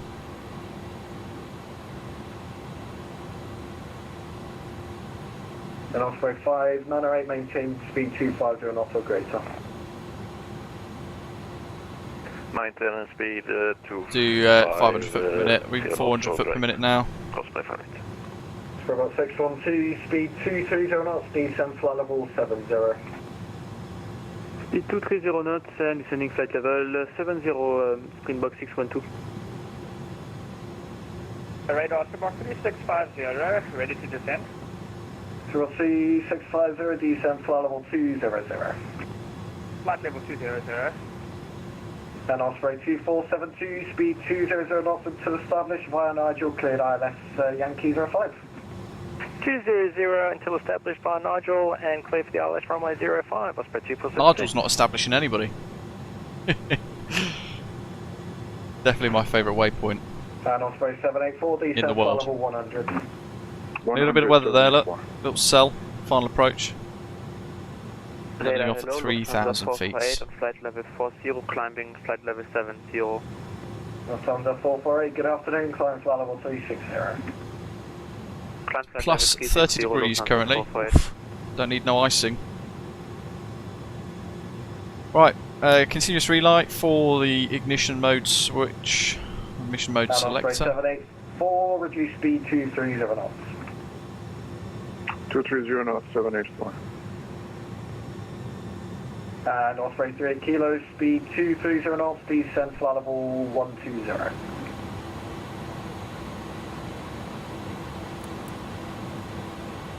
Good, just trim the corner, we'll go for VL.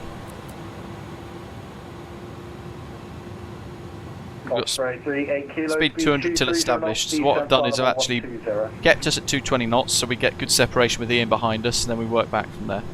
Osprey 38 kilo, Dar es Salaam. 8 kilos ahead. Osprey 38 kilo, descend flight level 120, speed 230 knots. Speed 230 knots and descend to 12,000. Osprey 380 knots. And Osprey 165, speed 160 knots, maintain till 4 DME. 160 till 4 DME and just establishing now ILS 05, Osprey 165. Osprey 165, roger, you can contact Tower now, 118.3, have a good one, bye-bye. Tower 1183, and thanks for the ATC, Osprey 165, good night. Good night. Osprey 784, turn left now, heading 350. That's 350-784.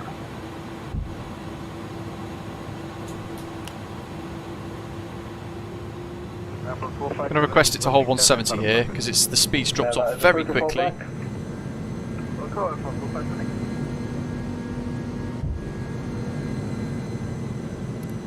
Tower 1183, land's active, CMD2 engaged, 3000, we want now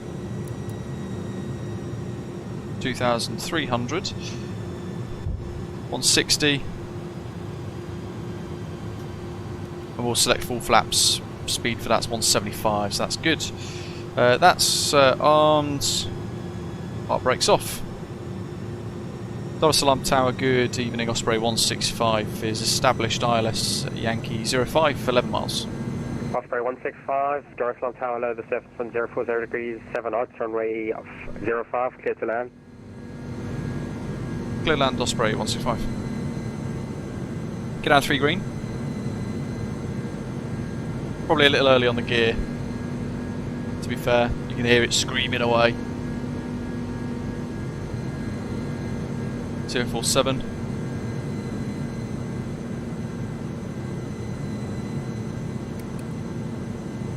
That's very annoying. I'll ignore that. Right, that's all good. 143 for approach. And into a little bit of clouds. But at 28 degrees, we won't be worrying too much about ice.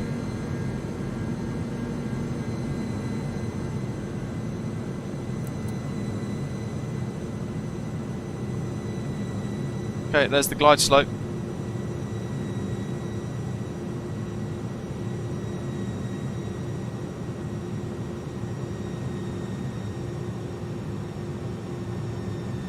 Eight miles.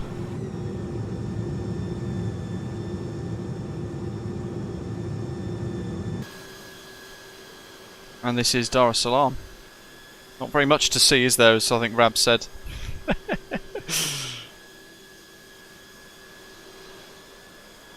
A little bit of crosswind, by the looks of it.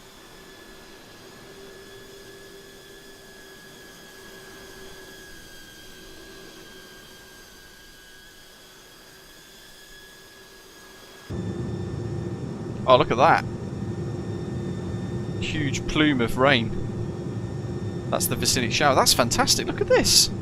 Oh, over the distance there as well. That's pretty epic. 6 miles before we bring the speed down. We're at 160, we're at 143. Lots of cloud on the weather radar.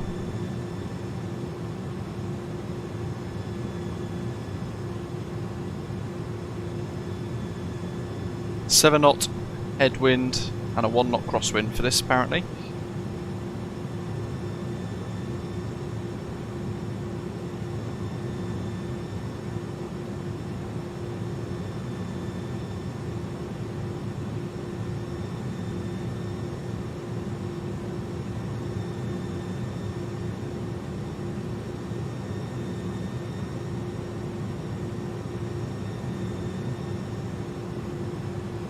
Or 43.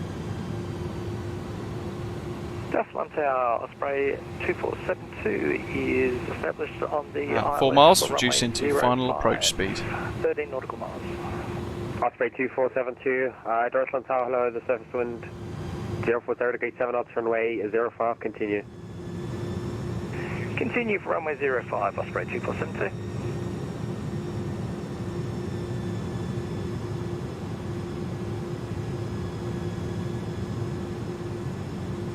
Rightio.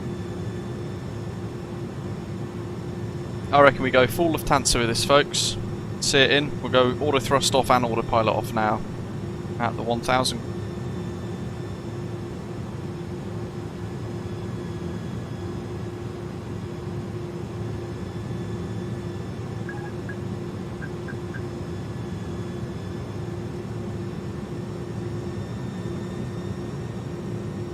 A little bit of wiggling around with the wind.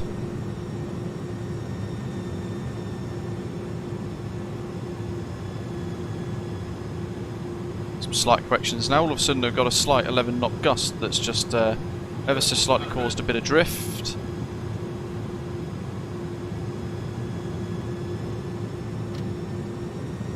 Takes a little bit for them engines to spool up. Causing havoc, in fact, with our speed management. Should have gone for wind correction of 10. But we're good, we got it.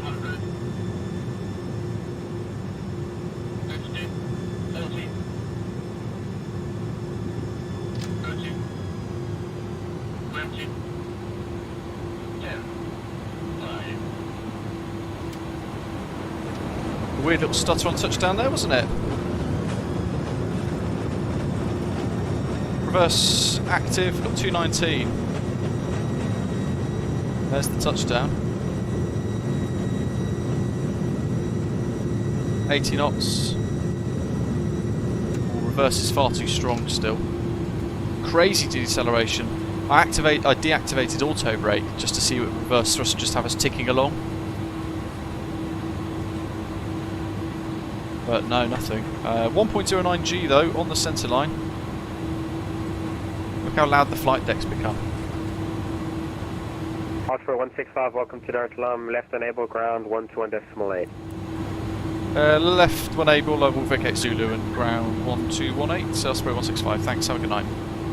Thank you too. Osprey 2472, the surface wind 047 degrees. He says, but the rudder disconnect thing wasn't activating there. Runway 05, Osprey 2472. That's tight. This is a very tight exit.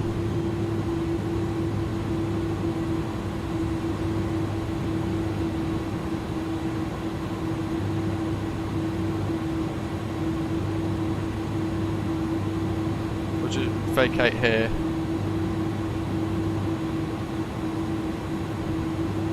Multitasking, flaps up, auto or speed brake retracted.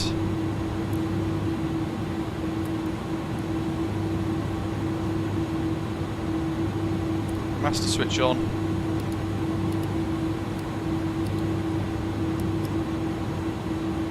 APU start. Dar es Salaam ground, good evening, Osprey 165, vacated Zulu, request taxi to gates. Osprey 165, through Dar es Salaam, after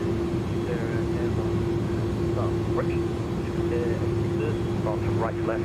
Taxi straight ahead, gate echo, or stand echo 1. After the Jupiter, straight ahead, echo 1, for Osprey 165, thanks. I've had to just turn his volume right up to the highest setting with plus 18. Celebi? We'll go for Swissport. Celebi's Turkish.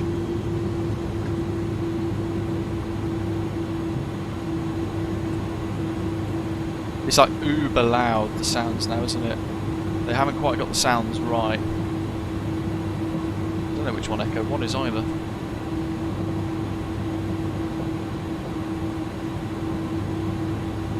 Oh, it's over there. Here comes Ian. 4 Coronas and a Snickers bar later.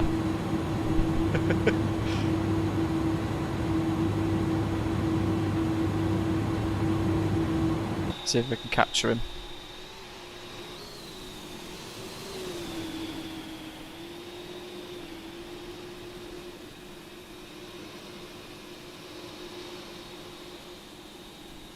Oh, nicely done.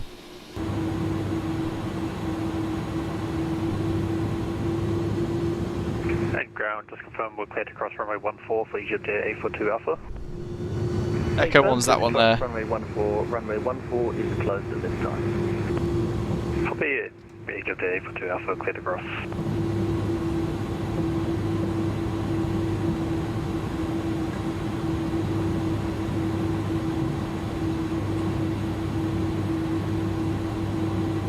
I think that's the one.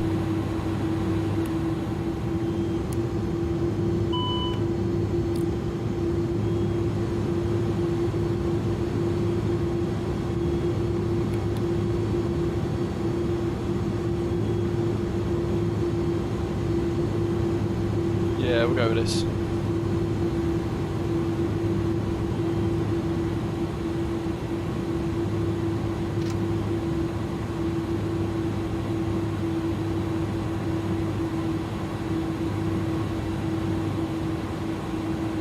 I swear they've changed the ground rolling resistance of this. You need like 40% power now just to keep rolling.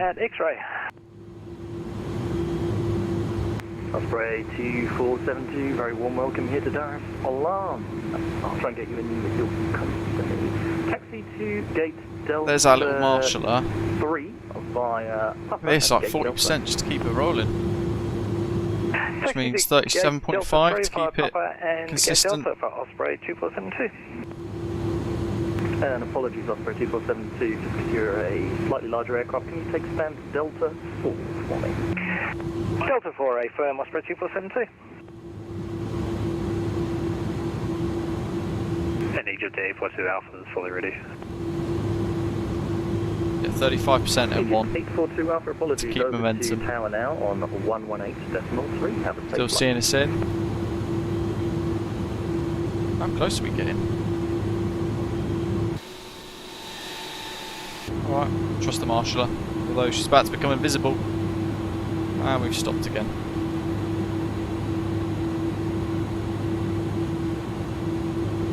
A little bit of power. Come on. Yeah, 35 is the cut-off ready for movement. Can't see her.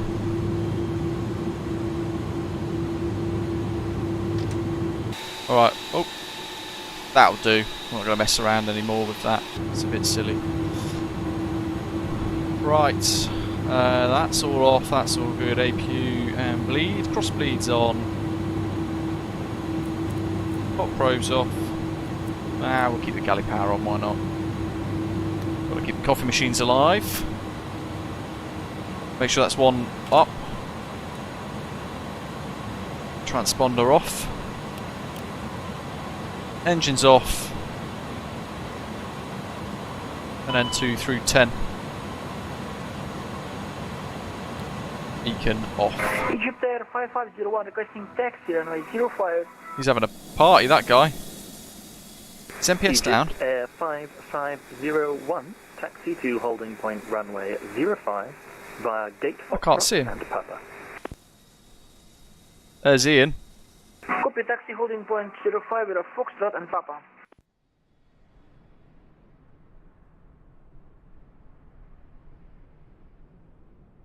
Here we go. We'll request deboarding with GSX. This parking is too small. Deboarding requested.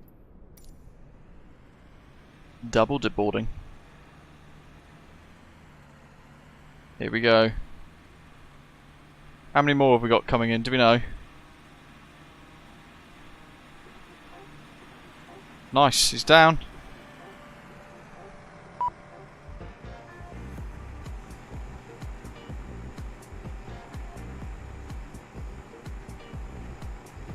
Got 2 on final still.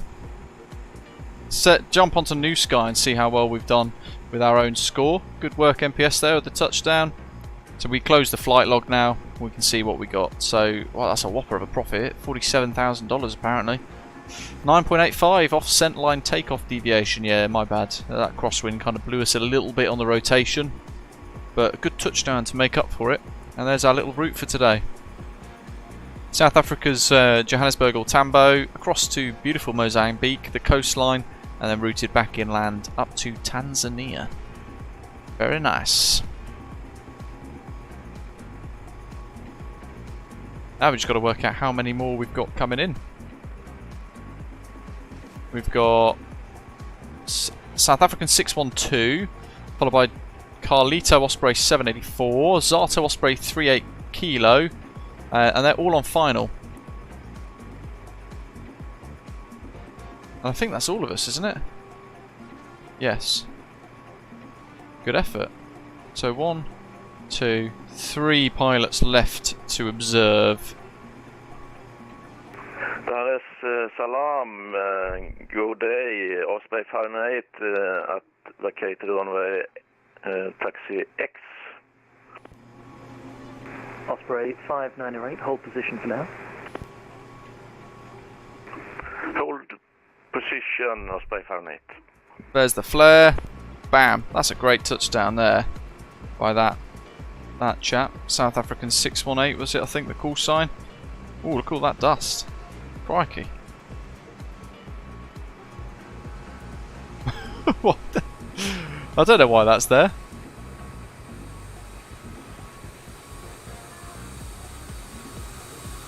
Is it wet? MPS has been told to hold position because you've got the big old Egypt Air Heavy coming out now as well. He's on the taxiway, so it's got to let him go past. So that's quite tight. Should have been a hold Egypt Air to allow them MPS to turn right and heading out the way, I think, because no wing clearance. Oh well. One on short final. The Egypt Air's now got the line up, probably for an immediate takeoff. And if this is an A300, folks, we're probably going to get some weird behaviour where it's going to mimic. Oh. Oh, we didn't disarm the stores. We're blowing the slides. Hold on. How do I fix this?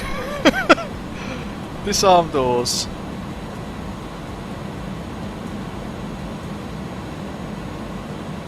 This auto door disarm is meant to be a thing.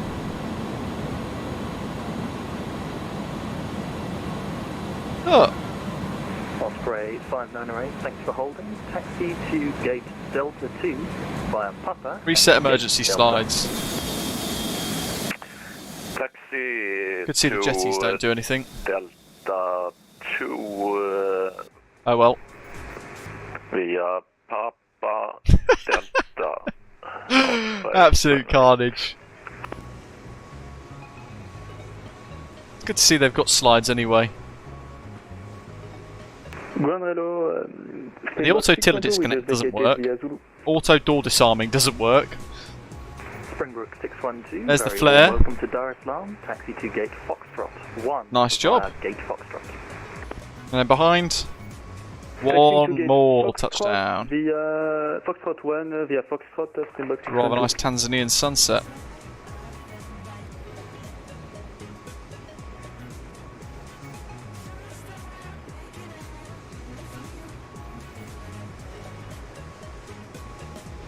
And fasten your seatbelts and come this way, and fasten your seatbelts and come this way. I'll remember that from my crew training. There's MPS.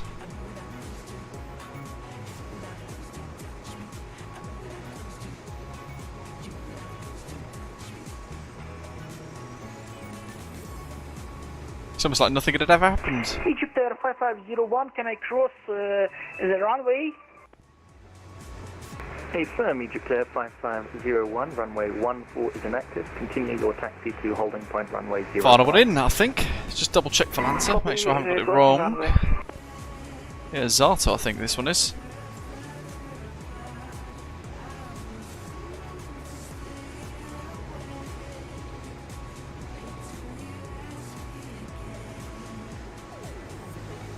Massive thank you to VATSIM's Sub-Sahara Africa division as well for organising Cross Africa 2024 Northbound that we've been able to take part in today. They were really kind in inviting Osprey Airways to take part, so they've facilitated a few extra slots for us as well to enjoy, and it's been a really good event, hasn't it? Have a safe flight. There's the flare. Changing to tower 118, Perfect touchdown. Looked really good, that. And I think that's the South African A300. Well, it's an A340-600 coming in, I believe, but look at that. Oh, it's doing a moonwalk. Dar es Salaam, good evening, Osprey 784 vacated on Zulu. Osprey 784, very warm welcome to Dar es Salaam. Yeah, if you're not sure where to park, Zato, follow the Snickers wrappers. Via Papa and gate to Delta. There we are, all parking up there, huddling up. Carlito's waiting to park. And Zato's about to join him. So we're... Dar es Salaam ground. That's cutting it fine. Will it be a go around? 784, taxi to gate Charlie 4 via Papa, gate Delta. It might be. Or a very, very late landing clearance. Osprey 784, Dar es Salaam ground. Carlito, check Dar es Salaam ground, Osprey 784, reliability 2.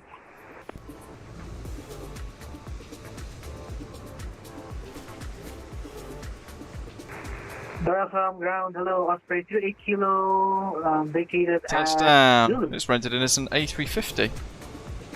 Osprey 784, confirm you're taxiing to gate Charlie 4 via Papa and gate Delta.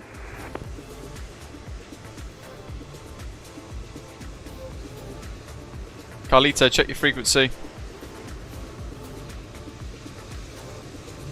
Charlie 4. Dar es Salaam ground, Osprey 784 is trying again. Osprey 784, gate Charlie 4 via Papa and gate Delta. Delta is like the taxiway Delta. into Now the sorry about that. into the thing. No So we worries, had no worries, Gate don't worry. Echo, which is there. Gate Delta is this one that takes you off Papa and in. Ground, hello, Osprey 38 kilo at Zulu, requesting taxi to the gate. He's gone right down because otherwise it'd be Osprey causing a bit of a 38 queue. Welcome to Dar es Salaam. Taxi to One gate more final. Foxtrot 2 via gate Foxtrot. And in that time, 2 by Egypt gate Air's about to Foxtrot, blast Osprey off. 3 kilo. Massive to thank you to all of you for watching wherever you are in the world today. Hope you've enjoyed it. Thanks for pressing the like button, and a warm welcome on board to all of our new subscribers for today. And again, just as a second tick, if you like, big thanks to VATSIM Sub-Sahara Africa Division for the event and the invite today as well. Really enjoyable event. Join us tomorrow. We're going to be heading off to Australia, and we're going to be flying the ATR 72-600 for the first time since the update, which only came I think yesterday or the day before, and apparently it's fixed. So we're going to be looking at that and flying out of the new Orbex Gold Coast Airport to the brand new Orbex Gladstone. Is it Gladstone Airport? My goodness. Yeah, Gladstone Airport. So it's a trip of about 2 hours flight time in the ATR 72, flying low and slow up the east coast of Australia. So it should be a good one. Don't miss it. It'll be tomorrow around 1 o'clock UK time in the afternoon, and we're going to be live on the VATSIM network once more with that. But in the meantime, as the Egypt Air departs, thank you very much for watching. Thanks very much for the ATC. I hope you've had a good time, and I'll see you guys all tomorrow as the rest of the Osprey clan park up in the Tanzanian sunset. Thanks for watching. See you soon.